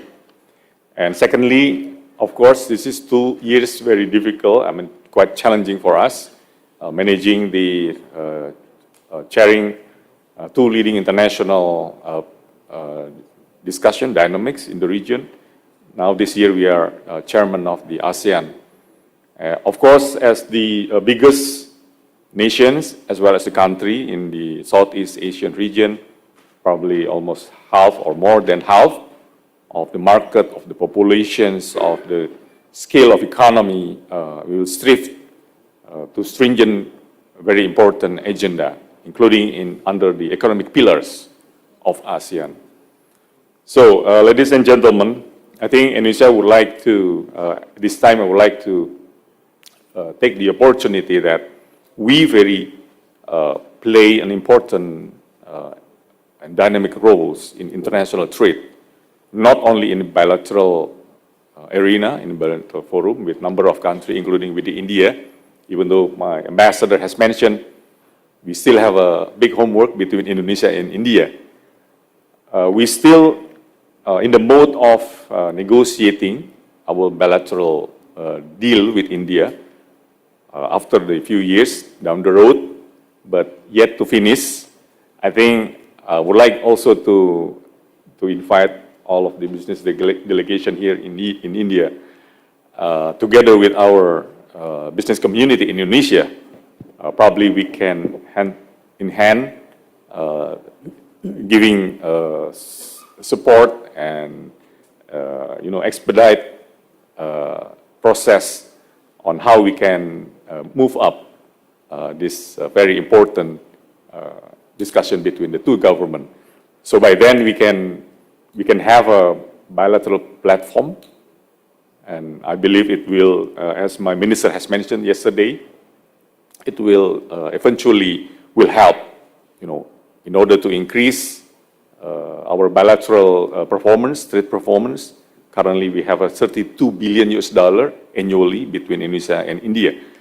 But according to the agreement between the two leaders, I think 2-3 years ago, between the Prime Minister Modi and the President Jokowi, both countries are agreed to enhance the bilateral trade up to $50 billion, not only with on goods, but as well as on services areas, as well as in investment areas.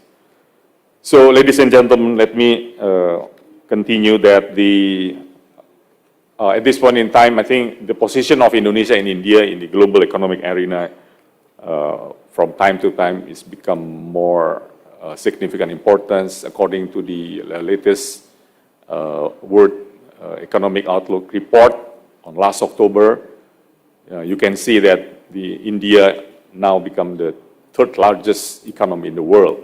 And Indonesia, now we have become the 7th largest economy in the world. So I think this trend will be staggering in the next few years, probably in the next decade until 2015 or probably 2016 or 17. So I think these figures really, remind us that the emerging economy like India and Indonesia, we have the great potential to work together in many fronts of economy. I think this is kind of a very, reliable background that India and Indonesia can be as the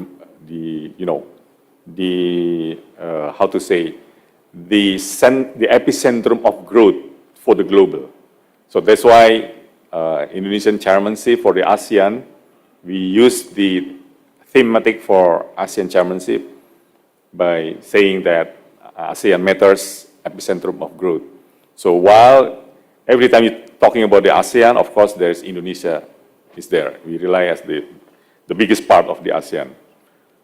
So the rise of global issues such as increasing food and energy prices, geopolitical dynamics, and then green economic and sustainable trade, and then increasing contribution of digital trade, logistics supply chain disruption is one of, number of the challenges that we are facing over the past few years. And I think with the international collaborations, not only in G20, but as well as the multilateral arena like in WTO, in other area like the WHO on health, including in the regional one, like a regional comprehensive economic partnership, even though India is not yet part.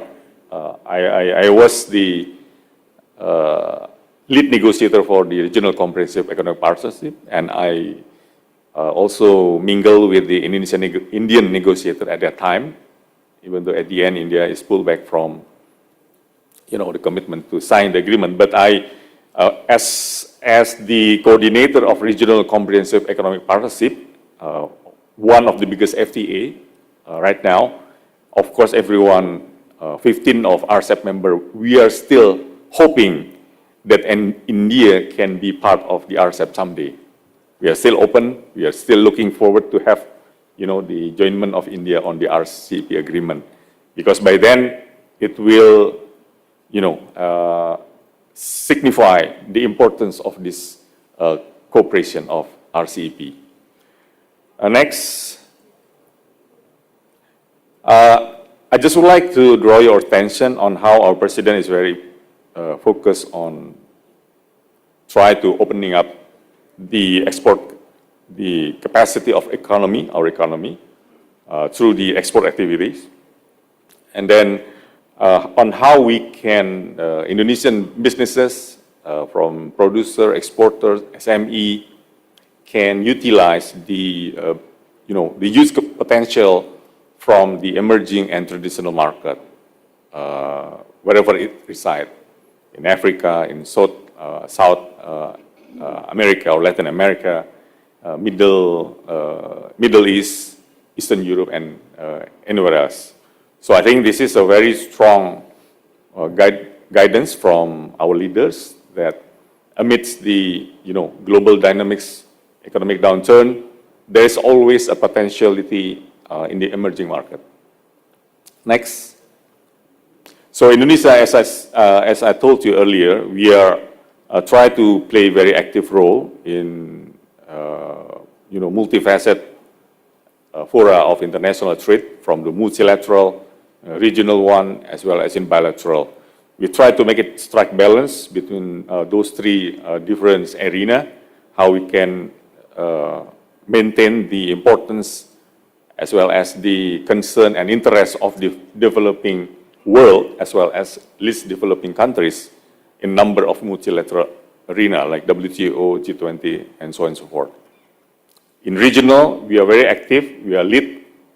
By example, as you mentioned, Indonesia is the coordinator as well as the chair when we negotiate the regional comprehensive economic partnership.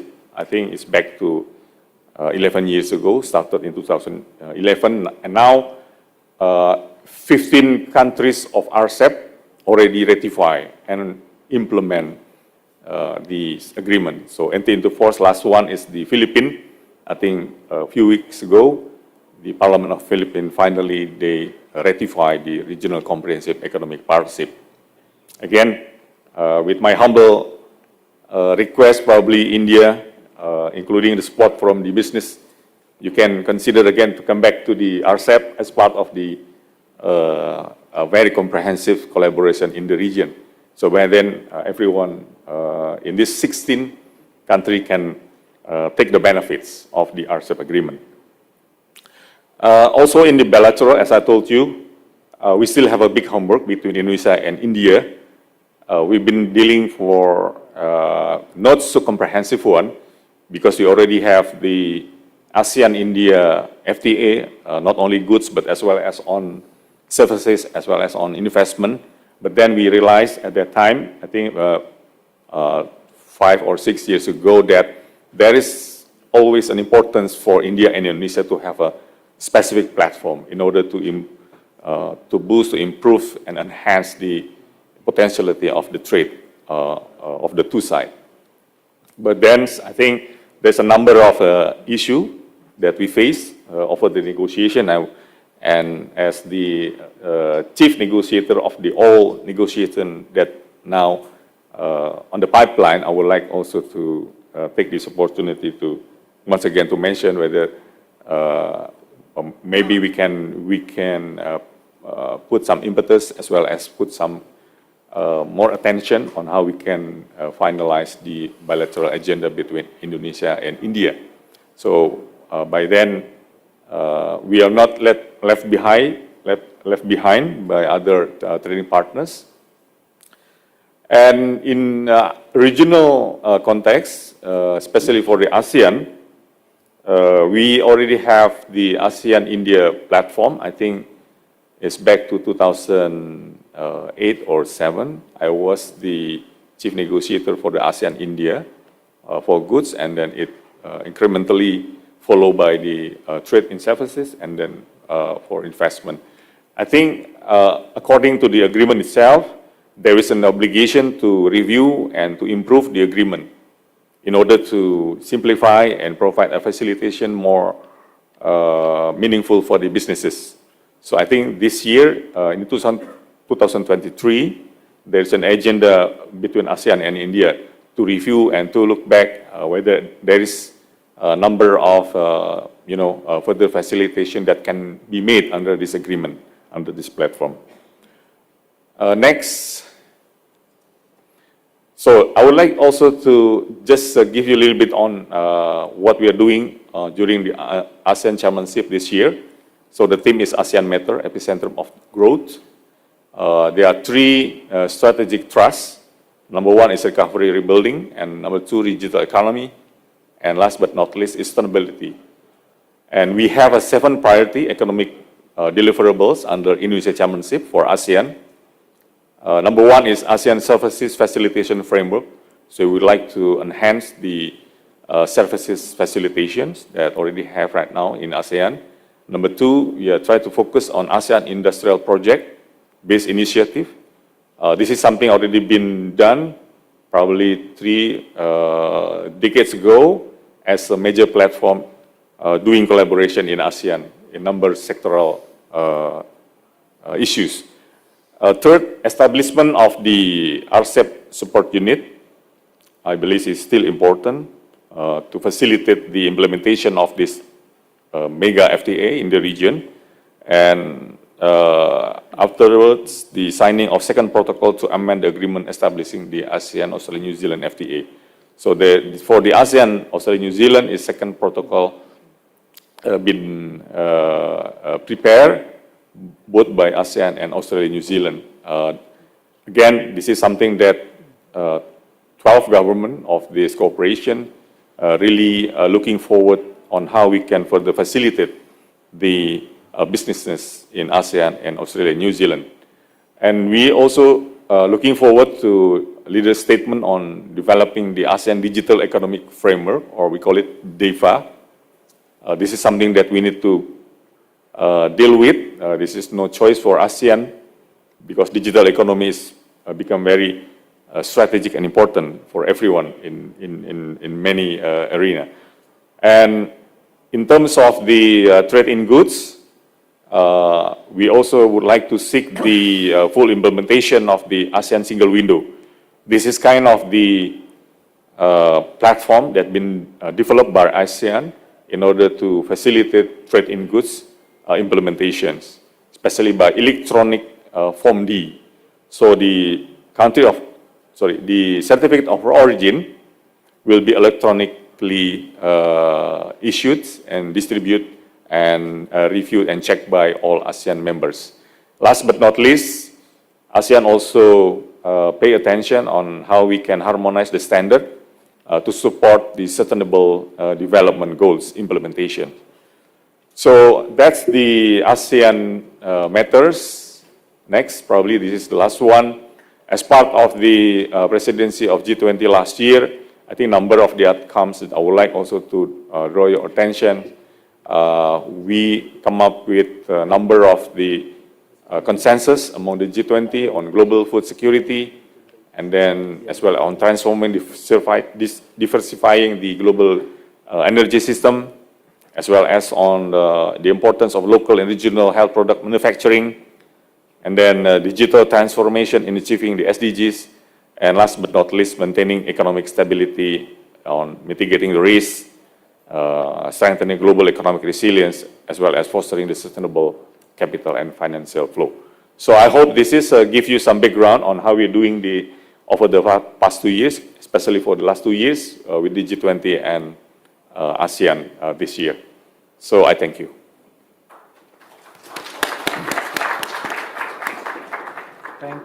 Thank you for your presentation. Can I now request Mr. Sumedi, the Director General of National Export Development, Ministry of Trade, to give his remarks, please. Thank you very much, Mr. Dinas. Assalamualaikum warahmatullahi wabarakatuh. Very good afternoon. His Excellency, Minister of Trade, Dr. Zulkifli Hasan, His Excellency, Indonesia's Ambassador for India, Mrs. Ina Krishnamurti, representatives of Confederation of Indian Industries, or CII, CEOs of Indonesian companies and business entities, distinguished ladies and gentlemen. First of all, of course, I would like to convey my appreciation for CII for arranging this special country session on Indonesia.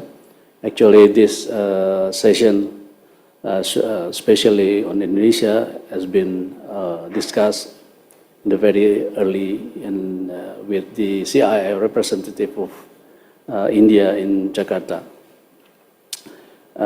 Thanks to Ms. Sujata.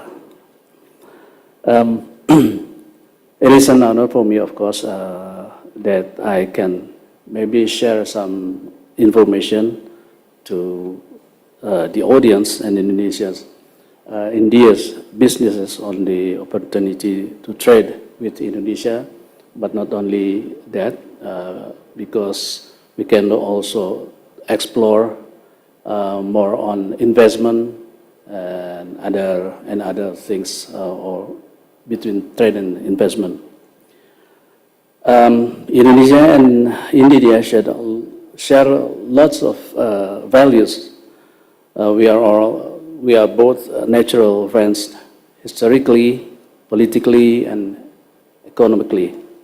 India is definitely one of Indonesia's and ASEAN's main trading and investment partner.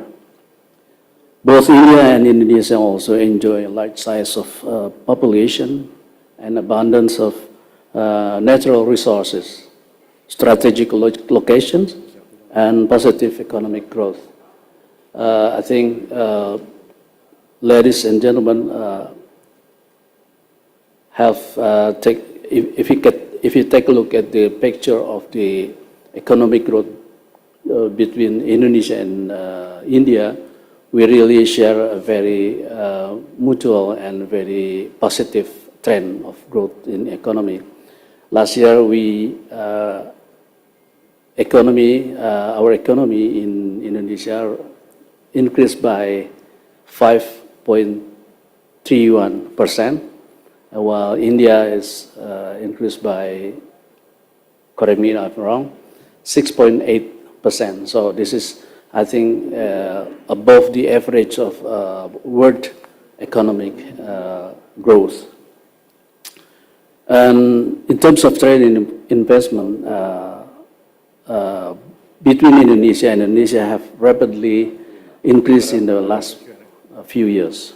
But of course, we all agree that considering our economics of scale, resources, and human capital, there is plenty of room for growth together.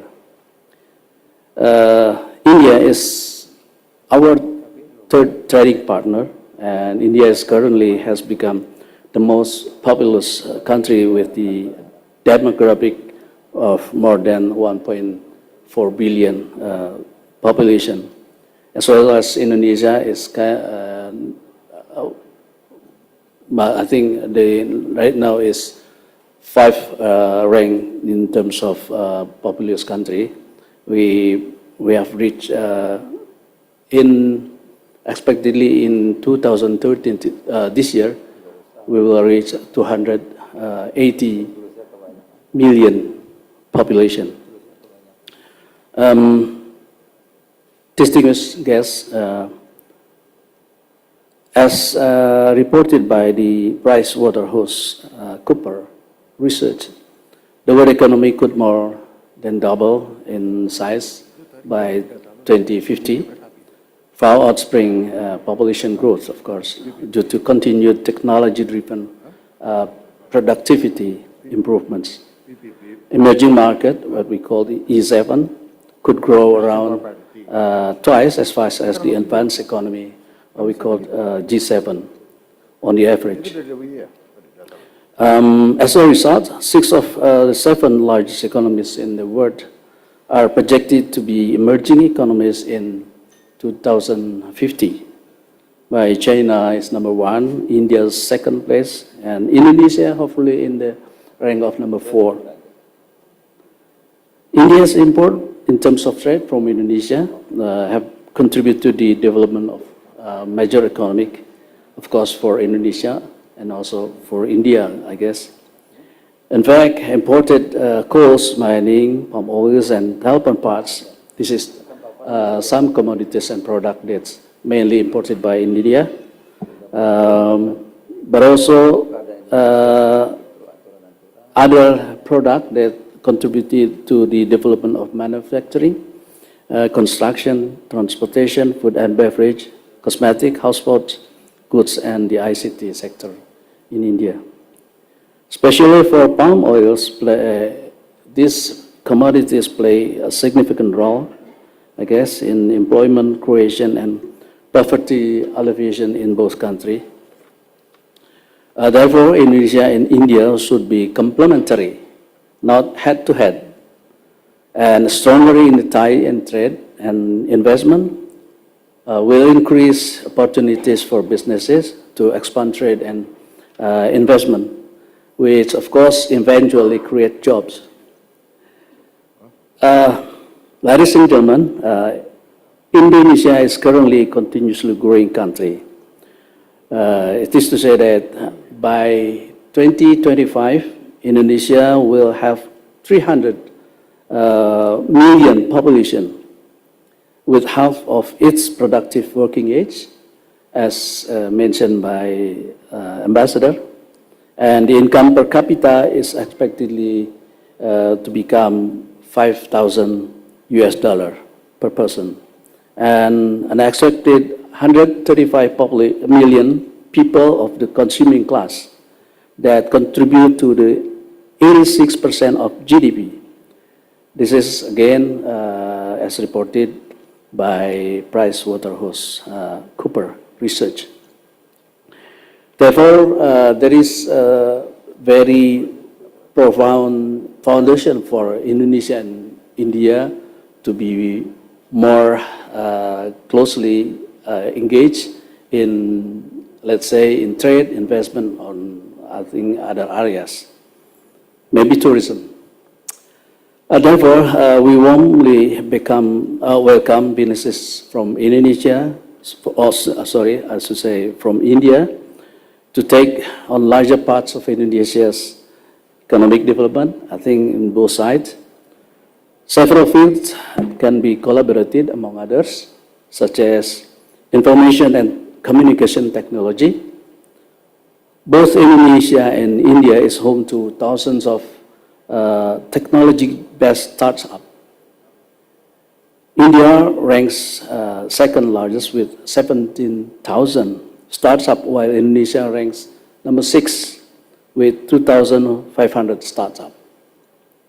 One of the examples is Gojek, I think, Indonesia's first decacorn that successfully operates in Bangalore.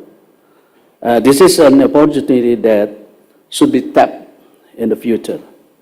Thus, we welcome India, again, Indian investors in these sectors, to collaborate with Indonesia's startups, as there is potential growth to explore that. The second sector is education. The growing population in both countries should be in balance with the growth of quality human resources through qualified education. With similar history and cultural backgrounds, there will be more opportunities for collaboration in this area. As India now is home to, this is according to our meeting last night in the embassy, that actually there is 116 Indonesian students here. We hope to be, also to welcome more Indonesian students to Indonesia in the very short future. Just several hours ago, my minister also got a visit from several education institutions that offering the collaboration in the education such that we call edutech, education and technology. Other area is pharmacy. India is well known as the pharmacy industry in the world. They contribute more than 20% by volume of the global generics market and 62% of the worldwide demand for vaccine. India's domestic market size is projected to expand to $120 billion by 2030, and we hope that Indonesia could be part of the development of Indian pharmacies to grow in investment and also in trade. Other areas that we can collaborate may be in the medical equipment.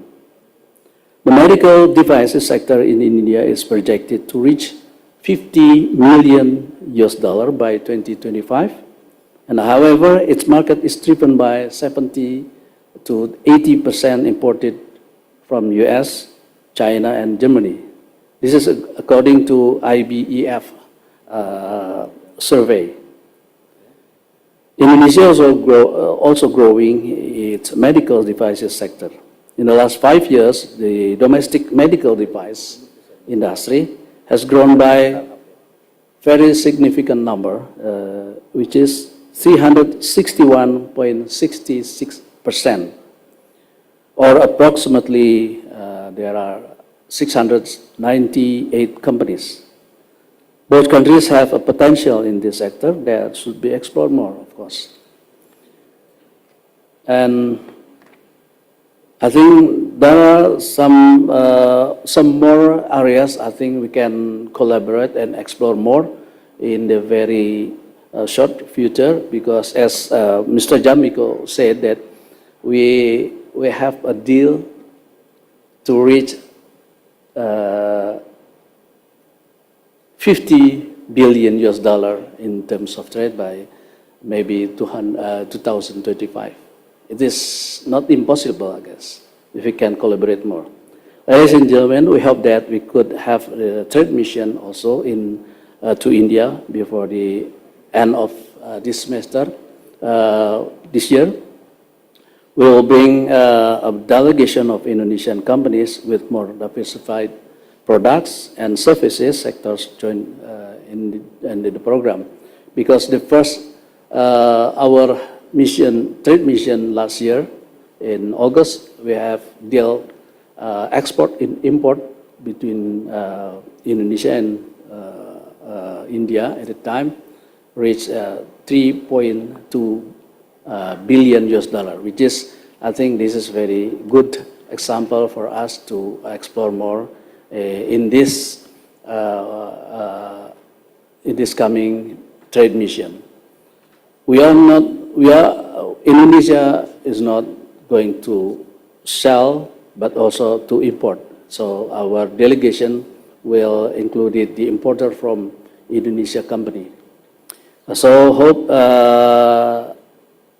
the business from India can utilize this forum in this May. Hopefully this will be this make it more flourishing collaboration and trade relationship between Indonesia and India. Thank you very much. Thank you. Can I now request the Honorable Minister to give his address, please? Thank you, Mr. Dinis. Allow me to speak in bahasa. Pertama, saya terima kasih kepada CII atas undangan ini dan saya juga mengucapkan selamat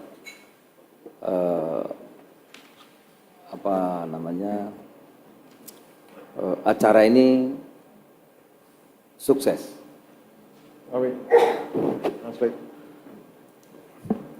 First of all, I would like to thank and give appreciation to CII for inviting me to this very important event. And I also would like to congratulate CII on the success of this conference. Saya juga senang yang hadir penuh menandakan saudara-saudara tertarik akan Indonesia. I'm also happy that we have a high number of participants attending this conference. Tuan-tuan sudah mendapat gambar yang lengkap dari Duta Besar maupun dari para dirjen yang saya ajak untuk memaparkan keadaan dan apa yang kami lakukan di Indonesia. You have listened to the overviews presented by my two Director Generals about what we do at the Trade Ministry in Indonesia and also about the potentials on the Indonesia and India economic relations. Saya tidak mengulang lagi. I don't want to repeat. Saya baru 8 bulan dipercaya Presiden Indonesia sebagai Menteri Perdagangan, tapi saya sudah 2 kali datang ke India.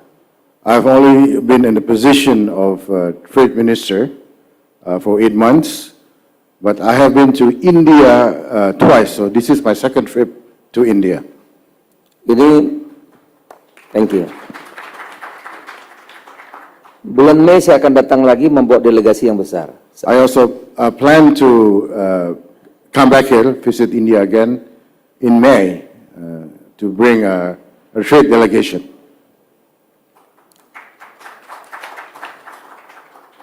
Ini menunjukkan Indonesia sungguh-sungguh ingin meningkatkan hubungan kedua negara sebagaimana India adalah strategic partnership bagi Indonesia. This shows the commitment and the seriousness of Indonesia to enhance relations with India, and we consider India as our strategic partner. Sebagaimana kesepakatan para pemimpin kita, Perdana Menteri Modi dan Presiden Jokowi dari Indonesia. Pada tahun 2025 kita tadi juga yang disampaikan Mr. Dinis, kita sudah punya kesepakatan pada tahun 2025 untuk mencapai nilai perdagangan 50 miliar US dollar. Both Prime Minister Modi and our President Jokowi, have reached an agreement that by the year 2025, the trade figure between Indonesia and India should reach $50 billion. Tentu tidak mudah. Okay. Thank you. Tentu tidak mudah mencapai itu. Oleh karena sekali lagi perlu kesungguhan dari kita, dari Indonesia dan India. Sekali lagi saya sudah 2 kali datang, saya akan datang lagi menunjukkan kesungguhan Indonesia untuk sekali lagi meningkatkan hubungan dagang antar kedua negara. It will not be easy to reach the target. Therefore, it takes commitment from both sides to enhance relations between Indonesia and India. And I have shown that commitment by the fact that I have visited India twice. Sekali lagi saya mengundang tuan-tuan untuk juga bisa datang ke Indonesia, bertemu dengan para pelaku usaha, kami bisa fasilitasi. CII juga ada di Jakarta, bisa membantu fasilitasi agar hubungan kedua negara yang punya potensi sangat besar ini untuk dapat kita laksanakan sebaik-baiknya.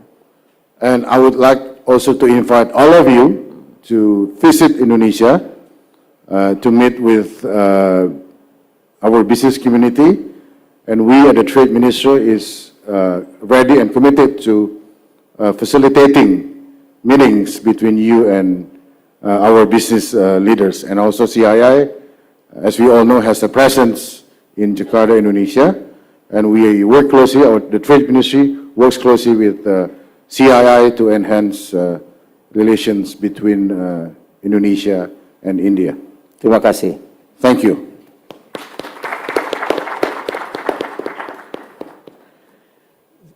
Your Excellency, with your permission, can we take just 2 questions? Okay. So, from the audience, go ahead, please. Mike, should we come? Thank you, Your Excellency, for that beautiful vision of deepening cooperation between India and Indonesia. I represent over 4 lakh farmers of India. I represent a think tank of Basmati. We call ourselves Basmati Farmers and Exporters Forum. So, Your Excellency, I want to bring to your notice that in the last 3 years, the trade from India to Indonesia for Basmati rice has gone up to 5,500 tons from just 200 tons 2 years ago. So that has been a massive growth in 3 years. But if you talk about the opportunity, Your Excellency, just to Malaysia, which is your neighbor, India exports 10 times that number, which is close to 55,000 tons. So we believe that Indonesia, being a close friend of India, and given the fact that there are over 600,000 Indonesians working in Saudi Arabia and over 2,000 in the rest of the Gulf, there's great opportunity to add Basmati to the list of focus products. So just as you've mentioned buffalo, meat and milk, I would humbly request you to consider Basmati rice as well. Thank you.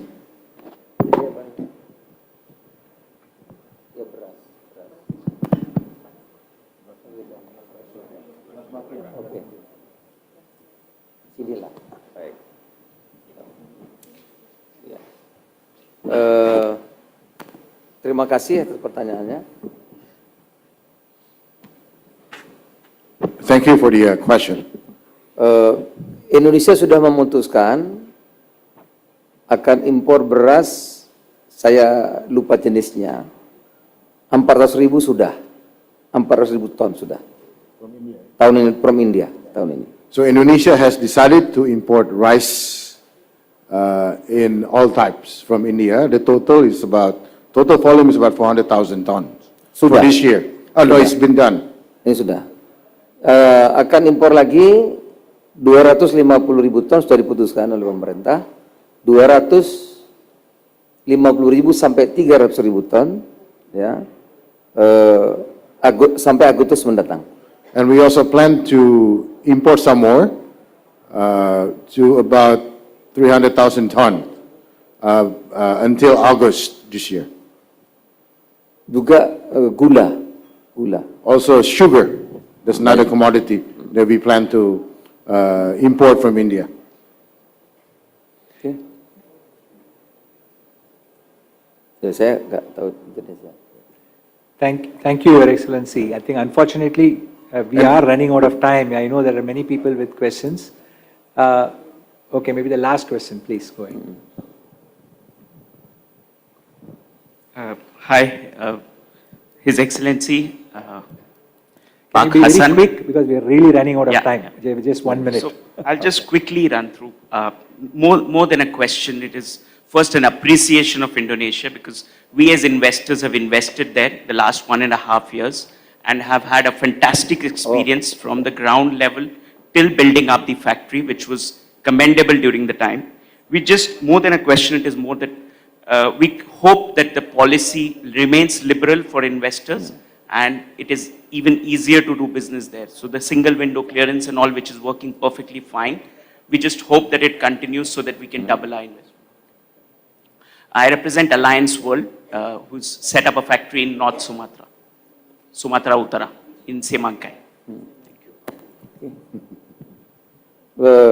Saya datang ke sini untuk ngajak Anda berdagang atau investasi di Indonesia. So I came here to ask all of you to do business in Indonesia. Bahkan saya akan datang lagi. In fact, I plan to come here again in the near future, in May. Ya, kita garanti kebijakannya tetap tidak akan berubah. I can guarantee you that our policy remains conducive to foreign investment.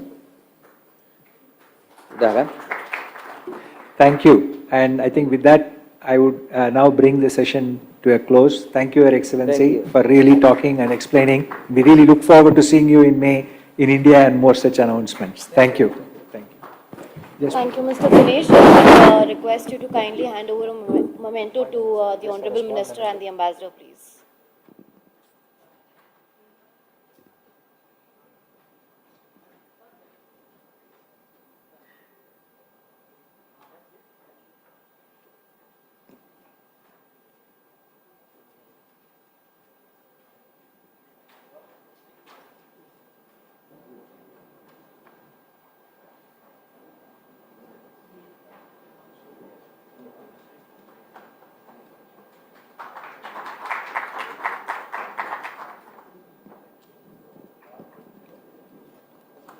And now I would request you to kindly give the mementos to the other panelists.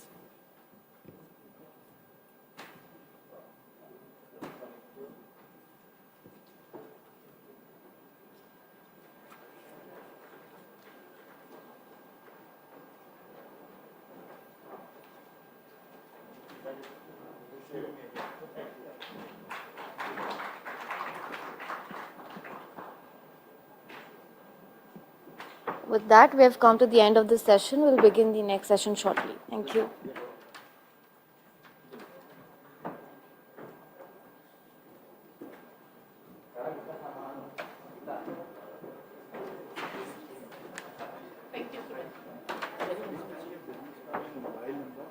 Would you like to come and meet you?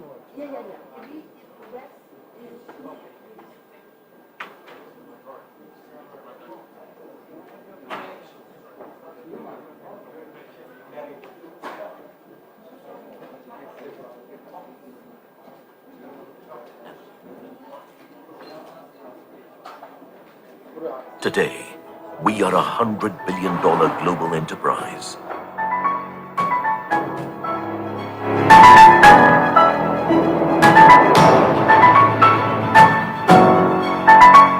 Our today has been built on enduring values.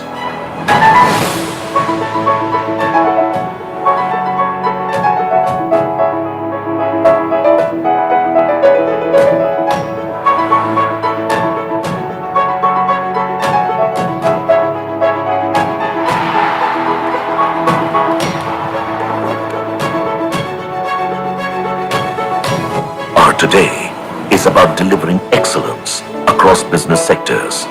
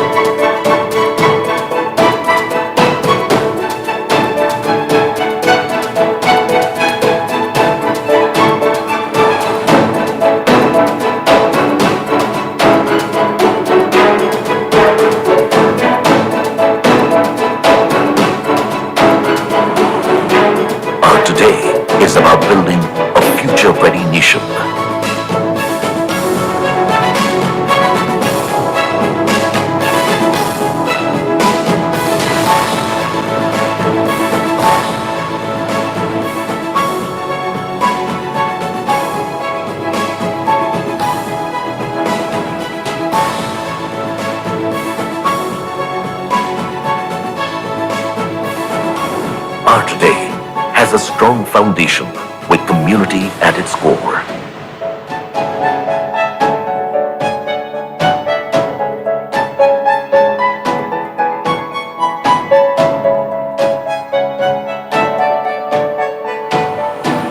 Our today is dedicated to the communities we serve.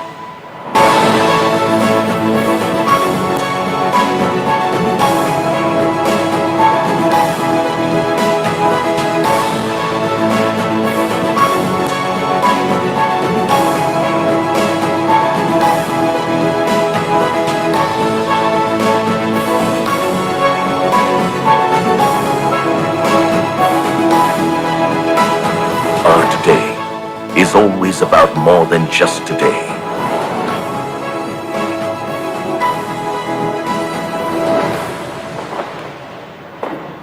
Our today is a continuous journey for a better tomorrow.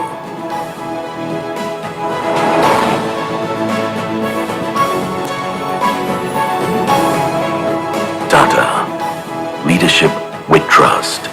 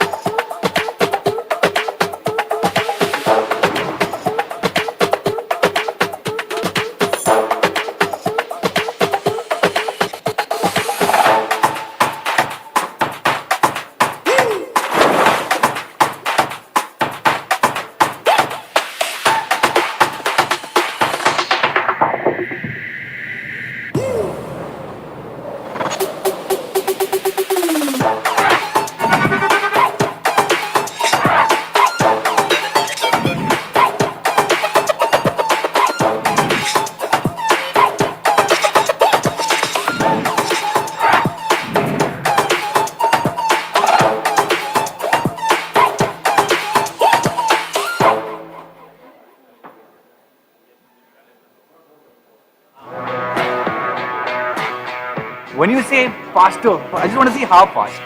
Very exciting day. Let the games begin. So we bring to you Airtel 5G Plus.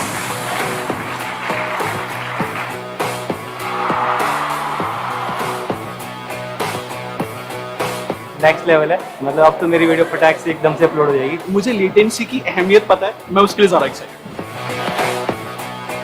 The technology we have chosen is the one which is widely used in the world. Every 5G phone will work on.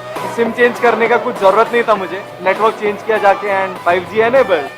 Airtel 5G Plus is environment friendly. I think that is very important. क्या मस्त speed है रे? It's revolution. Magic. Once you use it, you can't go back.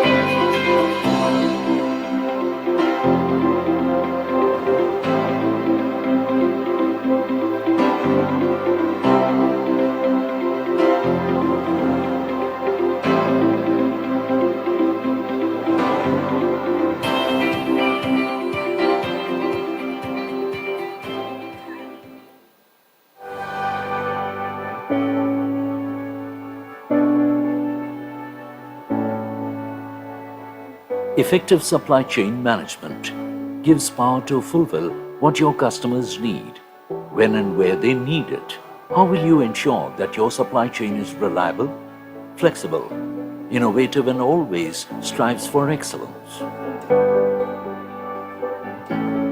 Since the past 2 decades, TVS SCS has been the trusted name in the supply chain industry. The legacy of TVS brand is more than 100 years old. We are trusted for the value that we have created. Our global presence with unmatched supply chain network pan-India, warehousing space of more than 19 million square feet, transportation network across 29 states, and a strong team of more than 10,000 professionals stand together to serve our esteemed customers. We are trusted for the service that we provide. Our end-to-end differentiated service portfolio is fitted as per customers' demands. We are partners in customers' journey. We are trusted for the innovation that we can offer. Strong technology backbone, integrated digital workflows, automated dashboards, visibility through control tower operation. We are just the way you want us, equipped with all the tools to make your supply chain resilient and agile. We believe in the power of us. When we partner with you, we are committed to offer you quality solutions. Together, we strive to achieve newer heights. Together, we stand united to write new success stories.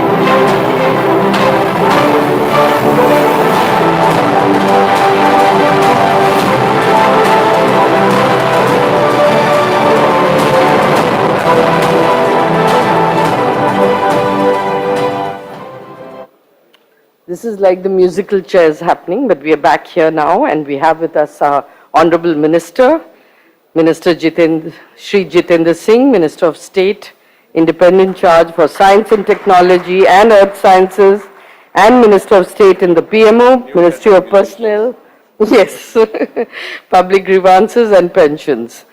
And like Honorable Minister said, it's musical chairs with a new set of musicians. Let's hear it for him. Ladies and gentlemen, please welcome him. We have with us Mr. Chris Gopalakrishnan, past President CII, Chairman B20 Task Force on Technology, Innovation and R&D, CII Chairman Axeler and Chairman Axeler Ventures and co-founder Infosys. Mr. Gopalakrishnan, may I request you to please take the session forward?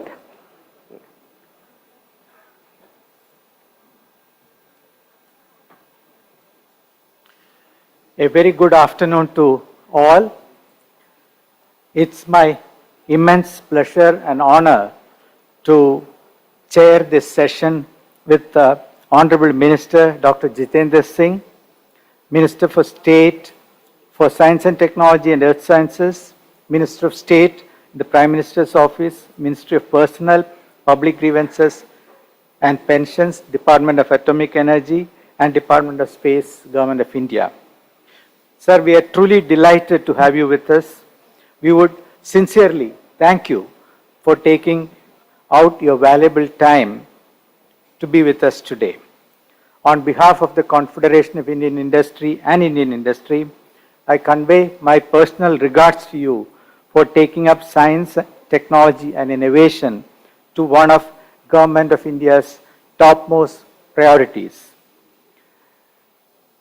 Innovation has always been at the center stage of growth and development of nations, businesses, societies, and individuals. In recent times, the importance of technology and innovation has further grown up significantly. It has become even more essential to build our economies with a more inclusive, innovation-led growth, driven by startups, by the most innovative small and medium enterprises, and our education and research institutions, with industry partnering with these. Today, India stands as one of the leading nations of the world in terms of scientific and technological prowess. India has grown leaps and bounds and is creating history by embarking on 40th position in the Global Innovation Index 2022, published by WIPO. India has leapfrogged by 41 counts in a span of 7 years, from 81st in 2015 to a remarkable 40th in 2022. On the 75th Independence Day, our Honorable Prime Minister in his speech added the thrust to India's innovation trajectory by adding Jai Anusandhan to the country's evergreen slogan, Jai Jawan, Jai Kisan, Jai Vigyan, Jai Anusandhan. As a nation, we aspire to be in the top 25 innovative nations in coming years, or more important, top 5 innovation nations in 2047. We have talent that's second to none. With money, we can buy technology, the best of technologies. It only requires our will, our ambition, our vision to actually reach this. In this context of innovation transformation, nations must take lead in ensuring a coherent, far-reaching, collaborative innovation ecosystem. It is important that we see innovation as a holistic ecosystem. Nations need diverse innovation strategies capable of aligning different stakeholders, policies, and reforms to build a nationwide innovation movement. Over the last 8 years, since the Prime Minister talked about Startup India, we have seen that the startup movement has really accelerated, and that's part of the innovation ecosystem, to make India the third best startup destination. I am hopeful that with your leadership, we can accelerate and reach the top in the innovation R&D index sooner than later.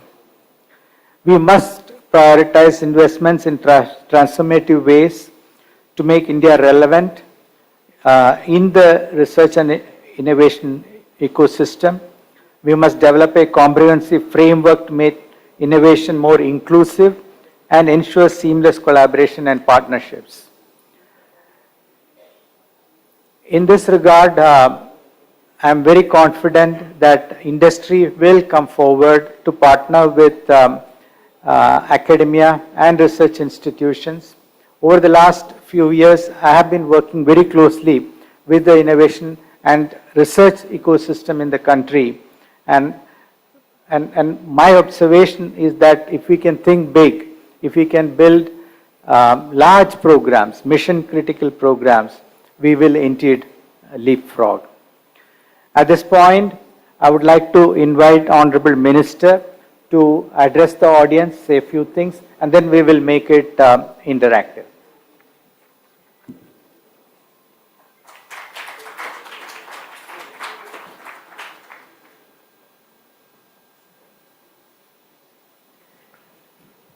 Thank you. Thank you, Chris, for having set the tone. I'm not carrying any papers, I usually don't, so I pick up from where you left. At the outset, I have to compliment the CIA for having made me a part of this event because we've been missing each other for the last 2-3 years during the COVID. We've been meeting virtually. So we actually also were missing out the pleasure of meeting otherwise. I'm glad that we are back now. Now you've spoken about science, technology, innovation, and its linkage with the country's economy, which obviously exists. I think more important to realize is what is the difference that is happening, how different are the times that we are living in, and how best to make use of it. This country, for that matter, never had a dearth of potential or capabilities or capacities or even to make up for the deficiencies or disadvantages, if any. Even so in the case of science technology ventures. Like for example, we had a gentleman called Sarabhai who started off on the space program at a time when we were in a very primitive stage just after independence. And two major powers, the USA, the then USSR, were on the verge of landing a human being on the surface of moon, whereas we were singing nursery rhymes, Chanda Mama Dur Ke. But this young man had stars in his eyes and he was virtually carrying, actually rather, not virtually, that's the wrong word, he was actually carrying the launcher on the carriage of the bicycle in his day-to-day activity.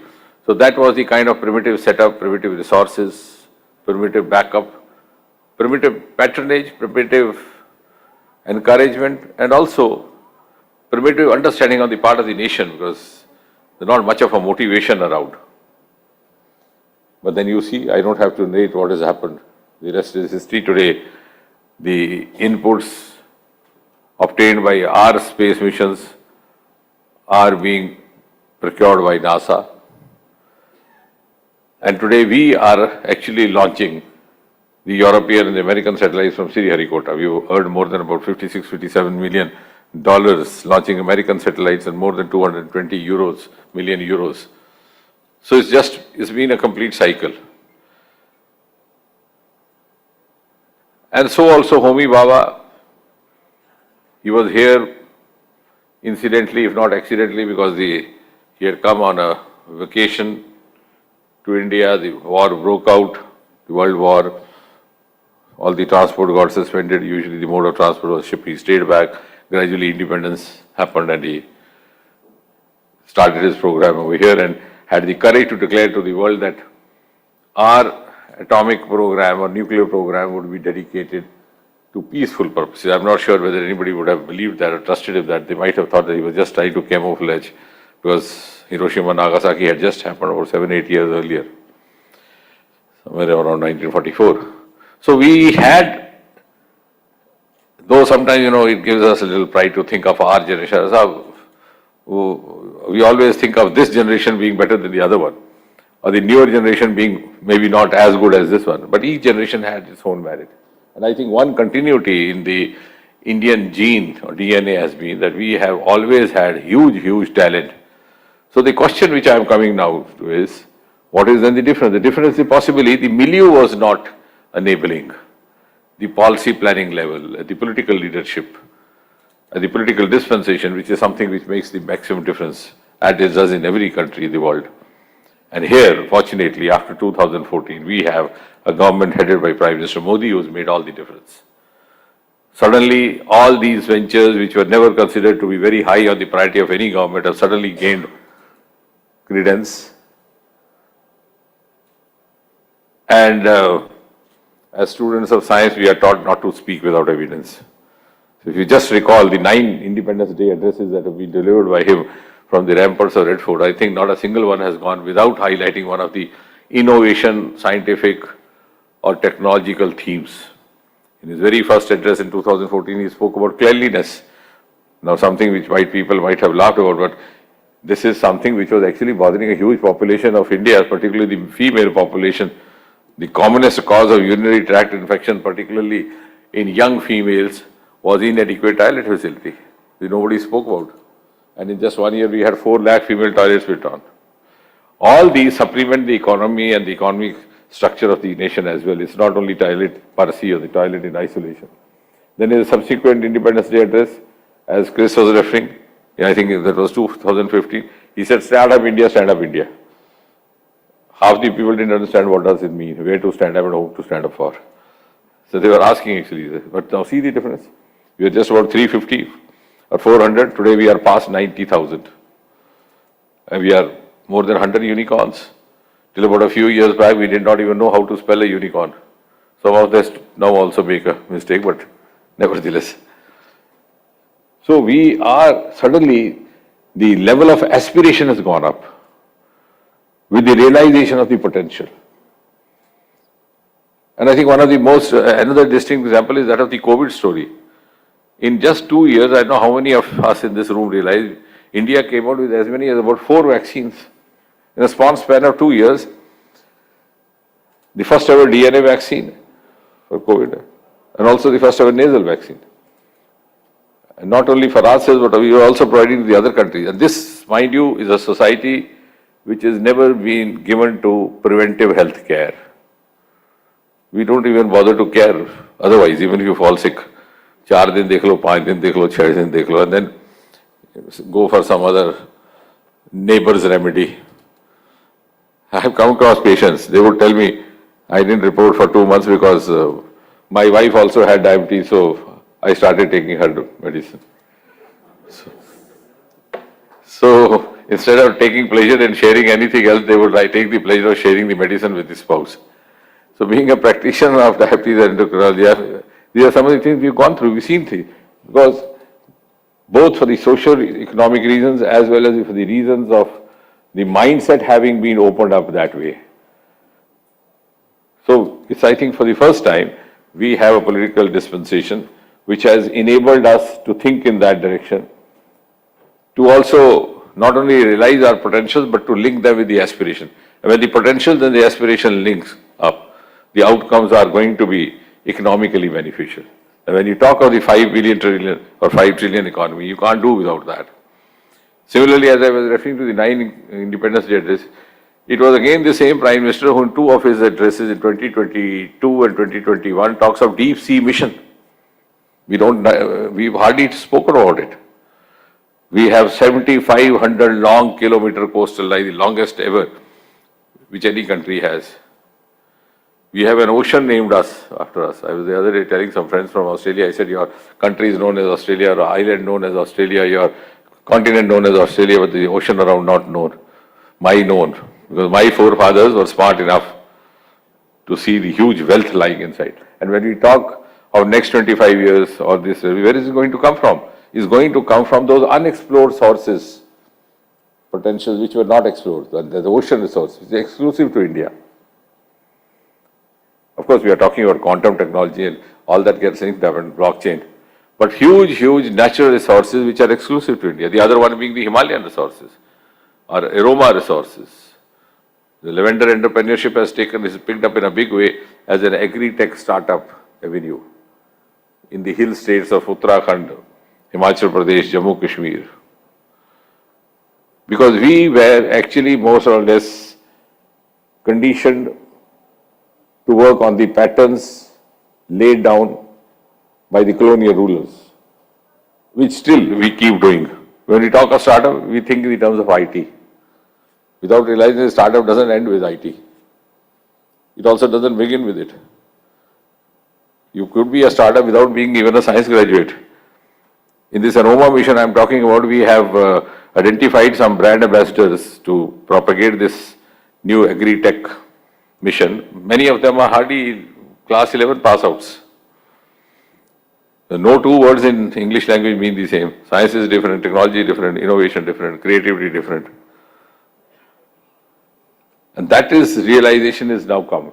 And that is what is going to supplement or do the value addition to the economy of this country in the next 25 years when you talk about the Amrit Kal. The other part, of course, as you said, there have been some systemic fallacies. I would not say fallacy because we had a different context. Like, for example, our R&D institutions, 50% of them are either in the government sector or government aided. Is that right, Chris? So I think that's also, now sometimes we take pleasure, in finding fault because that gives you an intellectual pretension. कि आपको वो चीज समझ आ रही है, दूसरे को नहीं आ रही. But mind you, at the time of independence, I mean, this is part of the legacy which we have gone through because we are an evolving young nation of 75. For a nation, 75 is a very small age. It's just infancy. When the history is written, 75 does not even occupy the footnote of a chapter. So when soon after independence, the major issue was the availability of the education. The private sector was not equipped enough. You never heard of a medical college in the private sector till before 1980. You hardly heard about the private engineering college before 1975 or so. You didn't have any degree colleges in the private sector. In entire North India, you had only one graduation college till about 1947, that was in Lahore, called the Government Degree College, Lahore. All the elite families who could afford would send their children there. So the government had to step in, and which it did. Now we have evolved to a different level. I think now it is time then we can. So it's unfair to compare it with what was happening elsewhere. But now, of course, gradually we have evolved to a level where we can afford to come out of these silos, and we have to. There's no choice. So when the synergy happens, the integration happens, I think the demarcation between private, public has to be done away with. And if globally the participation of the private R&D sector is about 70%, Chris, I think, 70% or so. Yeah. And if we are just about 40, we have to now look up to that. Also because now we are trying to match ourselves with the global benchmarks. We are part of the global world. We are also having the ambition to go global and to be there in the next 2 decades. So obviously it becomes imperative for us and for the further growth of any nation, particularly after the stage where we stand today, there is no other option but to get integrated. So it has to be a wider integration of research, academia, private, public, startup and industry. And I would go to the extent of saying that for the sorry.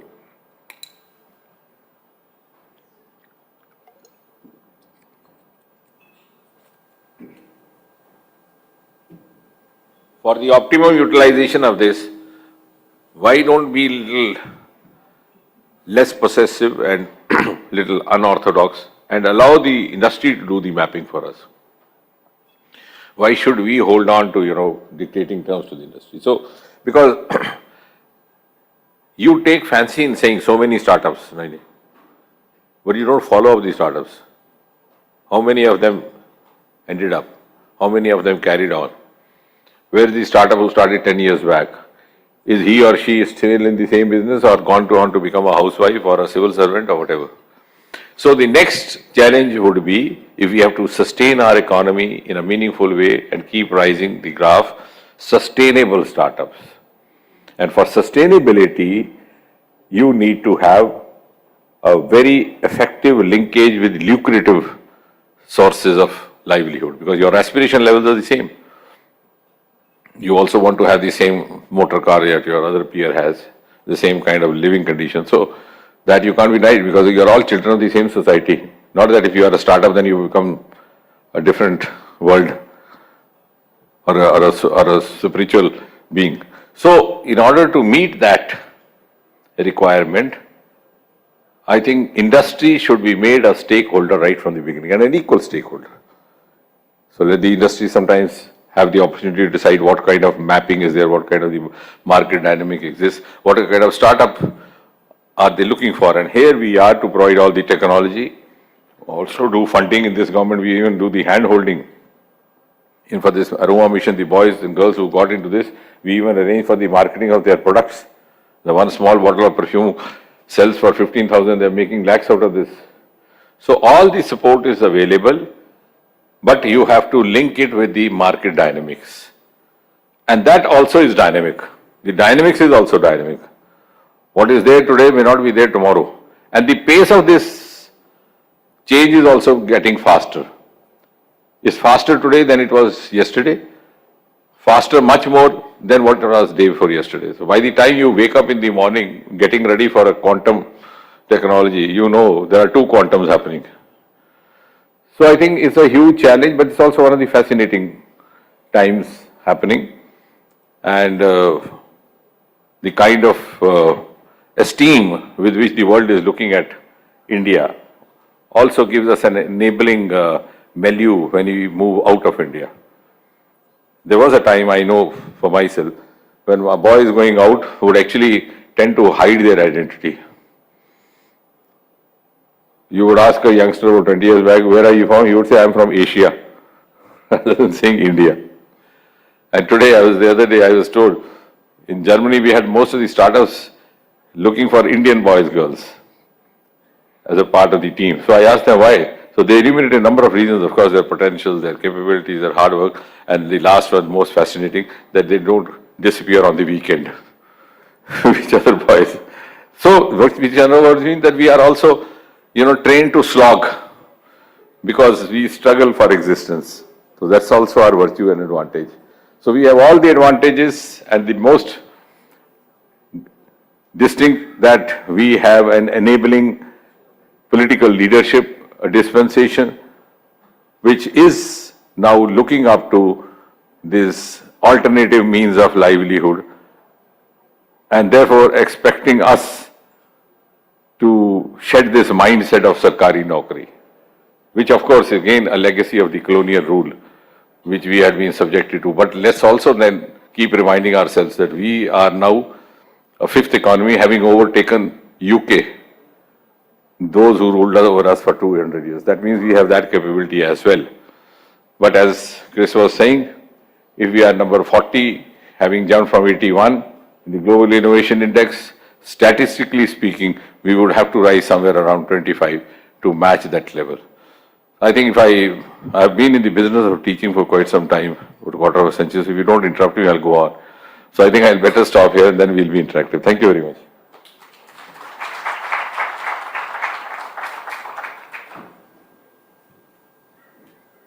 Thank you, Honorable Minister. Before I make it open for Q&A, I'm going to request Vipin Sondhi, my colleague in CII. He chairs the Technology, Innovation and Research Council mission for CII, to briefly talk about what CII does in this space.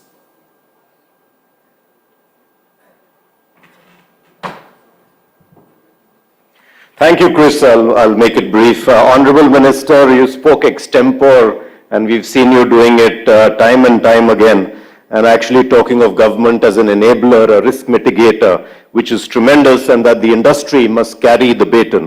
You also talked about the level of aspiration that young people have. Sir, in our time, very much the script was written by our parents for us. Engineer, doctor, lawyer, and do teen avenues the. Now the young people are writing their own script. They have the ability to have a smartphone and receive and transmit and actually create a whole ecosystem for them, and they are doing it all the time. Now that breeds entrepreneurship, that breeds innovation, that breeds creativity, and government is providing that enabling platform. You also talked about space, and when you look at many of the other, and I appeal to industry very often, sir, that the technology that we used to buy in the past from the West was all mature technology. Now true disruption is taking place, whether it's in climate, sustainability, or electric mobility or hydrogen mobility. This is the time to actually innovate in India, because mature technology is not available in other parts of the world. We can do it, and we can do it extremely well. Consistent and persistent efforts have been made. So you've talked about reforming the national science, technology and innovation policy, enhancing performance of R&D by mapping of public funded research labs. CII has done a lot of that, and we've mapped 193 research laboratories and 60 plus objective parameters. How many PhDs are employed? What do they do? So that we can at least have data of our research labs and use them positively to have an outcome along with industry as well as with startups. So if I were to summarize virtually 5 goals that you stated in extempore in your speech. Number 1, we as a country need to invest in R&D. We are 0.7%. You asked Chris that. We've got to go to 2.5%. Otherwise, hum atmanirbhar nahi ho payenge. We've got to create wealth in our country. The second thing actually you asked, looked at Chris and said that industry's contribution must go from 37% to about 60%, which is the global average. So we have to do a lot in industry as well. Third is that we have to nurture innovation by identifying 20 frontier technologies of national interest and pursue them. Chris, you're pursuing genomics. There are others pursuing others. These are of national interest. We must acquire proficiency. Fourth, and again, this I just picked up from your speech, that industry, academia, we don't talk enough and we must do more of that. But the research laboratories and startups, so like we have the Indo-Pacific Quad, we should have a national research quad which can synergize and innovate. And finally, sir, which I know you've spoken about it, we must have gender equality in science, technology, engineering, and mathematics. We must bring more and more women into STEM, and that's extremely important. We will work closely, sir, with you, with the government. We're working with PSA, we're working with DST. We'd like to work very closely and actually encourage industry and startups to invest more and more in technology. Thank you very much. Thank you, Chris. Thank you, Honorable Minister. Thank you, Vipin, for those brief explanation of what CII is doing in this regard, and also summarizing the key points from Minister's speech. Sir, if I may ask the first question. We have an opportunity now, India being the presidency, holding the presidency for G20. What are 2 or 3 things that we should be taking to the world? See, I chair the task force on technology, innovation, and R&D for B20. And I would like to take this opportunity to get 1 or 2 inputs from you for that task force. What should we be taking to the world from India? No, as in the context of the G20 and India being host to G20 Summit, I think another difference that is now visible is that India is being taken seriously. And sometimes I feel the world is ready to be led by India. The question is, are we ready to take up that role? So we have to, build up that capacity. To the extent that, now you refer to G20, not only the science and innovation and technology or the business or the startup part of it, they have a separate, dedicated area of dealing with corruption, both domestically and the international level. For many years, India had the dubious distinction of being seen by the outside world as a country of bribe takers and bribe givers. And they would look down upon us. No, I was amazed as I was a part of that. They are actually looking for cues from us, how we deal with matters like corruption and foreign fugitives, because they find that a country which is as heterogeneous as India, as vast as India, we have had certain success stories. So they are ready to learn from us. So I think this is now a changing milieu where the world not only looks up to us, also is ready to be led by us, and to a great extent, again, the credit also goes to Prime Minister Modi's personal esteem and stature, which has contributed hugely, the single most important factor. But I think now, as you said, what are the important areas? In future, it's all going to be global. So if we have to match the global benchmarks, we have to match the global areas. But at the same time, to remain Atmanirbhar, as was being mentioned, we'll have to have huge dependence on the resources which are exclusive to us, which may not be available to others, because they are our exclusive asset. And that's where I refer to our agriculture sector. Somehow, I mean, again, this was an influence of it was a non-Oriental influence that we got stuck up with IT as far as startup is concerned. So, but we have huge other resources as well. I'm sure in the times to come, your ocean resources are going to be the biggest. I was telling a civil servant the other day, I said, you have a department to check illegal mining. Soon you may have to create a department to check illegal mining at the seabed. So, and that is available only to us, whether we do it legally or illegally.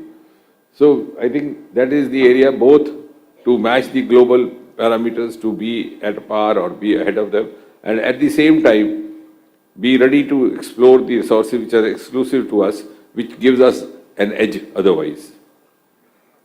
Thank you, sir. I'll take one question from the audience, just one question, very brief. Introduce yourself and very brief. Minister, for the advancement of technology which they have done in our country.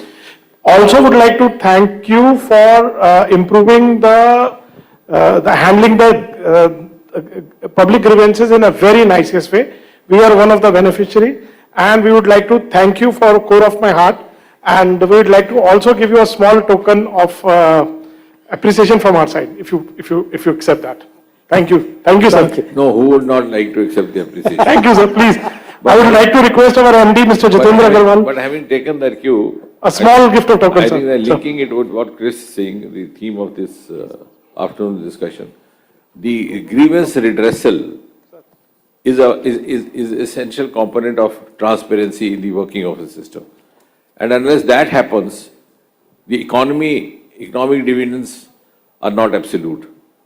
So, if you involve technology, science, innovation, all the resources, but your pilferage continues, the leakages happen, and that is where the grievance is a very important component of a governance which is liberated of corruption and which is more centricity, which has more of transparency. You will be amazed, when this government came in 2014, we used to get only 2 lakh complaints per year from all across the country. 2 lakh grievances. Today we have 20 lakh.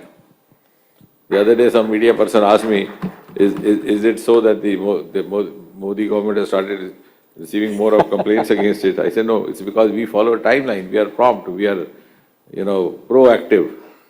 We are there. So the grievance is also filed where you look for some kind of a response. You file once, twice, thrice, and you look for somebody else. You don't keep hankering for the same person. So it's like that. वो गालिब का शेर है कि जब तवक्को ही उठ गई गालिब क्यों किसी का गिला करे कोई. तो गिला वहाँ है where you know there will be some kind of sympathy happening. So you cry before your mother, you cry before your loved one because you know कि कुछ sympathy factor मिलेगा sympathy. Otherwise, so because we are sensitive, we have shown that, we have walked the talk. Otherwise, people had virtually stopped filing grievance in the government sector. So I think all these factors, because we can't grow in isolation. As I said, integration of academia along with the governance, along with the public, it has to be an extended integration for optimum results. So the resolutions have become faster. Thank you, sir. The resolutions are faster and the response level has improved a lot. Thank you so much, sir. Thank you. So, on behalf of the entire audience here and CII, I want to thank Honorable Minister for, he was very busy with the Parliament session. In spite of that, he took time off to come here. So, thank you very much, sir. And really appreciate you patiently talking to us, addressing the audience and answering one or two questions. As you rightly said, we must make it more of a frequent occurrence rather than occasional occurrence, and we look forward to interacting with you more in the future. Thank you very much. May I request you, Mr. Gopalakrishnan, to please hand over a token of affection and appreciation to the Minister, please.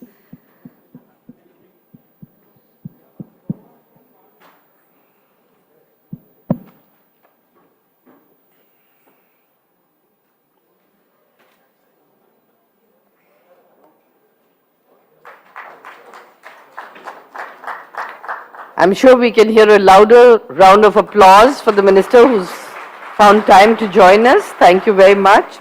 And we'll start with the next session right away. So please remain seated.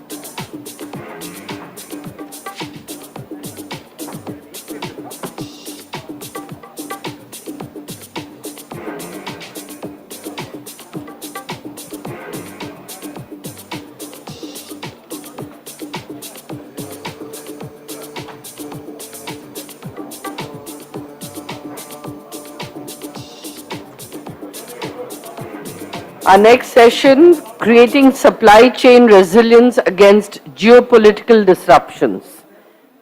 We are ready to start with the session right away, and I request all of you to please remain seated. Our speakers for the next session are going to be joining us immediately.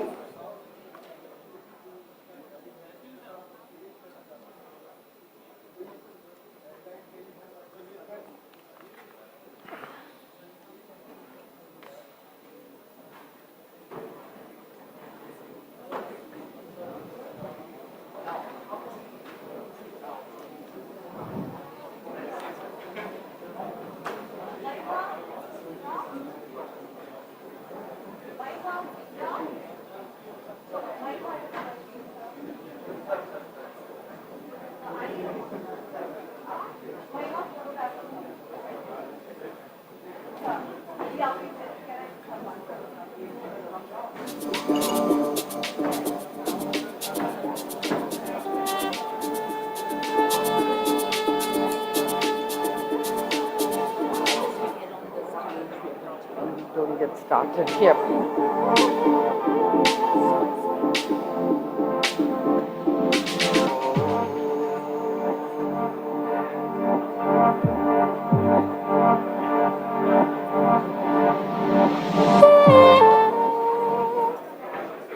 Ladies and gentlemen, as mentioned a few minutes ago, we are going to start with the session, Creating Supply Chain Resilience Against Geopolitical Disruptions. I'd like to request all of you to please settle down. We have our esteemed speakers here. Some are still joining us, and we will start with the session right away.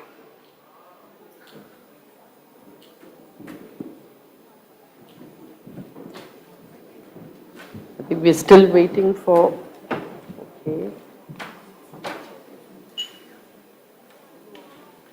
Okay, we have one more speaker joining us, and we'll probably, oh, he's right here. Yeah. Okay, great. Our session chair, Ms. Malika Srinivasan, Chair B20 India Task Force on Inclusive GVCs for Resilient Globe Trade and Investment, and Chairman and Managing Director, Tractors and Farm Equipment Limited, India, who is here with us. I would like to invite her to give the opening remarks and take this session forward. Over to you, ma'am. Wherever you are. Yeah, sure.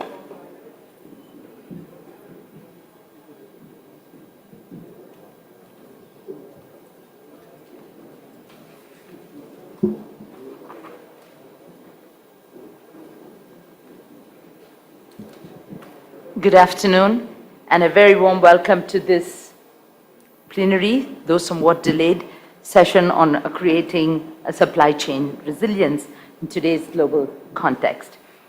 Unforeseen shocks like the pandemic and geopolitical developments have in recent years disrupted in an unprecedented way global value chains and have brought into sharp focus the importance of resilience and the need for nations to collaborate and work together in forging robust supply chains of the future. To deliberate on this topic today, we have with us from around the world an array of eminent speakers and thought leaders. Firstly, a warm welcome to Ms. Sumita Davra, Special Secretary at the Department of Promotion and of Industry and Internal Trade, Ministry of Commerce and Industry, who has rich experience in India and abroad and a deep appreciation of economic, financial, and developmental policies. Ma'am, we welcome your perspectives today. I also extend a warm welcome to all the panelists who bring to the board perspectives from Europe, Asia, the US, the Middle East, and India. Please allow me to briefly introduce our panelists. Mr. Saad Al-Khuzaim, Director, Localization and Local Content, Ministry of Energy, Saudi Arabia. Mr. Saad brings with him rich experience in the energy sector as a business manager within Saudi Aramco and as an economic researcher in OPEC, and has played an instrumental role in developing outcome scenarios for the IMO regulation on the sulfur content. We are honored to have Mr. Saad here today. Mr. Rodrigo Santos, Head of Crop Science Division and member of the Board of Management, Bayer, Germany. Mr. Rodrigo, a member of the Board of Management, also holds responsibilities for Latin America and Africa regions, and with over 25 years of experience in crop science, he brings to this discussion the very important perspective of emerging markets. Mr. Dan Bryant, my old friend, Executive Vice President, Global Public Policy and Government Affairs, Walmart, USA, a recognized leader in the field of global public policy and government affairs with experience in both private and public sectors, having served at the US Department of Justice in a variety of senior positions and in the US Congress, where he was Chief Counsel on the US House of Representatives Judiciary Committee. We thank you for your presence here today. Mr. Salil Gupte, Chairman, CII National Committee on Aerospace and President, Boeing India. Mr. Gupte, in his role as President of Boeing India, has played a key role in integrating and leading the company's work in India across its 3 business units, working on the advancing of the next generation of aerospace technologies, and serves as Chairman of the National Executive Board of the American Chamber of Commerce. Mr. Gugi Larrier, Head Stakeholder Engagement and Partnerships, Amphori, Belgium, leads Amphori's policy and advocacy on gender equality and climate change. Prior to this, he spent over 10 years working with the World Bank, where he promoted partnerships with civil society and the private sector for job creation for the youth, besides having worked for the European Commission on topics of international affairs. We welcome you. Mr. Ishwaran Subramaniam, Asia Pacific Supply Chain and Network Operations Leader, Deloitte, India. Mr. Ishwaran, a consulting partner at Deloitte, leads the supply chain practice in the Asia Pacific region with a focus on regional manufacturing strategies and global value chain initiatives across a range of industries. A familiar face to many of us, has rich experience in building resilient supply chain models for corporates. The participation of our panelists here today brings to this discussion truly multifaceted perspectives, cutting across geographies, industries, and policy-making bodies, and we look forward to hearing from each one of them. As we commence the session, a few opening remarks. And I was asked by one of the panelists prior to joining this about my views on India, and I'm therefore going to start with that. India's growth story in recent years has been indeed remarkable. Since 1991, when the first reforms were initiated, the economy has grown 12-fold, from 270 billion in 1991 to 3.2 trillion. India achieved its first trillion in 63 years, its second trillion in 7. And with all appreciation to the current government, the third in just 3 years. With the projection of 8 to 9 trillion economy, India is expected to be among the top 3 global economies by 2030. The contribution to global trade has grown strongly too. And in 2022, real GDP grew at 6.9%, surpassing the global average of 3%, and FDI has increased by 40% in the last 5 years. India is at the cusp of breakout consumption. The consumer market is projected to expand by 300% from 1.5 trillion in 2019 to approximately 6 trillion by 2030. As companies worldwide adapt their manufacturing and supply chain strategies, windows of opportunity have opened to participate in GVCs, global value chains, for a number of aspiring countries, including India, as we build a balanced yet aggressive approach to growth with trade, FDI, technology development, and skill upgradation being key elements. India's potential to become a global manufacturing hub lies in its unique combination of demand, demographics, and drive. Progressive government policies have strongly driven the Build in India opportunities. The PLI scheme with $24 billion outlay is projected to boost production by $520 billion over the next 5 years. With its thrust on renewable energy, the country aims to build infrastructure for 50 gigawatts by 2030. And with a vibrant startup ecosystem, it has attracted VCs and PEs alike. A $1.4 trillion infrastructure plan promises to transform the logistics sector. An acknowledged leader in digital capabilities, the country is moving to further build on this. India is driving the development of an ecosystem that will fully leverage opportunities in GVCs. India has positioned itself as a vital contributor to global value chains and welcomes strategic partnerships and collaborations. Over the last few years, the traditional principle that lay behind GVC architecture, that is to maximization of efficiency, has been severely challenged. The pandemic resulted in $8.5 trillion loss in GDP output over 2 years, and a further loss of $2.8 trillion is expected by end of this year. G20 import restrictions have increased from 1% of G20 trade to more than 11.2% in 2021, impacting $1.8 trillion of trade. The highest inflation rates that we've seen since the 70s and rising energy costs have fueled spiraling costs of goods and services. Semiconductor shortage has impacted the auto, consumer electronics, and telecommunication industries quite adversely. The impact caused by the shocks on the logistics sector was underestimated, and perhaps we were all underprepared for it. The logistic cost for dry bulk goods like grains increased by nearly 60%, between February and May of 22. Customs overload and shipping delivery delays impacted delivery efficiency, and freight rates increased multifold. The learnings and insights from the experience of the last few years serve as very invaluable inputs into the structure of future value chains. Perhaps the most disturbing has been the impact that disruptions in supply chains have had on food security and poverty. Between January 2020 and January 23, the UNCTAD Food Price Index rose 28%, having reached over 50% plus during the between March and July of 22. 16.4% of LDC food imported in calories was affected by export restrictions between January and March 22.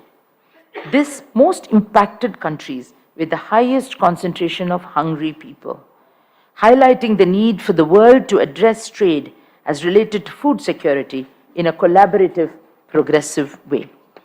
Thus challenged, governments and corporates have sought to reassess the balance between efficiency and resilience, and necessarily had to acknowledge the need for increased predictability, trust, and resilience in GVCs, thereby recalibrating, reviewing, and recasting their long-standing supply chain partnerships. Building intelligent and resilient GVCs that are risk-aware, secure, transparent, adaptive, and optimized is a clear focus for the GVCs of the future. Building such GVCs undoubtedly calls for policy action with respect to enhanced global coordination in crisis mitigation. Private sector and government both have a role to play.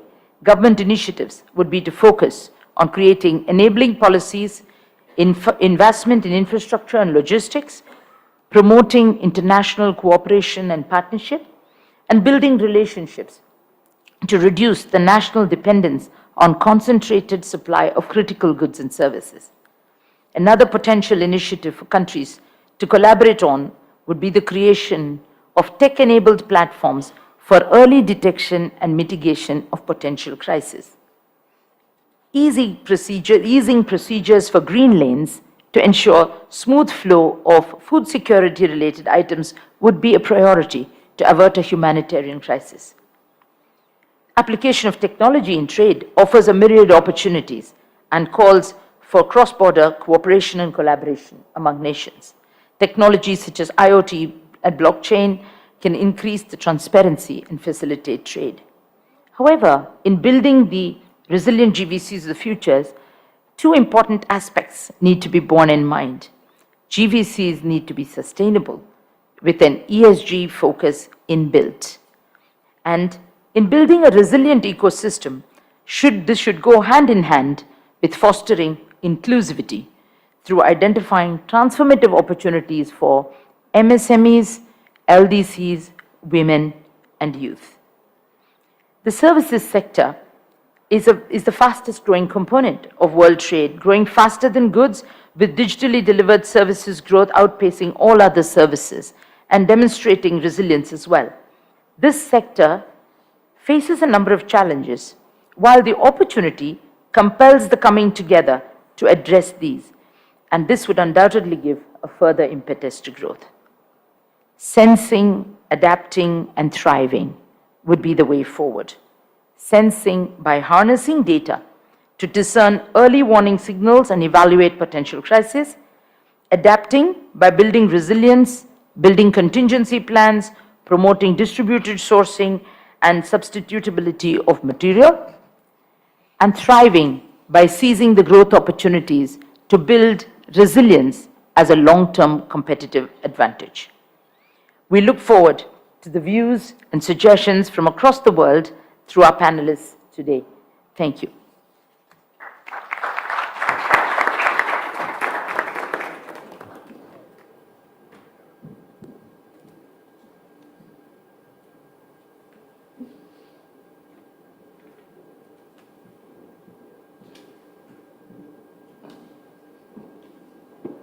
May I now request Mr. Saab to share with us his comments.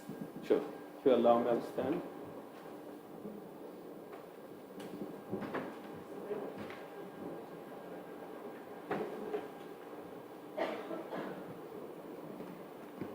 Thank you, Malika.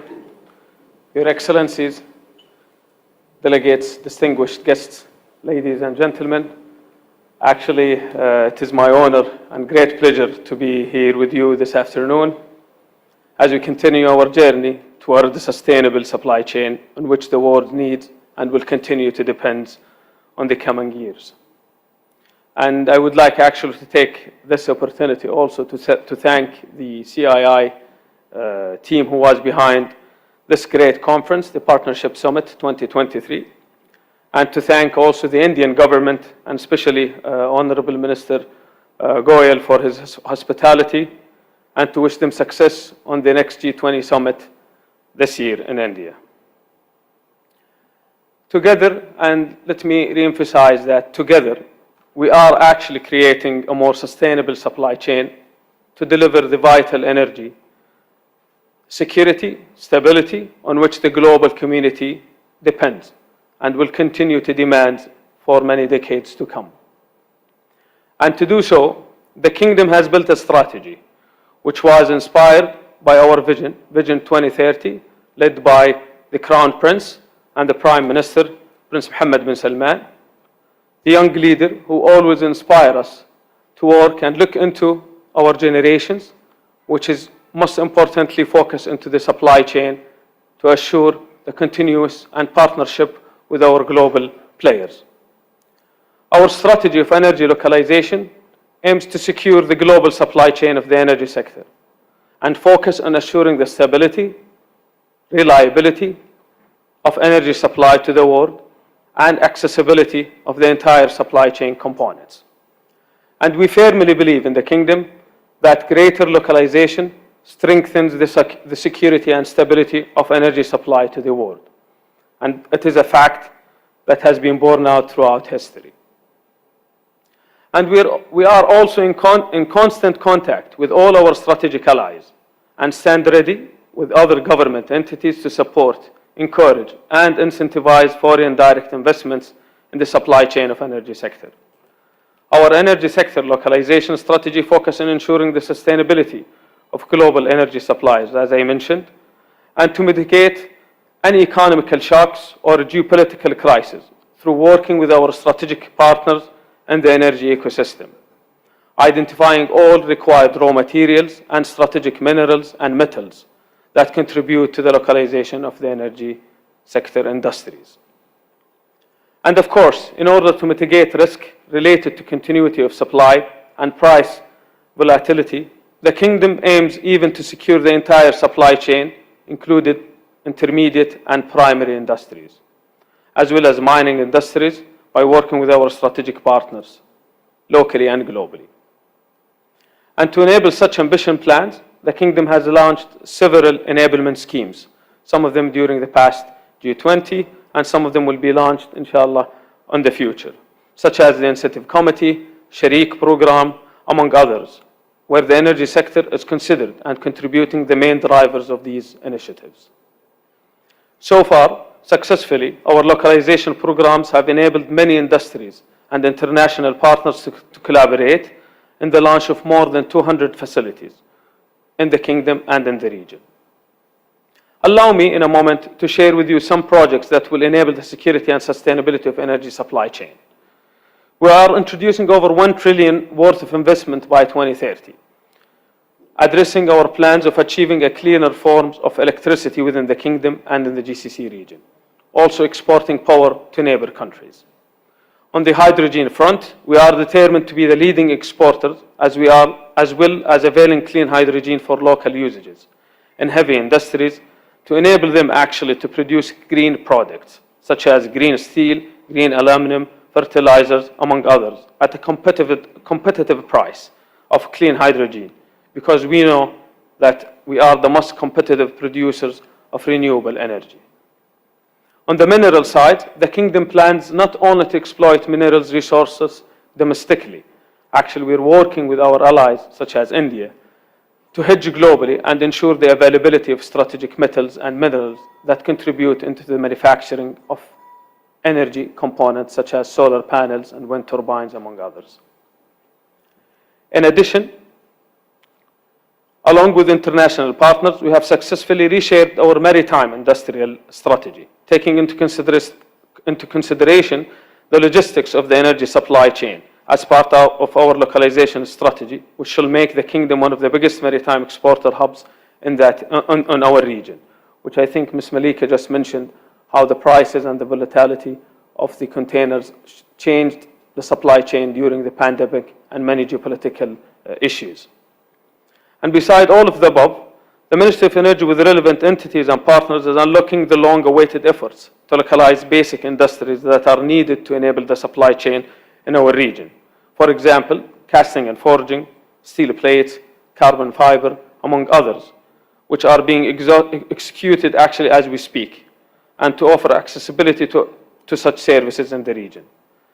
And such investments in the supply chain will be of holistic benefits of our industrial ecosystem and will create also resilience to global supply chain disruption or any economical shocks.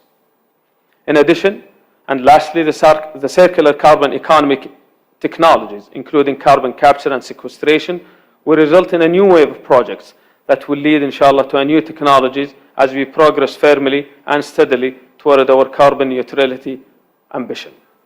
This approach is well aligned with our recently announced CCS hub in Jubail to capture and store more than 44 million tons of CO2 per year by 2035, one of the largest globally, in addition to a new waves of solution that will be introduced and address the unique regional circumstances. Excellencies, delegates, and ladies and gentlemen, I want to hammer home this message again.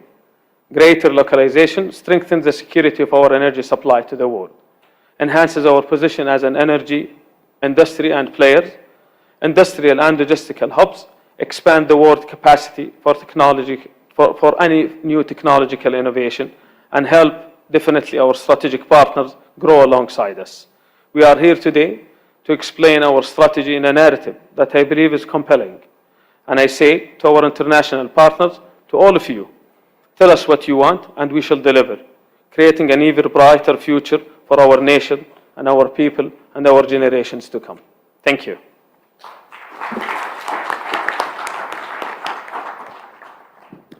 Thank you, Mr.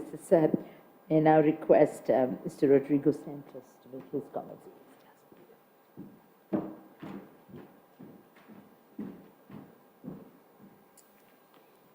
Good afternoon. Pleasure to be here with you today. Appreciate the opportunity to be on the panel here with such a diverse group.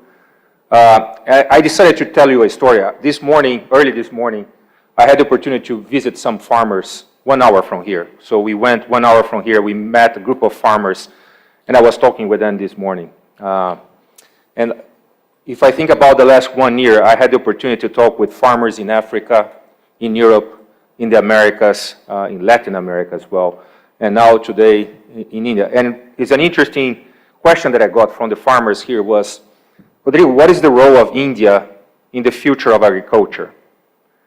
And you heard from Ms. Malika talking a little bit about the food security. So what we saw in this planet with the COVID, with the pandemic, and with the war was how the food system is fragile and is challenging. What is interesting is that when you think about the next 30 years, we're going to need to produce 80% more food than we are producing today. Let me repeat that one because I think it's a very impactful number for all of us. We need to produce 80% more food than we are producing today in less land that we are using today. That's the challenge that we have.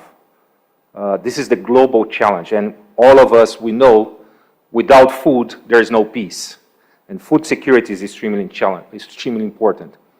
Aligned with that, at the same time that we need to produce 80% more food, we need to deal with climate change. We need to reduce dramatically the emissions, and the opportunity that we have is that agriculture is a key part of the solution for both food security and climate change at the same time. Agriculture can produce more and conserve more at the same time. And let me bring back to India here, right now, talking about that one. India has a very unique opportunity in the next years. When I travel around the world and I have those conversations and I see what's happening in this country right now, the growth of the economy, the workforce, the digital transformation, the inclusive transformation, and that's probably the most important transformation that we'll see in the next 20 years, is an inclusive transformation. What I mean with that is bringing small farmers to the equation, transforming, double the income or even more than that. So the opportunity that India has in the next 20 years is not only to supply the 1.4 billion people that lives on this country, but even beyond that, on being a major export of food. Horticulture is a great example of that on the short term, but even in the future. So when you think about food security, India has this unique opportunity. In the future of agriculture, what we're gonna see is a regenerative agriculture. What is regenerative agriculture will require science, innovation, technology to help farmers produce more at the same time they conserve more, sequestering carbon on the soil, making a major transformation on the emissions in this planet. So India has an important play on that side of the equation. Another important element is that when I think about Bayer, our company as well, we have the only active ingredient manufacturing site that we have in Asia is here in India, in Vapi. That's another element that India can play a very important role globally on the chemistry supply. That's another element that is important. But what I think is very relevant, and if I need to leave a message here to this audience, is thinking about how can we help farmers make that transformation? How we bring them to the equation and we include them, again, and I want to reinforce that, especially the small farmers, here in India or in Africa or in parts of Latin America or in different places of this planet, how we bring them to this equation to help them make this transition of producing 80% more food than we produce today in a much more resilient way, meaning conserving more, making the system more sustainable. That's one of the key elements. And we do believe, and I was talking with the farmers, as I said this morning, is that there is no other way if you don't have innovation, technology, science behind that. And it's amazing to see the digital transformation that's happening in this country, because one of the key elements to be inclusive is to be through digital transformation of agriculture as well. So with that, I just want to leave a message here. When I think about this country globally, right, and it's very important for us when I think it's already the second largest producer of egg in the planet, but not only can, again, I want to reinforce that the opportunity that resides here is not only food security for the country, but a major exporter in this planet and helping other countries being more on that equation. So with that, I also want to mention that it's a pleasure to be here, to meet with the farmers, the organization, and the different stakeholders to see the energy, the attitude, and the transformation that's going on here. So thank you very much, and hope that we can have some Q&A here as well. Thank you. Thank you. Thank you, Rodrigo. India, we're very proud in India of being able to produce enough food to feed our 1.4 billion population. And surely it's been an inclusive story because we're a country of small farms, and we've been able to bring small farmers to this level. But I think you struck a very encouraging note, because there is a big agenda ahead in further role that India can play in global agriculture and agri-products. Thank you. Thank you for those comments. Mr. Dan Bryant, over to you.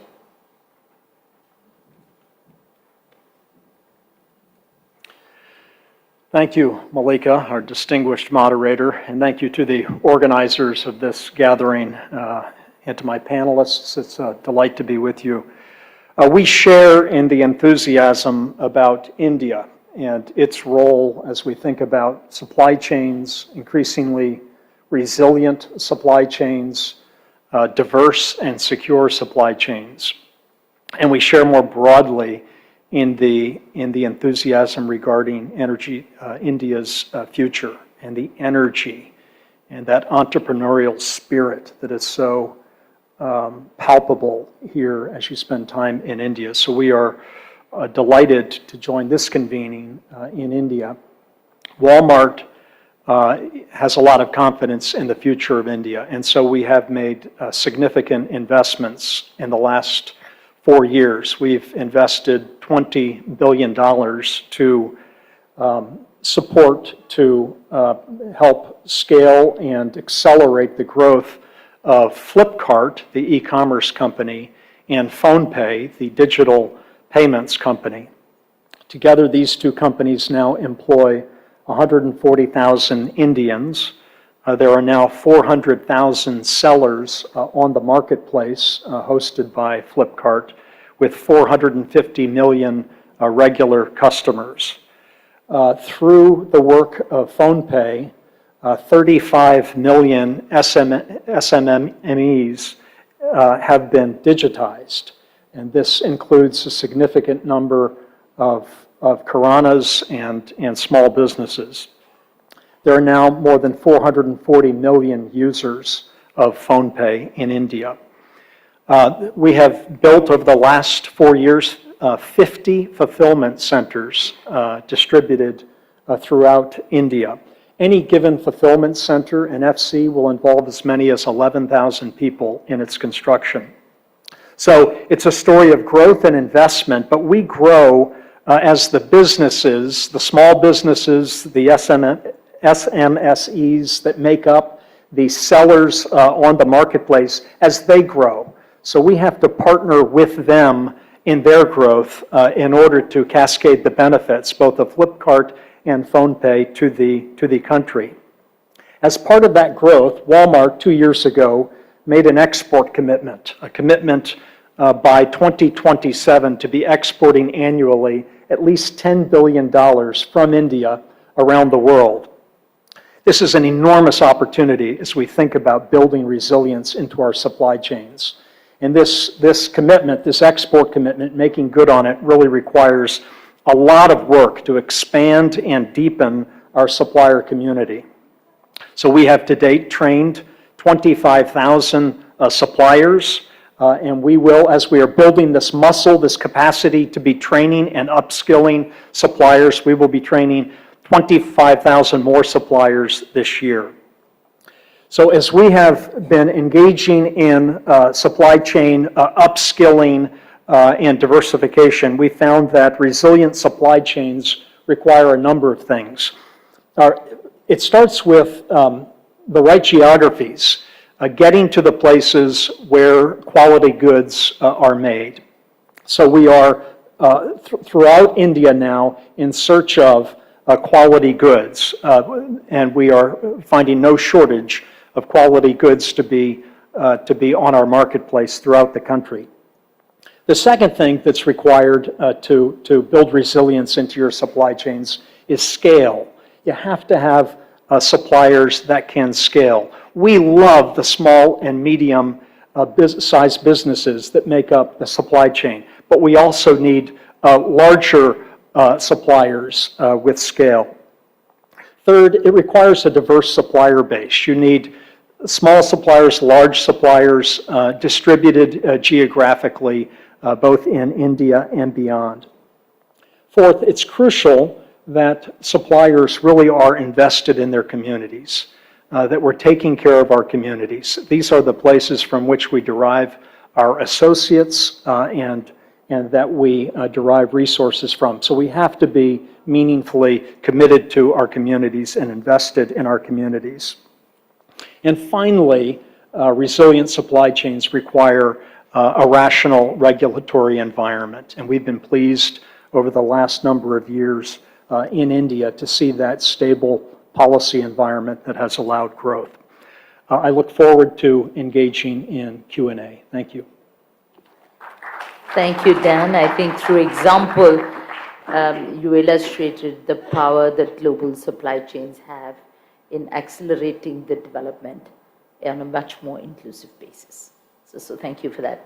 Thank you for that example, and I'm sure there'll be many questions that will be addressed to you. So let me move to Mr. Salu.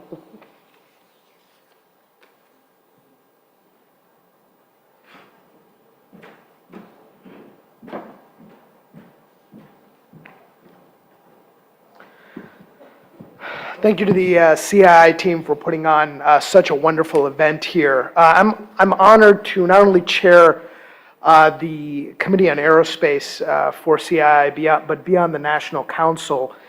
In this G20, B20 year for India, the conversation has taken on quite an urgent tone, because this is a once-in-a-lifetime opportunity for many of us in this room who are involved in global supply chains to reshape how those supply chains are organized to account for a broad diversification that takes into account the global south, developing economies, whatever you want to call it. And here's the thing.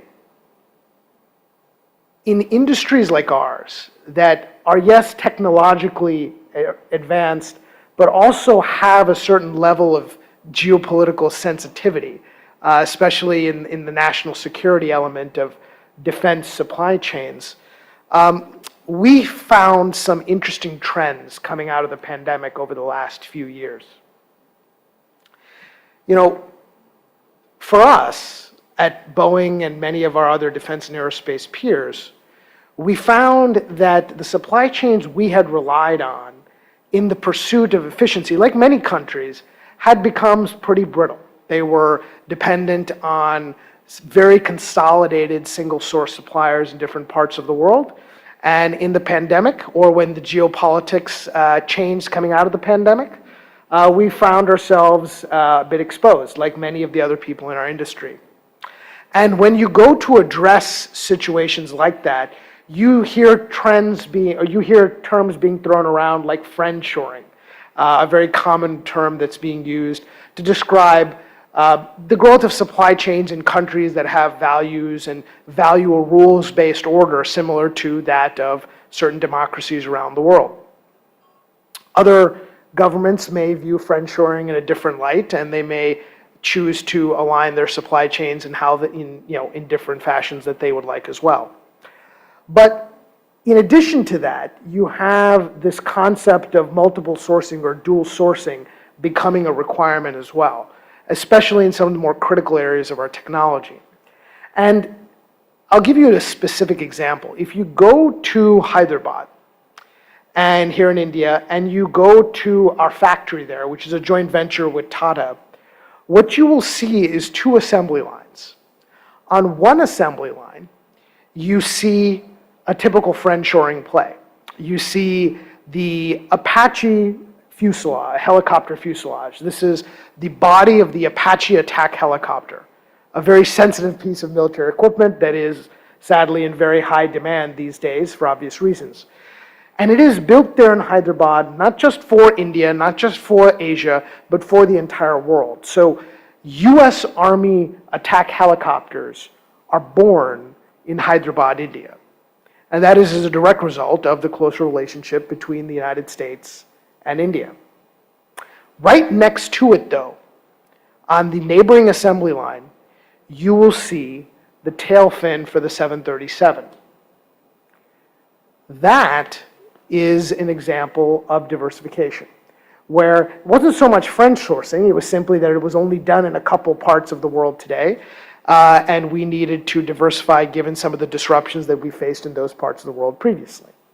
So you see examples of that trend in the same factory, and you see it happening all over our industry. But it comes at a cost, right? It comes at a cost in terms of lost efficiencies. It comes at a cost in terms of occasionally lost innovation. Where if you don't have that consolidation, what might end up happening is you don't reach the economies of scale to be able to reinvest in the next generation manufacturing technologies that you might have developed if you had a certain amount of scale. And so those are some of the challenges that we're going to have to work through as a result of those two trends. So I think those are some of the things that are happening, at least in the more geopolitically sensitive parts of the global supply chain. And those are some of the things that we're going to have to work through together to figure out how to mitigate. There is one more opportunity, though, that I'd like to talk about, and that is something that is particularly an advantage for countries like India.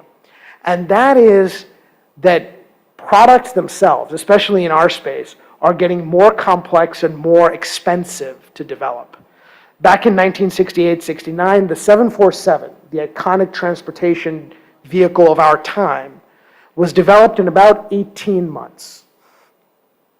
Today, developing a passenger aircraft probably takes on the order of 6 to 8 years because they're safer, they're lighter, they're far more technologically advanced. This creates an opportunity.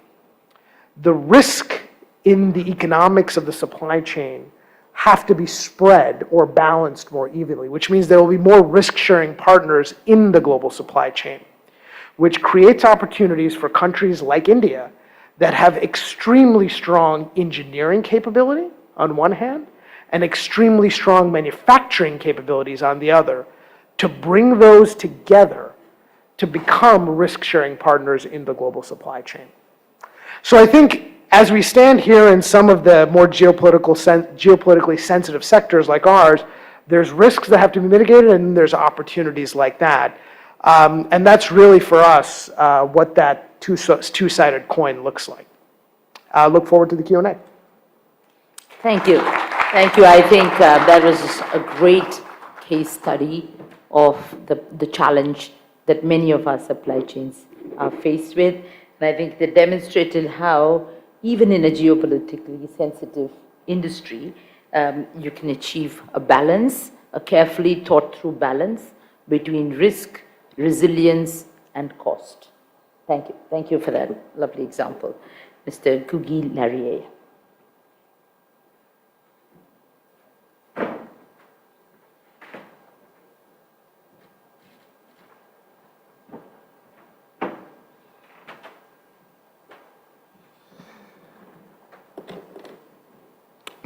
So, good afternoon. Thanks, Malika. Thanks to all of you distinguished guests for giving me the opportunity and Amphori to share our thoughts with you on this very important issue.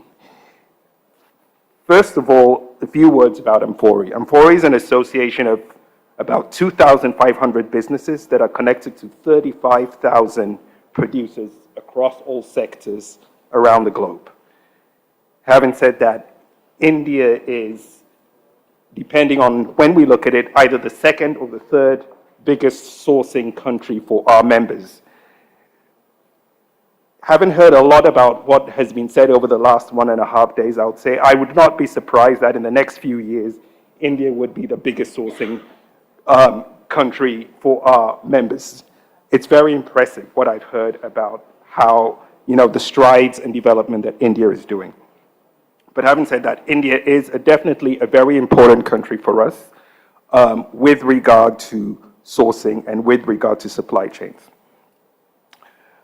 What Amphori does is that we enable companies to operate successful and responsible business by helping them improve their environmental, social, and governance performance. So ESG in their value chains through robust due diligence. We offer holistic trade, social and environmental services to improve their resilience and sustainability. It's on this basis, sustainability, that I want to focus what I'm talking about. So we're approaching resilience from a point of sustainability. First of all, we believe that resilient supply chains are those that are sustainable. Furthermore, due diligence is the key that can unlock the resilience potential.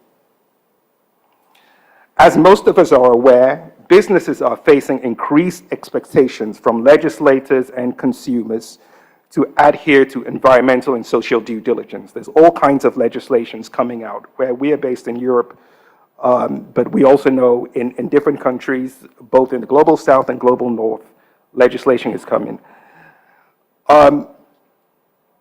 What we know is that this, you might not consider this as a typical political disruption, but what I see it is as once this legislation kicks in, it will have a disruptive force, even if you can say for good and due diligence.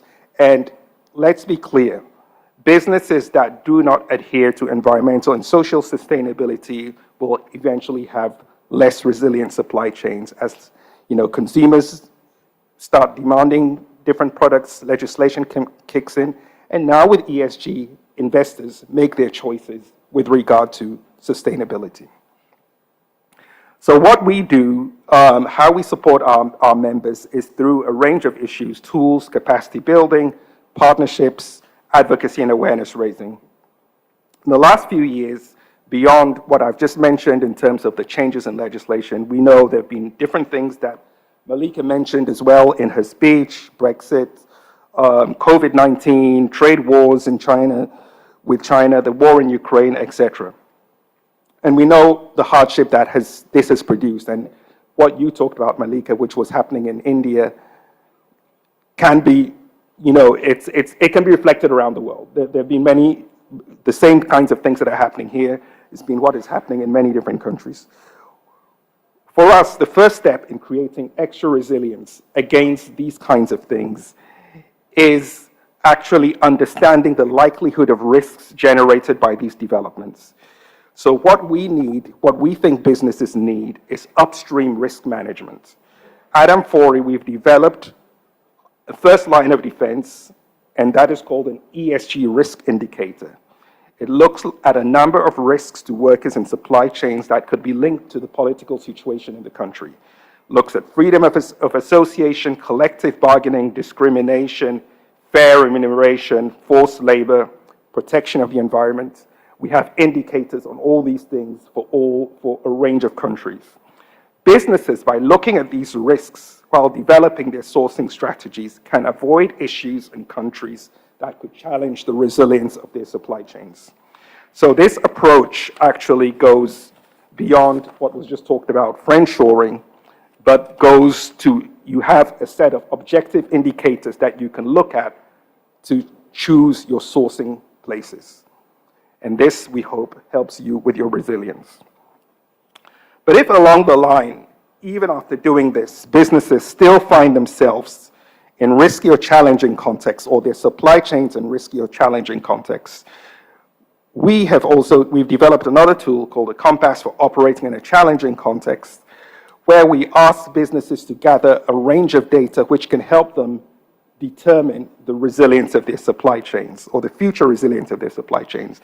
This is gathering data on the links between the business and the sectors that are linked to maybe political disruptions, looking at the nature of any unrest that is going on in the country. Is this in my sector? How does it affect my sector? Looking at your links between you and your suppliers. How many suppliers do you rely on? Is it a sole supplier? Is it several suppliers? Looking at the possibilities of unrest or disruption amongst your workers. What kinds of human rights violations are taking place? All these things are going to give you a clearer idea as to whether production will be affected.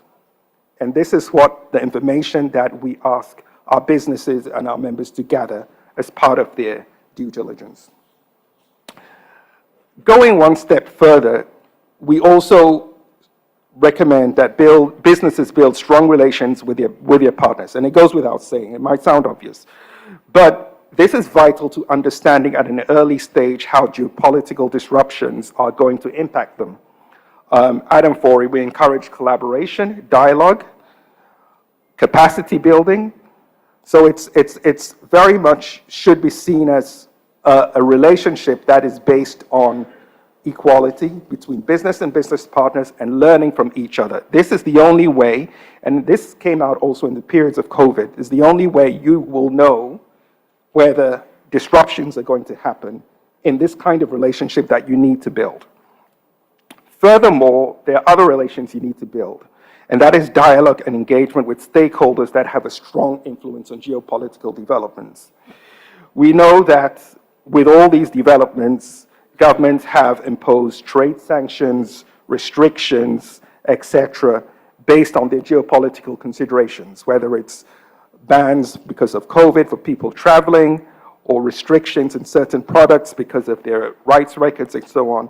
And it's important that businesses engage with these stakeholders to better understand where they're going with this. At Amphori, what we do on behalf of our members is engage with these actors And this is governmental actors, where we're based in the EU, a constant dialogue with them about what they're going to do with regard to restrictions. But we also engage with civil society actors who very often are pushing for sanctions, restrictions, whether it be on cotton or whatever. This is going to help businesses understand whether, there are going to be restrictions and so on. And lastly, the last point I'll make, which I think is really important, is also supporting workers in the supply chain. We know that a lot of geopolitical disruptions have had impacts on workers, falling wages, and I can think of a number of countries not so far away from this region where, because of falling wages due to geopolitical disruptions, workers have stopped going to factories, production has fallen, etc. Now, it's very important that businesses continue and ask their business partners to pay a fair wage. This is going to help them. We know that very often with geopolitical disruptions, it becomes too dangerous to even go to the factory. How you support your workers in dealing with these issues is also going to help the resilience of the supply chains. And the one point I would make, and we've had a few presentations both yesterday and today on gender, I think it's really important here. Depending on the industry, a lot of our businesses are in the textile industry. Now, 70% of the workers in the textile industry in the supply chains are female. They are women are most vulnerable to a lot of the issues that come from geopolitical disruptions, whether it's violence, etc. So what you do in supporting workers should be gender responsive. So to sum up, basically the points that we suggest with regard to creating resilience in supply chains would be to advance sustainability and due diligence in supply chains. This is a central objective, to understand the risks upstream and in real time in your supply chain, to build strong relations and dialogue with your partners so you can understand the challenges they're facing, to engage with governmental and civil society stakeholders so you can understand where they're going with their restrictions and sanctions and advise your businesses accordingly, and to support workers in the supply chains in a gender-responsive way to ensure that they can continue the production that you require to make your supply chain resilient. Thank you.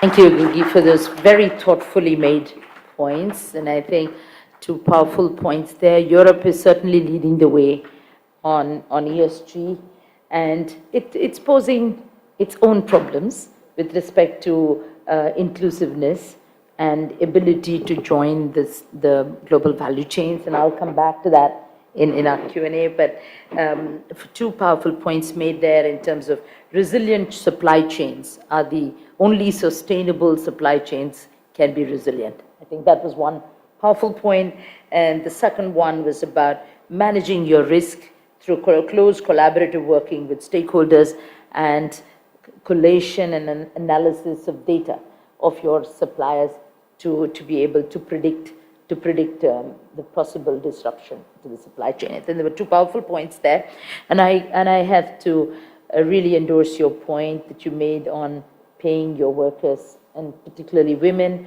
Women suffered the most, including in this country, in terms of loss of jobs when supply chains got disrupted. But I'd like to expand your thought a step further to say there were also some outstanding examples of global companies that supported not just its workers, but also supported its downstream distribution partners. And those companies were the most resilient when it came back to getting into business. So I think it goes all the way across in terms of supporting that. So thank you for those, for the very thoughtful comments. Thank you, Mr. Ishwaran. Over to you. Distinguished guests on the dais, ladies and gentlemen, thank you for the time and for some fantastic points from all of you, over the last hour or so. I was just trying to look at quantifying as to what the requirement for resilience is from geopolitical disruption. So you think of the global GDP at around $100+ billion. And I think the start of the session, the moderator mentioned about 2.8 billion loss because of the very recent geopolitical disruptions, which means about roughly about 2.8% or 2.7% of the GDP lost. And this year, we are looking at a global GDP growth of about 2.8%. So collectively, 8 billion of us globally have lost a year of growth, right? And therefore, I think somewhere we start discussing as to why resilience is important and why we should really have a cost to resilience. Fundamentally, you can look at it in the context of having 8 billion of us having lost a year from GDP. So that's possibly point number one that can be relevant. The second thing, I think what was mentioned was the UNCTAD commodity price index. We spoke about between November 2020, so middle of the pandemic, right? November 2020 to date, the index has gone up by about 28%. And if you had taken about 4-5 months back, it was about 55-56% in terms of the commodity price increase. A lot of us have been feeling pretty happy that there is a little bit of softening which is happening.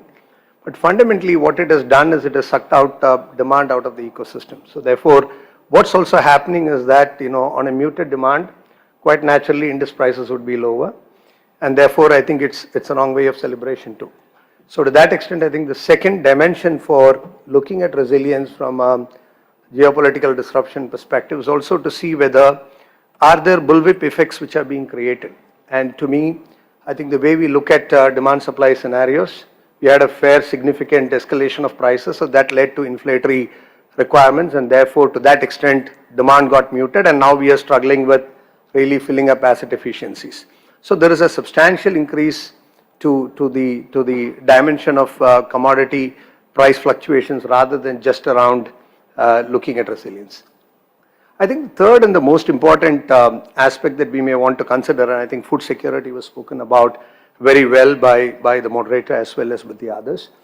I think one of the most important things that you should know from the European crisis is that it actually had about 12%, or I would say about 12 to 15%, depending on how you count it, of all calories which were traded. So to that extent, I think the world had a calorie, and therefore the wellness impact on individuals was much higher than what was anticipated from the crisis. We always spoke about commodities, metals, how the semiconductors were impacted, how, let's say, wheat was impacted, but more important, I think calories were impacted. And therefore, going back to one of the points which was said around LDCs, I think the whole bullwhip impact of all these things is the fact that we don't have an inclusive GVC which can therefore be created. We would therefore have GVCs which are actually directed towards the most profitable, GVCs which are directed towards the most affordable situations, because you just have only so much to deal with. So to that extent, I think there are about 3 major dimensions that you may want to consider when you start thinking about resilience. And when I say you, I mean us as individual corporates as well as representatives of the government. So these are 3 possible areas that we may really need to think about. When you start looking at how we may want to think about addressing them, there are 3 or 4 things. I think a lot of spoken about visibility, right? End-to-end visibility is fundamentally a challenge because really, by the time you predict and by the time it actually happens, the happening has passed and then the prediction happens. So to that extent, I think you're really struggling with a lot of postmortem rather than really looking at what can happen into the future. That's primarily because you don't share a lot of interoperable data. And to that extent, a good solution for us to look at would be how we can really take Industry 4.0 into Trade 4.0 and bring Trade 4.0 into the realms of our countries and our businesses. So that's possibly point number 1 that we may need to look at. The second is a lot about collaboration that we discussed, right? Beyond visibility, we also need collaboration to talk about. So therefore, collaboration is possibly the second big thing that we really need to look at. How it can even be country pairs, or it can even be regional pairs, or to that extent a global value chain pair that we may need to create. So that's the second one that we may really need to think about and start really looking at the dimension of collaboration. And the third one that we may want to really look at is also around how do we really look at flexibility. I think some of the dimensions of loss of growth that we spoke about and some of the dimensions around, let's say, the inclusiveness which have been impacted, has a big implication around how do we really want to look at flexibility. And I think, Dr. Srinivasan mentioned about really looking at GVCs driving efficiencies, right? So therefore, asset efficiency in a situation like this becomes very important, both for countries as well as for companies. And therefore, the right balance between looking at efficiency of assets and potential loss of opportunities to drive the marketplace is really where the big solutions would lie. And therefore, a lot of scenario-related planning that countries and therefore the larger B20, G20 ecosystem may have to do. So those are possibly some of the areas that we may want to really focus on. And, coming quickly to an India perspective, maybe 10 seconds, I think if you really look at some of the dimensions that are impacting India, a lot was said. Salil mentioned a lot about how a combination of both distributed sourcing as well as friendshoring is really helping the entire operating model. If you look at it, the operating models have gone really beyond the traditional methods in which we look at, where to source and how much to source, etc. So factor conditions becoming very relevant. Think of semiconductors and think of India. The top 3 parameters by way of factor conditions, which is really humidity, precipitation and wind speed of those countries, and most of India is the same. So while we think about water and electricity as being 2 parameters, there are a lot of factor conditions which are very, very relevant, right? You have the same precipitation index 40 to 50, you have the humidity, same 1 to 2% precipitation, same wind speed 13 to 15 kilometers per hour. So a lot of things which can help us to also look at dimensions beyond the traditional models is what we may want to look at. So look at these things, and I think a very relevant topic for us, and think of it as 1 year that we can save if we really look at disruptions from being addressed by resilience. So thank you so much. Thank you. Thank you for stressing LDC's role of Trade 4.0, regional collaborations, building in flexibility through innovative approaches.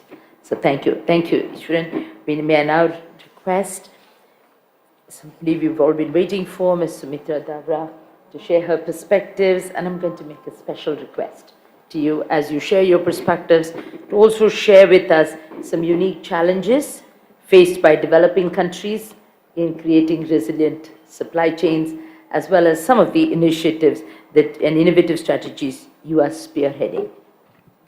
Thank you very much, and a very good evening. It's been a very interesting hour or so, and we've heard a lot of views, whether it be on the India growth story or the manufacturing engineering capabilities in Hyderabad, India, which Boeing has spoken about, sourcing from India, building security in the supply chains, and so on. It's been a very enriching conversation so far. I'm, of course, very happy, honored, and privileged to be standing here before all of you. The Partnership Summit is a great platform for us all to get together, put our ideas and suggestions together on building new collaborations, new partnerships. And as we speak about supply chains, building more resilient supply chains, to borrow a sentence from a speaker before me, supply chains which are resilient, diverse, and secure. How do we do that? Along with the supply chains also come the value chain. How do we integrate better with the global value chains? As a developing nation, we see a great opportunity in building resilient supply chains and integrating with the value chains, global value chains. This is a key driver for growth, and it gives a lot of opportunities to countries such as us for not just building the supply chains, the opportunities for growth and employment, but also going into transcending into higher value chains and leapfrogging development. However, we've seen a lot of challenges, and they've been spoken about, whether it be COVID or it be the geopolitical disruptions. There are also challenges in terms of a global slowdown in growth, currency fluctuations. It could be changes in policies of the importing countries. These are all challenges before us as we talk about building as we talk about the need for building resilient supply chains. What exactly do we mean when we talk about supply chains? It's the entire spectrum of movement, as I understand, from raw material providers to the manufacturers, and this involves a lot of services. They could be services of skilled labor, transporters, and then from the manufacturer to the distributor, to the markets, to the consumers. The consumers could be domestic, they could be abroad. And as we move along the supply chains, naturally we would like to move up the value chain as well, bring more value to the various services and processes which are part of the supply chain. And that is how we aspire to grow. So what are we doing here? We have raw material which we may have been exporting, but now we see the need to localize manufacturing. We have a great strength in terms of our local domestic market. It propels growth. It's a growth driver, the local market, domestic consumption. Hence, it's important that we localize manufacturing and add value to the supply chain within the country. As the raw material moves from the mineral areas or wherever the raw material is to the manufacturing part of the supply chain, localizing manufacturing, building value within the country, employment opportunities for our people, and then moving manufacturing to the markets, which, as I said, our local domestic market is a growth driver. We have huge consumption base and, of course, exports. The services which go with this entire process. Hence, we have programs such as Make in India, Atmanirbhar Bharat, with the idea of localizing manufacturing, both for India and for the world. We've heard about the production-linked incentive scheme many times. It has been introduced in 14 strategic sectors by the Government of India in the last 2 years or so to create global champions in manufacturing. These are the manufacturers who bring cutting-edge technology. They are the ones who help build scale, and scale was also something talked about. This brings more competitive business environment, competitive goods which can meet global standards. The production-linked incentive, as we see, has an investment of $26 billion and more, budgeted investment from the government side in terms of incentive. And it's expected to create a manufacturing ecosystem of more than $400 billion in the next few years. We've already started seeing very encouraging results in large-scale manufacturing of electronics, in food processing, in pharma, in telecom, and in white goods, to name a few, where investments, production, sales, and employment have been impressive. So this is the manufacturing part of building resilient supply chains. But production is not the only aspect of building resilient supply chains, as I understand. It also involves infrastructure, putting the right roads, the right connectivity. We heard Walmart talking about sourcing from various places in India. They would like to source more efficiently. They spoke about exporting. They would like to export in a more cost-effective manner. So what are we doing there about infrastructure? We know the capex push which the Government of India has given to infrastructure. Most recently in the union budget, most union budget, there has been an increase in infrastructure spending, whether it be on rails or other aspects. We have also in place a mechanism which is called the Prime Minister's Gati Shakti National Master Plan. What is the Prime Minister's Gati Shakti National Master Plan? It's a digital GIS-enabled portal which brings together the infrastructure pan-India, whether it is roads, rails, telecom infrastructure, power lines, or airports, or ports, or inland waterways. It brings together areas of raw material, whether it be coal, iron ore, natural resources, wildlife sanctuaries, social sector assets, schools, Anganwadis. And why? So that we plan the infrastructure better. We have a comprehensive and holistic approach to planning infrastructure so that when we build a road, we don't overlook its connectivity to the economic nodes, the economic townships, or the agriculture producing areas, the agriculture market yards. We bring about last mile connectivity. We may have a manufacturing area or a special economic zone where there is a last mile connectivity issue. Connecting all manufacturing areas to the markets through road, through rail, to the ports in a multimodal manner so that we do not duplicate infrastructure. A road, a state highway connecting to the national highways connecting to rail, rail connecting to ports, roads connecting to airports, and so on.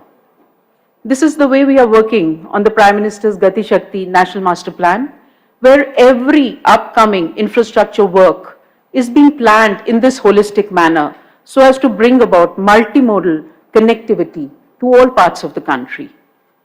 There have been good results which have already started coming in, whether it be railways, which is planning movement of coal through both rail and ports. Coal moving from, let's say, Talcher to the port in Paradeep, all the way down south to Tamil Nadu, where again on rail, it goes to the local thermal plants. That is how we are powering the growth story through multimodal connectivity of infrastructure. Now again, infrastructure is not the only thing which will bring resilient supply chains. You will need good services, logistics related services.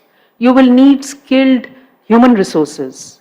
You will need to resolve the issues which come to you from, as Malika ji mentioned in her opening remarks, customs or GST related, or at the ports, turnaround time for the containers, which should be more efficient, dwelling time for ships at the ports should be less. That's how you bring logistics efficiency. That's how you bring down logistics cost. That's how you make your country more attractive as an investment destination. That's how you attract more and more investments, both domestic and foreign, and you build resilient supply chains. So we are walking the talk. For last mile connectivity alone, in the recent most budget, 100 last mile connectivity projects which were identified on the Prime Minister's Gati Shakti portal have been sanctioned, allocated 75,000 crore rupees. We are putting money where it is needed. We also have the national logistics policy in place. We've put together a services improvement group which is interministerial. It includes our colleagues from customs, from EXIM side, the DGFT, Director General of Foreign Trade, and all the infrastructure ministries, so that we can address and resolve issues which are raised by business associations on the portal. We have a portal, e-logs. They raise their issues which are related to logistics. We sit and we address them. So manufacturing, infrastructure, logistics related services, still it's not enough to build resilient supply chains. So what do? You look at R&D, you look at innovation, you look at building a pool of local suppliers, you look at bringing in new technologies, and what are we doing there? We are also bringing about a competitive business environment, as you are aware, ease of doing business, reducing compliance burden. We have the national single window system in place where businesses can apply for clearances at one place. They don't have to go to 30, 40 different offices. There is a time-bound process. It can be tracked on the single window. We also have a mechanism to fast-track investments. So while we are building a competitive environment where technology and R&D is concerned, that is also being strengthened and it is producing results. If you see in the pharma sector, the R&D centers which have come in, the MNC collaborations with the Indian pharma companies, all this shows the upward movement in R&D in pharma. India, the vaccine capital of the world. It didn't happen because we didn't have the technology. We had the technology. We had the local ability. We had the competence. We could scale up quickly. We met the challenges of COVID. You look at IT. we are powering a semiconductor engineering manufacturing in the country through the design-linked incentive program. India has proven itself in the world of IT, and I need not say more there, as all of us are quite aware that India is the cradle of IT, and our very competent engineers and software personnel are working all over the world. Auto parts, we are producing and exporting to Europe today. Electronics in mobiles, from a net importer, we are a net exporter today of mobile phones. We are moving up the value chain in a phase-wise manner. Just to give a few examples, our startup ecosystem, one of the biggest, most impressive startup ecosystems in the world. We have more than 60 unicorns, 20 of them added just in the last 1 year. We have more than 90,000 registered startups from newer sectors, newer geographies, bringing solutions to various challenges, whether they be in logistics or they be in manufacturing or various other areas. There is much to celebrate in the startup ecosystem as it plugs into powering economic growth in the country. While building resilient supply chains, there is also a lot to be contributed by the MSME, where their greater participation, greater quality, their competitiveness is very important for them to partner with the bigger companies and supply to them the ancillaries and different parts which go into manufacturing, bringing supply chains, collaborations strongly. I wanted to share some of these ideas with all of you, and I look forward to the report from the Partnership Summit and the ideas which will come from all of you for building stronger partnerships and taking collective action as we go forward, building supply chain resilience against geopolitical disruptions in the country and in the world. Thank you very much for this opportunity. Thank you. Thank you, Ms. Navra. Thank you for a very clear and detailed elucidation of all the initiatives that the government is taking towards building in a very holistic way an ecosystem in the country that will enable us to participate more comprehensively and in a value-added way into the global value chains. Thank you. I think it's very heartening to see that we have, nations have started addressing resilience through very different ways. We started with an example from the kingdom, where we started with a very holistic approach to building energy security, and we ended the conversation with another example of a more complex environment, perhaps, and the many aspects that have to be put into the planning process. I know all of you have so many questions, but I also see that the door has been opening and closing. I think they're telling us that the next session is due, and we're perhaps overshooting our limit, but nevertheless, there were too many interesting points, so I have requested CII to give us the opportunity to do at least one quick rapid fire round. So 2-3 quick questions. Yes, as I said, rapid fire. Whoever gets up goes first. Go, yes, please. Can I say ladies first? Yeah, go ahead.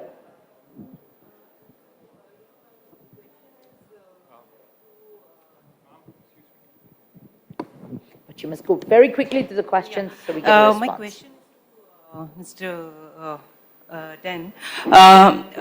Actually, we are a young German company in terms of, as a startup on the side of AI and automation. And we are also working on the side of circular economy and sustainability technology, Industry 4.0 solutions. My question is this, that, how as being a young startup, we can collaborate, and how the system of the Walmart ecosystem works on the side of partnership ecosystem? Great question. Let's you and me follow up immediately afterwards. We would love to learn more about what you're doing. We are being strengthened immeasurably by small, medium-sized tech startups. So we'd love to learn more about what you're doing and think about how we might partner. Thank you, sir. Yep.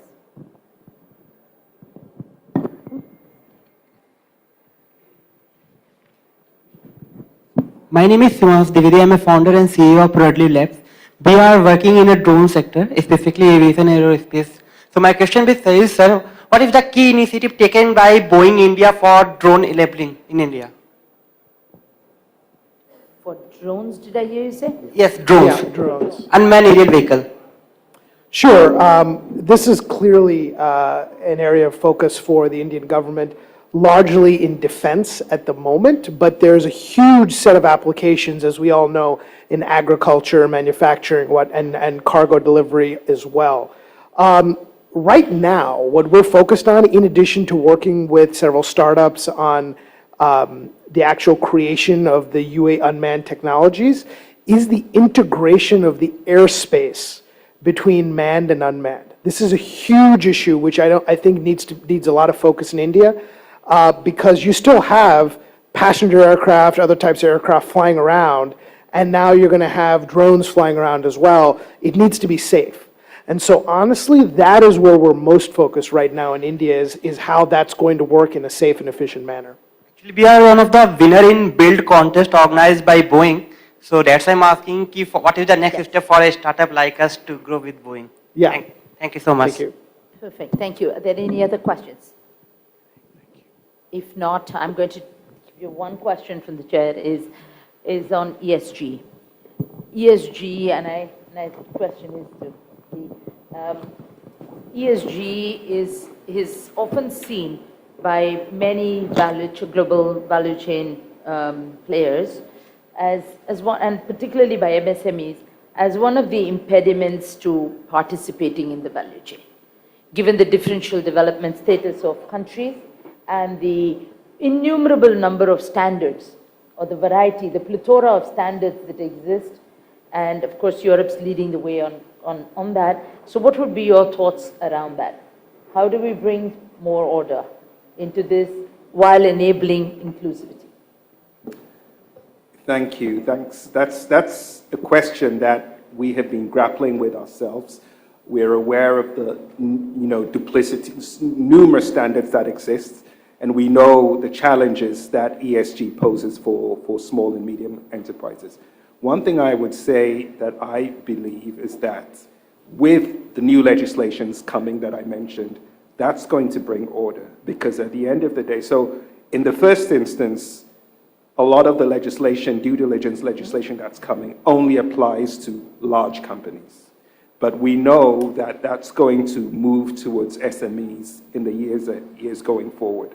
So my point is that asking SMEs to follow ESG requirements is only a preparation for what they're going to face in the future.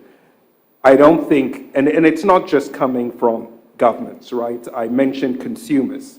Consumer demands are changing. Investors' demands are changing.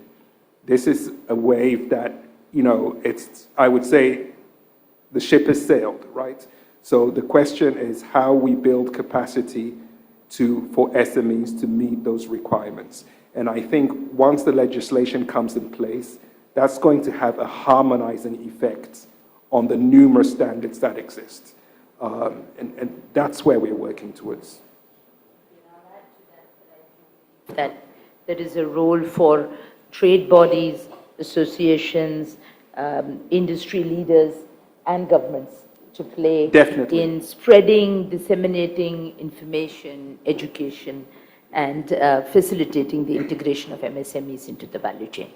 So with that, let me bring this without much ado, say a big thank you to everybody, all our panelists, to our keynote speaker, to the participants. Thank you all. Thank you very much. That was a very, very engaging discussion. Thank you. Thank you so much. Ms. Malika Srinivasan, I'd like to request you to just hand over a token of appreciation to all our panelists, please. We have it right there. Yeah.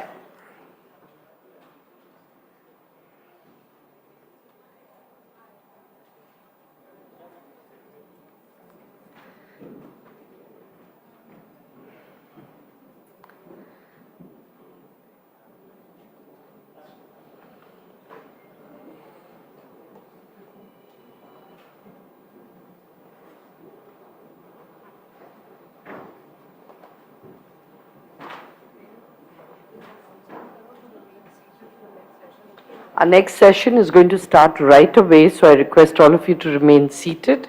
The next session is on the G20 and the state of the world, how to play a constructive role. I'm sure you'll find it very interesting. Please do remain in the hall. May I ask Mr. Salil Gupte to hand over one of the gifts to our session chair today. And thank you.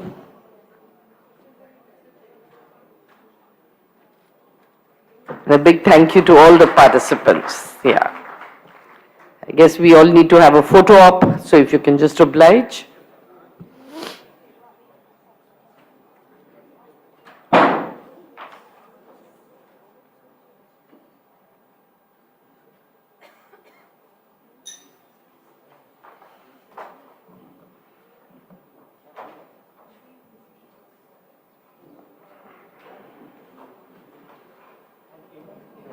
Yes. And one final round of applause for our speakers for this session. And like I said, please remain seated. We're going to start with the next session right away. Thank you very well. Yes.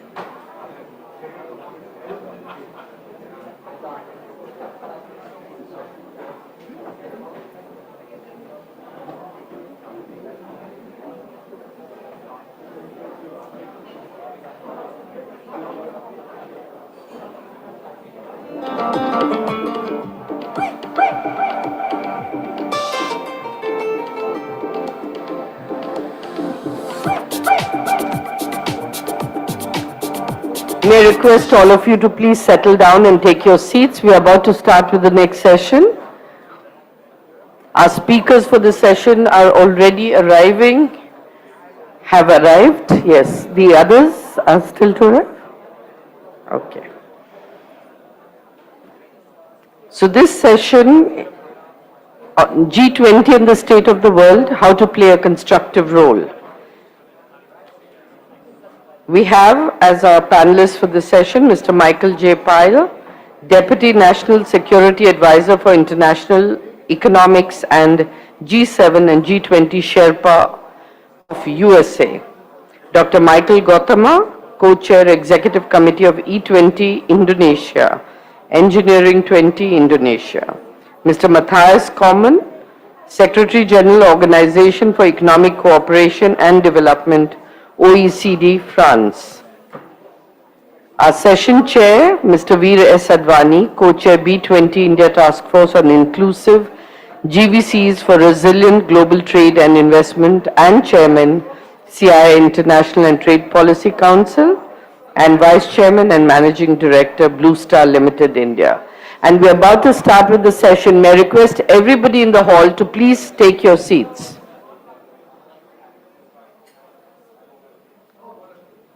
May I request my colleagues to kindly guide everybody to please come up front and sit down.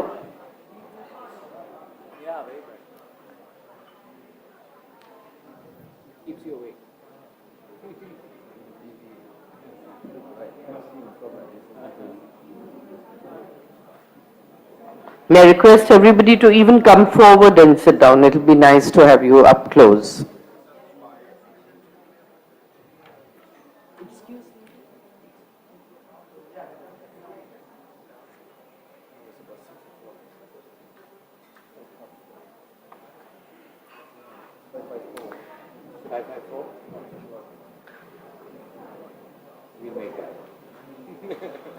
I'd now like to invite Mr. V. Radvani to kindly give his opening remarks and take the session forward.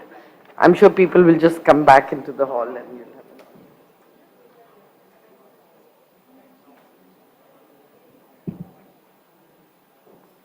So good evening, everyone. I'm going to get started because we're running quite late and I know it's been a long day for everyone. So good evening and welcome to you all. I'm indeed delighted to welcome you to this session on G20 and the state of the world, how to play a constructive role. I'm privileged to welcome Mr. Michael J. Pyle, Deputy National Security Advisor for International Economics and the G7 and G20 Sherpa of the United States. Mr. Pyle most recently served as a Chief Economic Advisor to Vice President Harris.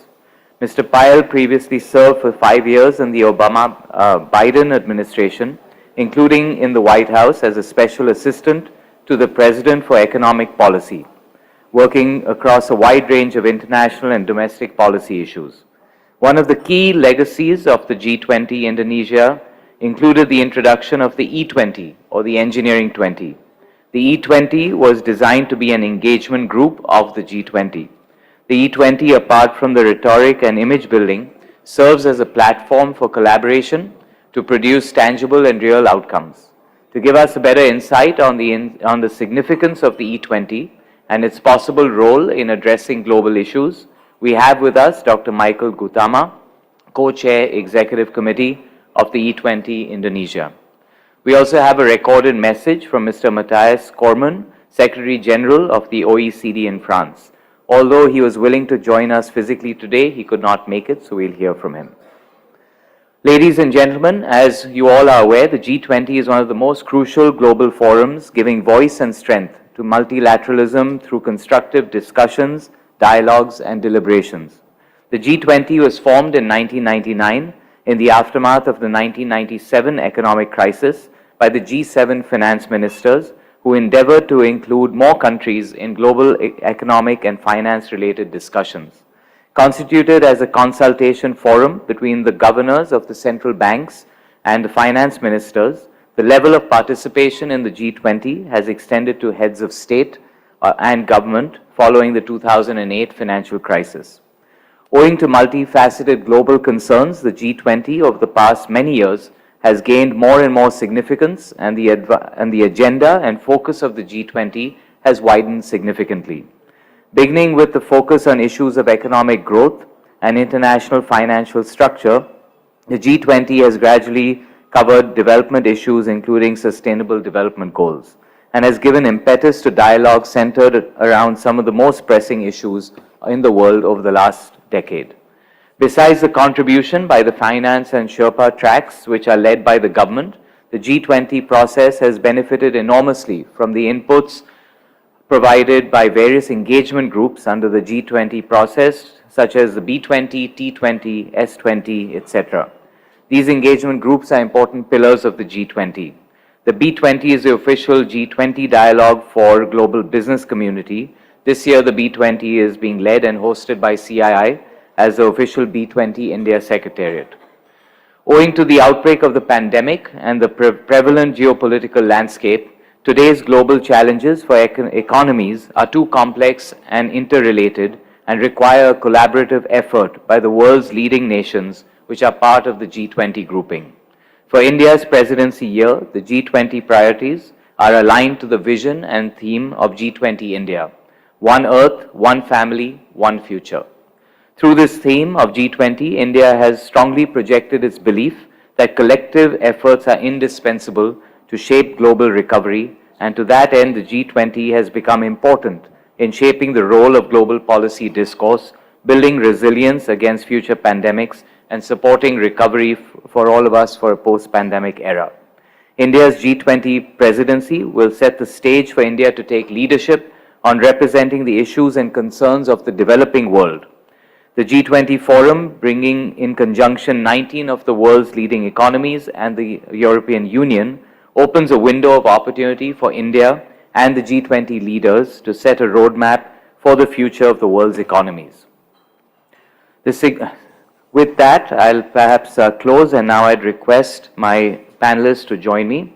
May I first request Mr. Michael J. Pyle, Deputy National Security Advisor for the International Economics and the G7 and G20 Sherpa of the United States to give the keynote address from the US. Over to you, Michael. Thank you so much. If you could just just give us a second, we're not able to hear you. Could you try again, please, Mr. Pyle? Absolutely. Can you hear me now? Still not able to hear you. My technical folks are going to try and rescue us from this.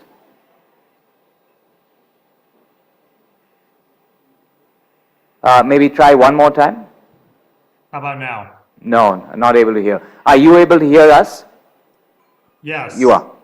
Okay. We'll give it a minute, otherwise we'll may need to come back to you. Thank you.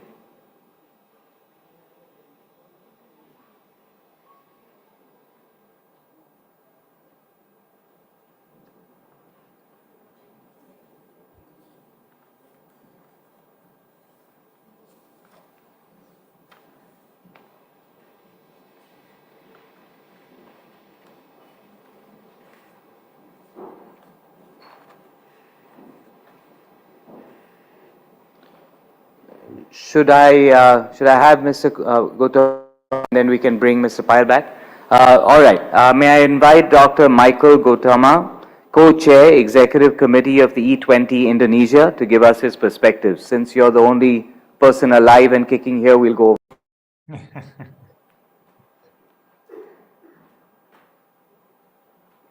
Thank you, Mr. Avani.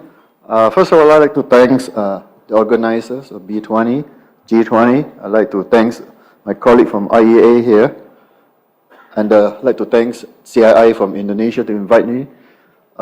It's an honor to be here.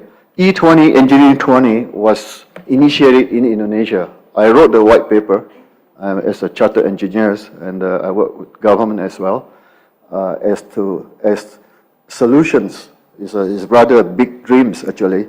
If we look at 1935 or so, human life is short because of diseases.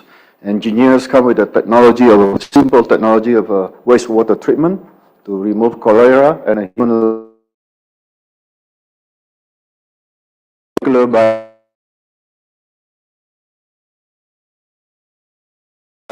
today would cost less than 1,000, a million times factor down. It's all our engineering inventions. And it's about time engineers to stand up, to come up from kitchen to be leaders. So the concept of leaders engineers is started in Indonesia with full support from Indonesian government.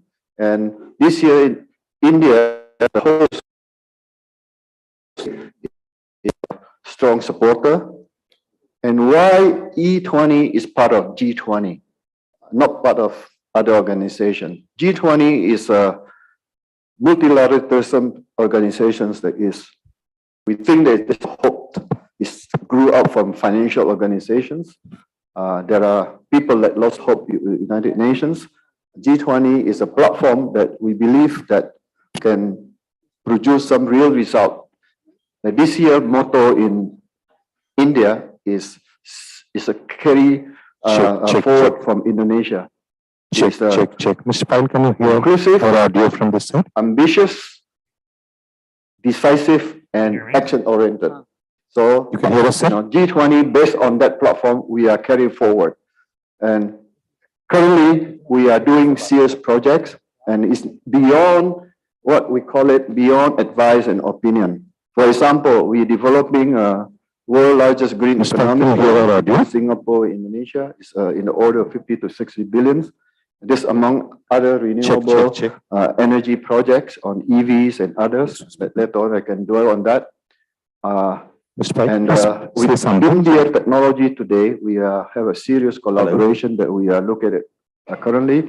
And this platform actually is to deal with the issue of many aspects, from climate change, medical conditions, medical challenges, healthcare, and education, health tech. So I think I'll stop with that, Mr. Avani, and we will deal a lot later on the dialogue. Thank you.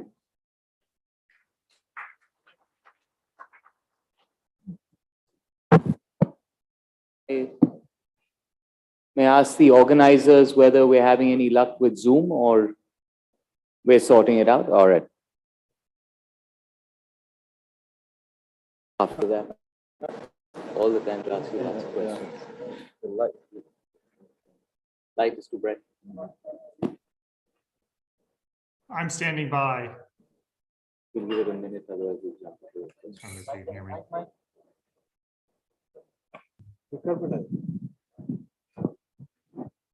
अभी आ रहा है money देख दूसरे वाले पे zoom पे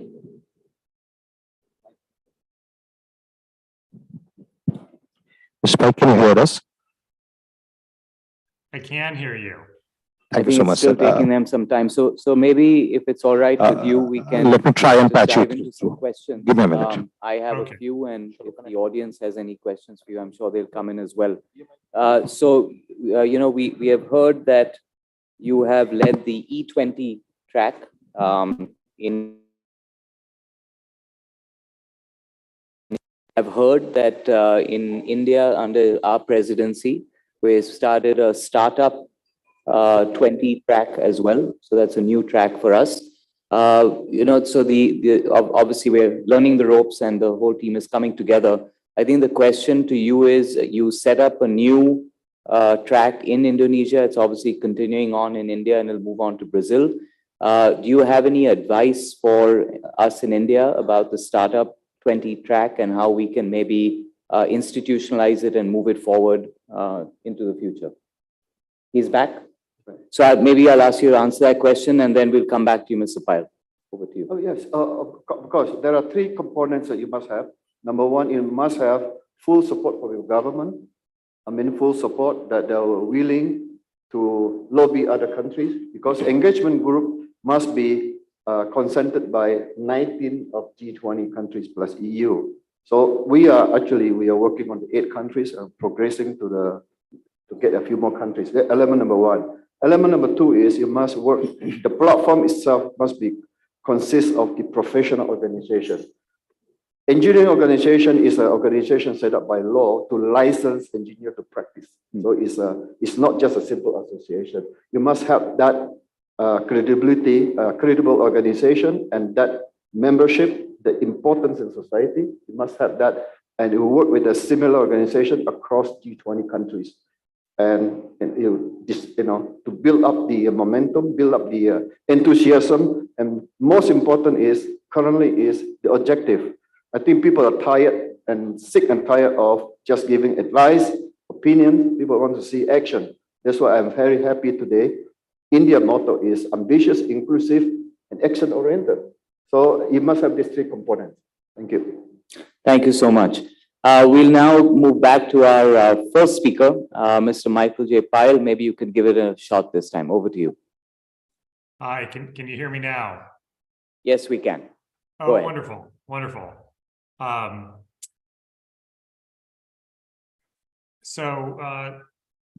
Thank you for inviting me to this event. It is a critical moment for the G20 and a historic time for the G20 under India's G20 presidency. And it's a pleasure to be in front of this association, which has been advocating for industry for more than 125 years. It's a powerful forum for this discussion, and I'm thrilled to be a part of it.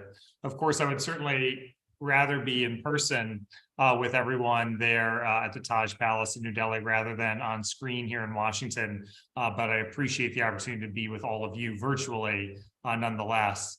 I'd first like to thank right at the top the leadership of India during the G20 presidency, and in particular, I want to extend my thanks to India's G20 Sherpa, Amitabh Kant, who spoke to you earlier today.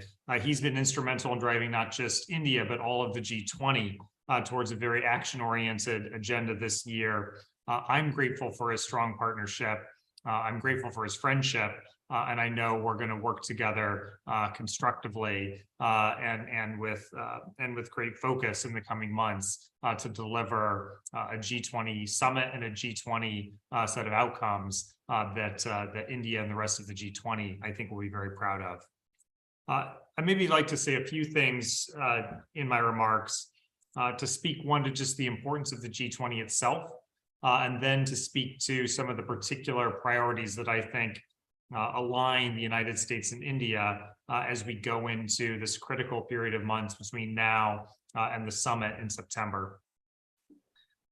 First, with respect to the G20 itself, I want to underscore the importance of the G20 on the global stage at this moment.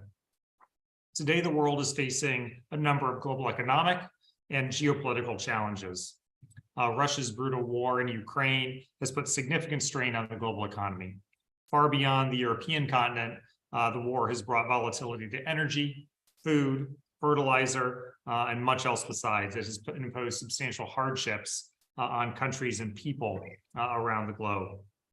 Of course, the world is still emerging from the COVID-19 pandemic, which poses economic challenges, but also calls all of us to the work of ensuring that the world is resilient to the risk of future pandemics. And last, countries including the United States and India continue to work through and focus on the risks and the costs and the impacts of climate change. And beyond those global challenges, the global economy itself is still in a period of substantial macroeconomic uncertainty. Against all of this backdrop, President Biden sees the G20 as a crucial conduit to help drive policy towards a more sustainable and inclusive economy, one that delivers for families all around the world. The G20 has played this role before.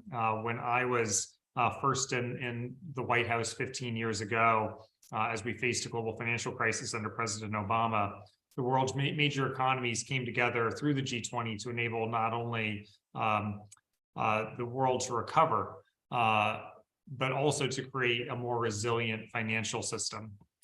Today, the G20 needs to come together again. We're standing at another pivotal point for the global economy for all the reasons that I articulated, and there are crises to address acutely, as well as challenges over the long term that need focus and energy to solve. We need to chart an ambitious roadmap for the future and demonstrate that the G20 is focused on building prosperity, not just for ourselves, but for people everywhere inside the G20 and out. The United States stands firmly alongside India in its G20 presidency year to ensure that we can collectively address today's most urgent and important challenges. Maybe I'll talk a little bit now about US priorities for the G20 and how we see those as highly aligned with the priorities that India has articulated as well. Those priorities include continued progress on issues like food security for the most vulnerable. It includes, like I said before, strengthening pandemic prevention, preparedness, and response capabilities, like the G20 did last year by launching the Pandemic Fund. And it includes enhancing and delivery for primary and universal healthcare. We're working alongside the G20 presidency to make continued progress on all of these priorities and more. But I'd like to take the moment to expand upon 4 additional shared priorities that President Biden is focused on. First, the G20 should work together to evolve the multilateral development banks like the World Bank so they can better address 21st century global challenges like climate change, pandemics, and fragility, but that disproportionately affect the most vulnerable populations globally. And crucially, they are interlinked with the multilateral development bank's existing work to fight poverty and promote shared prosperity. We fully support the work underway at the World Bank already to evolve the vision, operational structures, and financing capacity to be better equipped to respond to global challenges with sufficient speed and scale. And we are calling on all shareholders to have a very high level of ambition for this effort. We see real opportunity for the Indian G20 presidency to take us further on this. Second, the G20 must deliver on leaders' commitment to provide meaningful debt relief to vulnerable countries to enable growth and development. Even before Russia's invasion of Ukraine, more than half of all low-income countries were at high risk of or already in debt distress.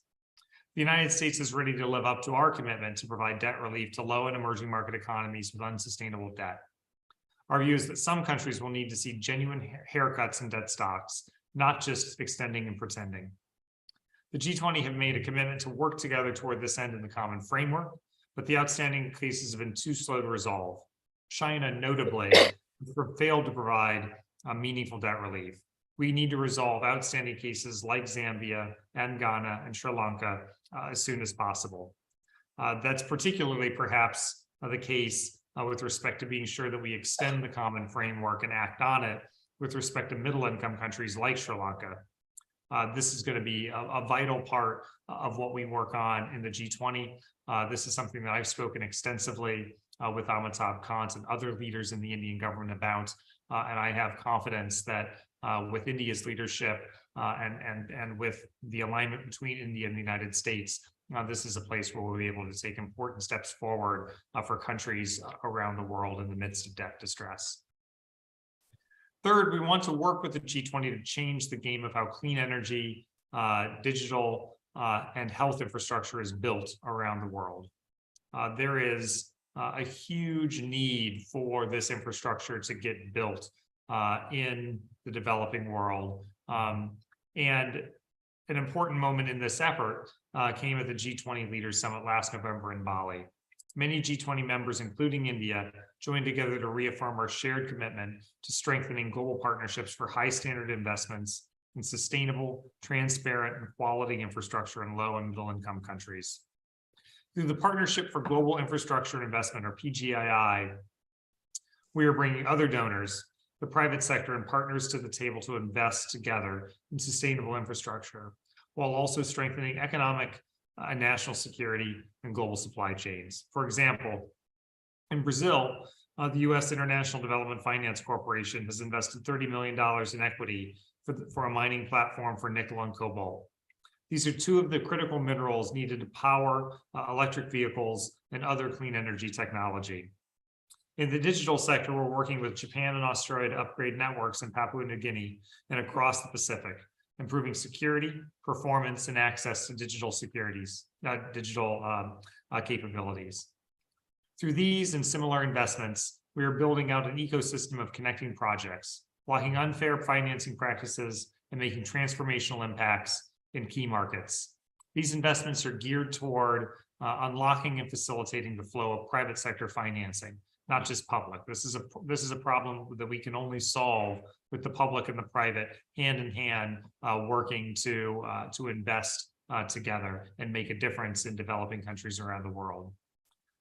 We look forward to collaborating more deeply with India and G20 members to build a pipeline of PGI projects alongside our partners, particularly, like I said, for securing clean energy supply chains, for trusted information and communications technology networks, connectivity and transportation infrastructure, resilient health systems, and gender equitable solutions. Last but certainly not least, we need to make progress on global women's economic security. As Amitabh Kant wrote in an article last week around International Women's Day, we have a shared imperative to tackle critical issues on women's access to finance, entrepreneurship, and labor force participation. Closing the gender gap in the global workforce could unleash an additional contribution of $5.3 trillion to global GDP, increasing economic security and prosperity to all. That's why earlier this year, President Biden launched the first ever U.S. strategy on global women's economic security, which lays out a vision for a world in which everyone has equitable opportunities for job placement, advancement, quality of life, and leadership. It is a vision to promote economic competitiveness through well-paying, high-quality jobs, to promote entrepreneurship and financial and digital inclusion, and to dismantle the systemic barriers that have long restricted women's participation in the labor force and in civil society. In 2010, G20 leaders agreed to a goal of reducing the gap in participation rates between men and women in our countries by 25% by 2025, which would bring more than 100 million women into the labor force. Now is the time to renew this goal and raise our ambition to ensure all of us are meeting this commitment. It is also the Biden administration's priority to accelerate efforts to close the global digital gender divide, which continues to undermine women's full participation in the economy. I know that this is a shared vision with the Indian G20 presidency, where women-led growth is at the heart of this agenda, and we are hopeful that we can work together to make meaningful progress here together. So, in conclusion and stepping back, I hope that you can sense the enthusiasm that President Biden has for ensuring the G20 is a forum where real progress can be made on some of our world's most urgent and important issues.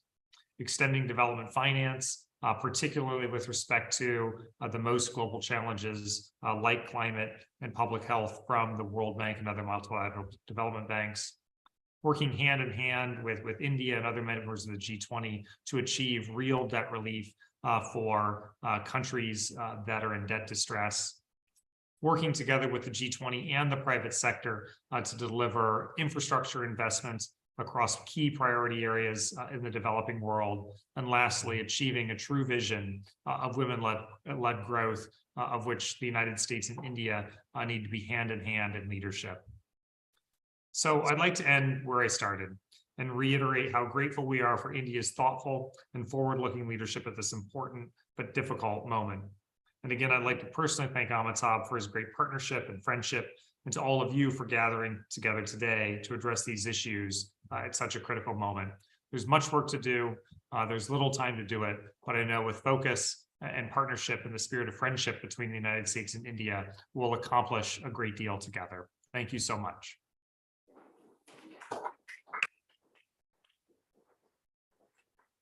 Thank you very much, Mr. Pyle. I know you have a hard stop in about 10 minutes. If you can just stay on with us, we have a video recording from one of our panel members, and then I'd like to come back and ask you one or two quick questions, if that's okay. Thank you. May I request the team to play the recorded message from Mr. Matthias Cormann, Secretary General of the OECD.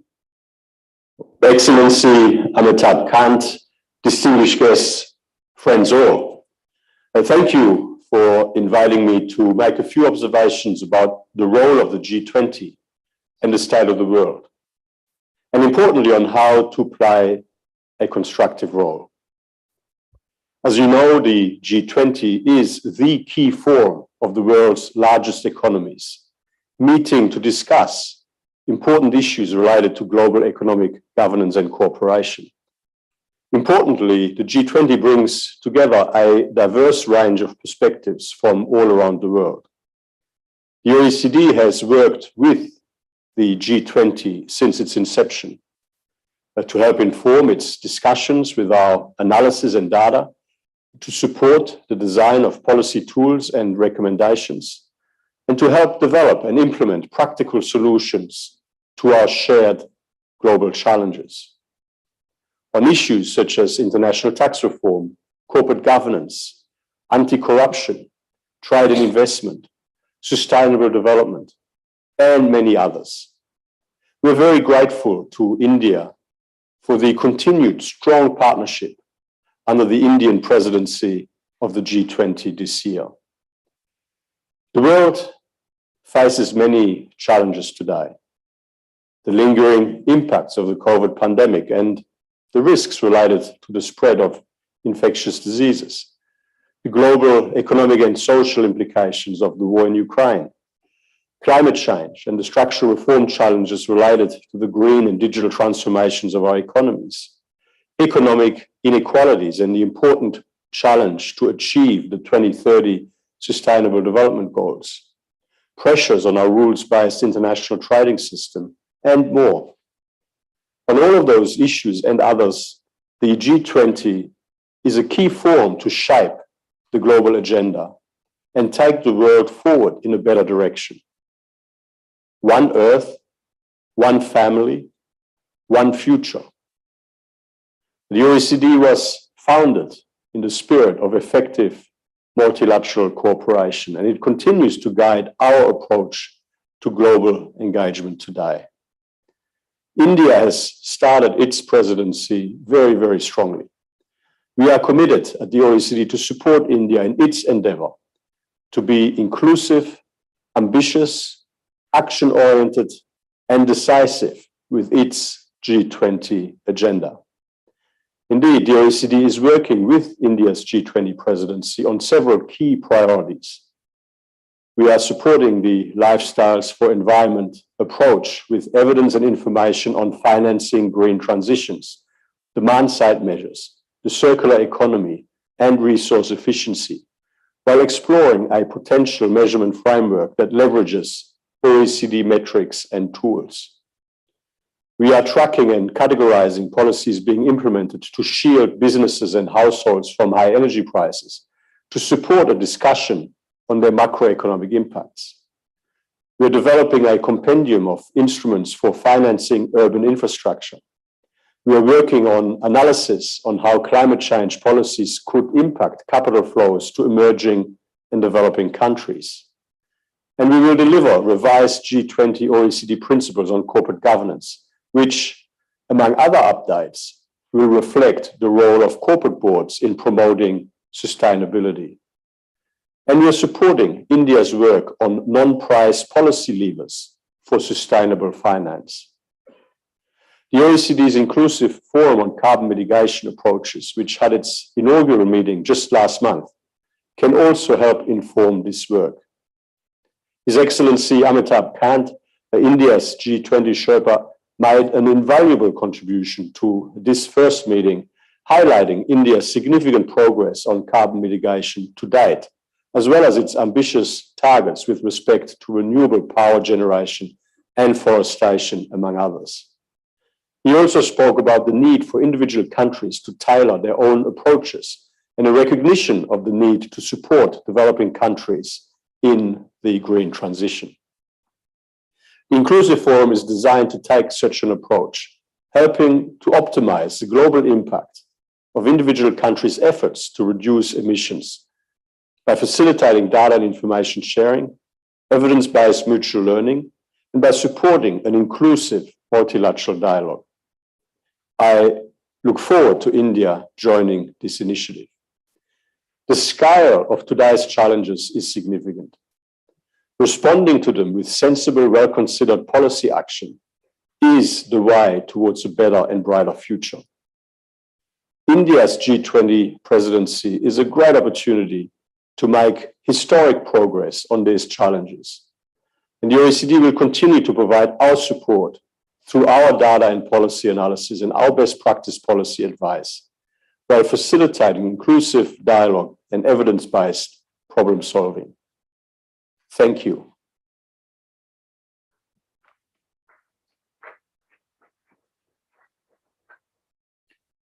All right. We have a few more minutes before we have to wrap up the session. So I'll maybe ask each of you a couple of questions and then we can close for the evening. Mr. Payal, first to you. With new emerging challenges, including the COVID-19 pandemic, strengthening of multilateral institutions is a priority. What role can the G20 play to facilitate reforms in multilateral institutions like the IMF or the World Bank that are essential to deal with the new world order? Thank you for that. As I said in my remarks, the United States sees the role of the multilateral development institutions, including and starting with the World Bank, as absolutely critical for this new moment in the global economy. It's a moment when there are ongoing needs in the core work of the World Bank around development and meeting the Sustainable Development Goals. But there are also an emerging set of challenges that confront us all, things like climate change, global public health, much else besides that require new resources and focus. And a focus not just on the traditional countries that benefit from the World Bank, but from middle-income countries that are not currently as much a focus in the World Bank and other MDBs as is required.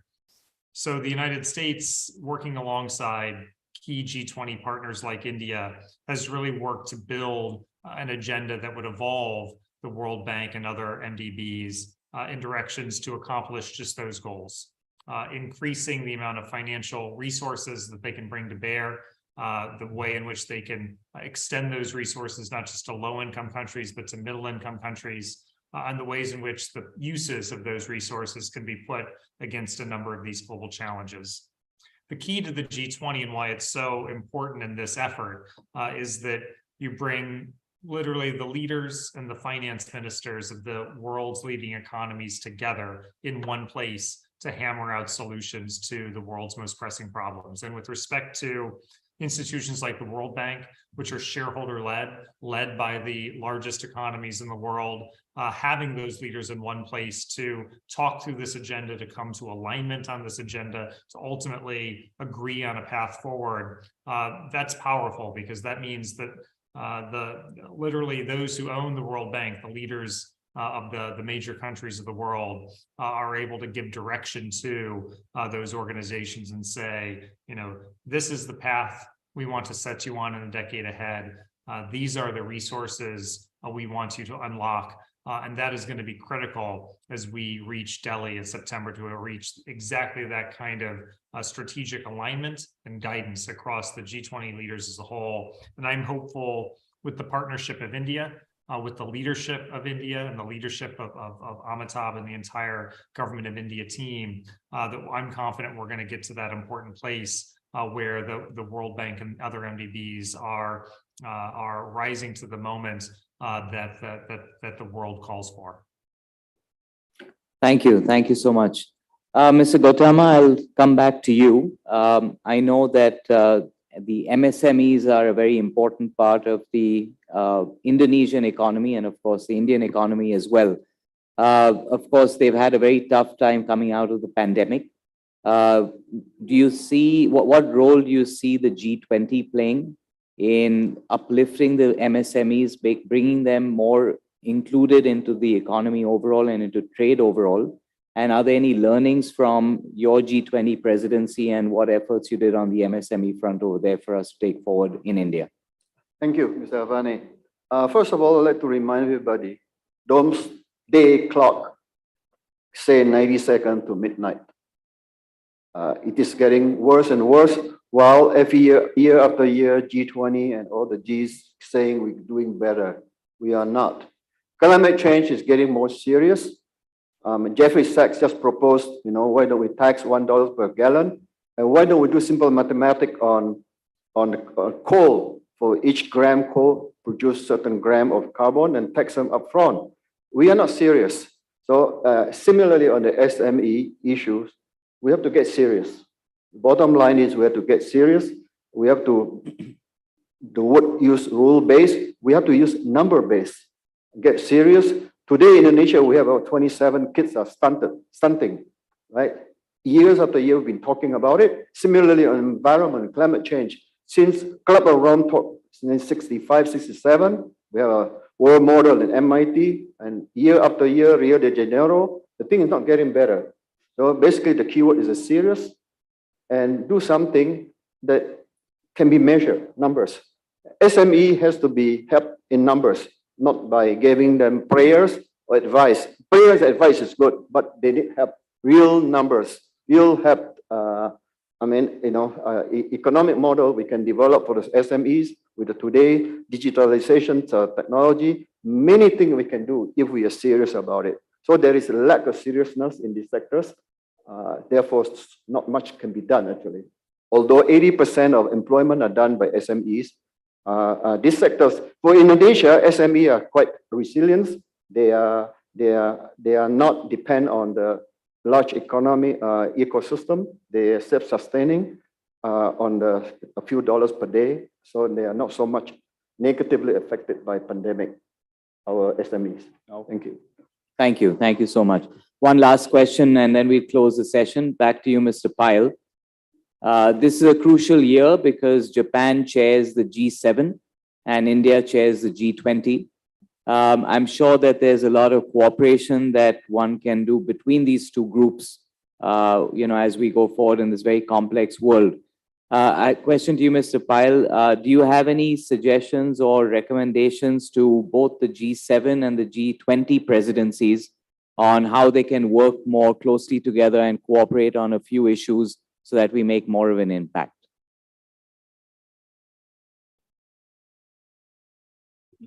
That's a great question. I mean, I would say in many respects, that is exactly what's happening. I think that the issues that I highlighted as key priorities for the United States to work alongside India to deliver as part of the G20 are also priorities that the United States has to align the G7 on in the May summit of the G7 in Japan. MDB reform, helping debt-distressed countries, facilitating investment into developing countries around critical priorities like climate change, digitalization, and the like. This is the core of President Biden's international economic agenda, and working through the G7 and the G20 alike to achieve it is the important work of the months ahead. The one additional piece that I would add is, I think amplifying all of this work will be achieving stronger alignments on how we can all together manage the clean energy transition. In the United States, President Biden passed, with the support of Congress, the Inflation Reduction Act over the summer of last year, nearly $400 billion of incentives and investments in America's electric vehicle technology, in our renewable energy technology. We're working alongside other G7 partners. We're working alongside other G20 partners to figure out how to ensure, both through the acts the United States is taking in our own domestic setting, and the acts and efforts that other G20 countries, G7 countries are taking within their own economies to facilitate the clean energy transition, that we're aligning around how we do those things so as to maximize collectively the impact of those efforts, of those investments, of those incentives for our climate future, but also for the jobs and investments that each of our economies can take on as we're managing this transition to a stronger clean energy and climate-focused economy. Thank you. Wonderful. Well, that brings us to an end, ladies and gentlemen. I see one hand up, but we must close. So if maybe you can come up to the stage and you can ask your question. With that, thank you so much for being with us at the Partnership Summit, and wish you all the best. Good evening. Thank you. Thank you, boss.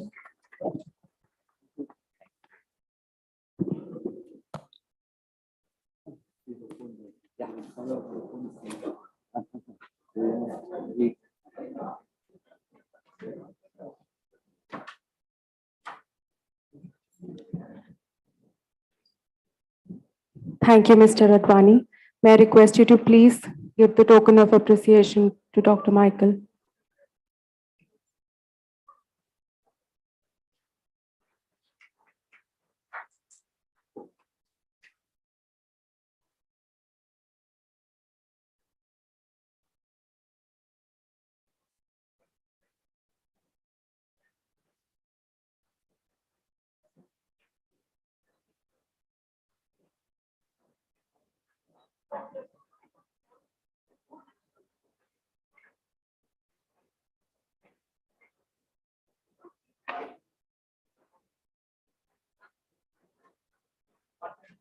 The Tata Group was founded on a philosophy that put the community at the heart of its existence.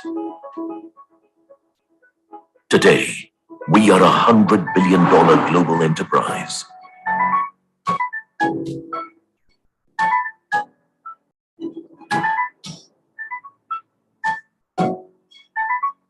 Our today has been built on enduring values.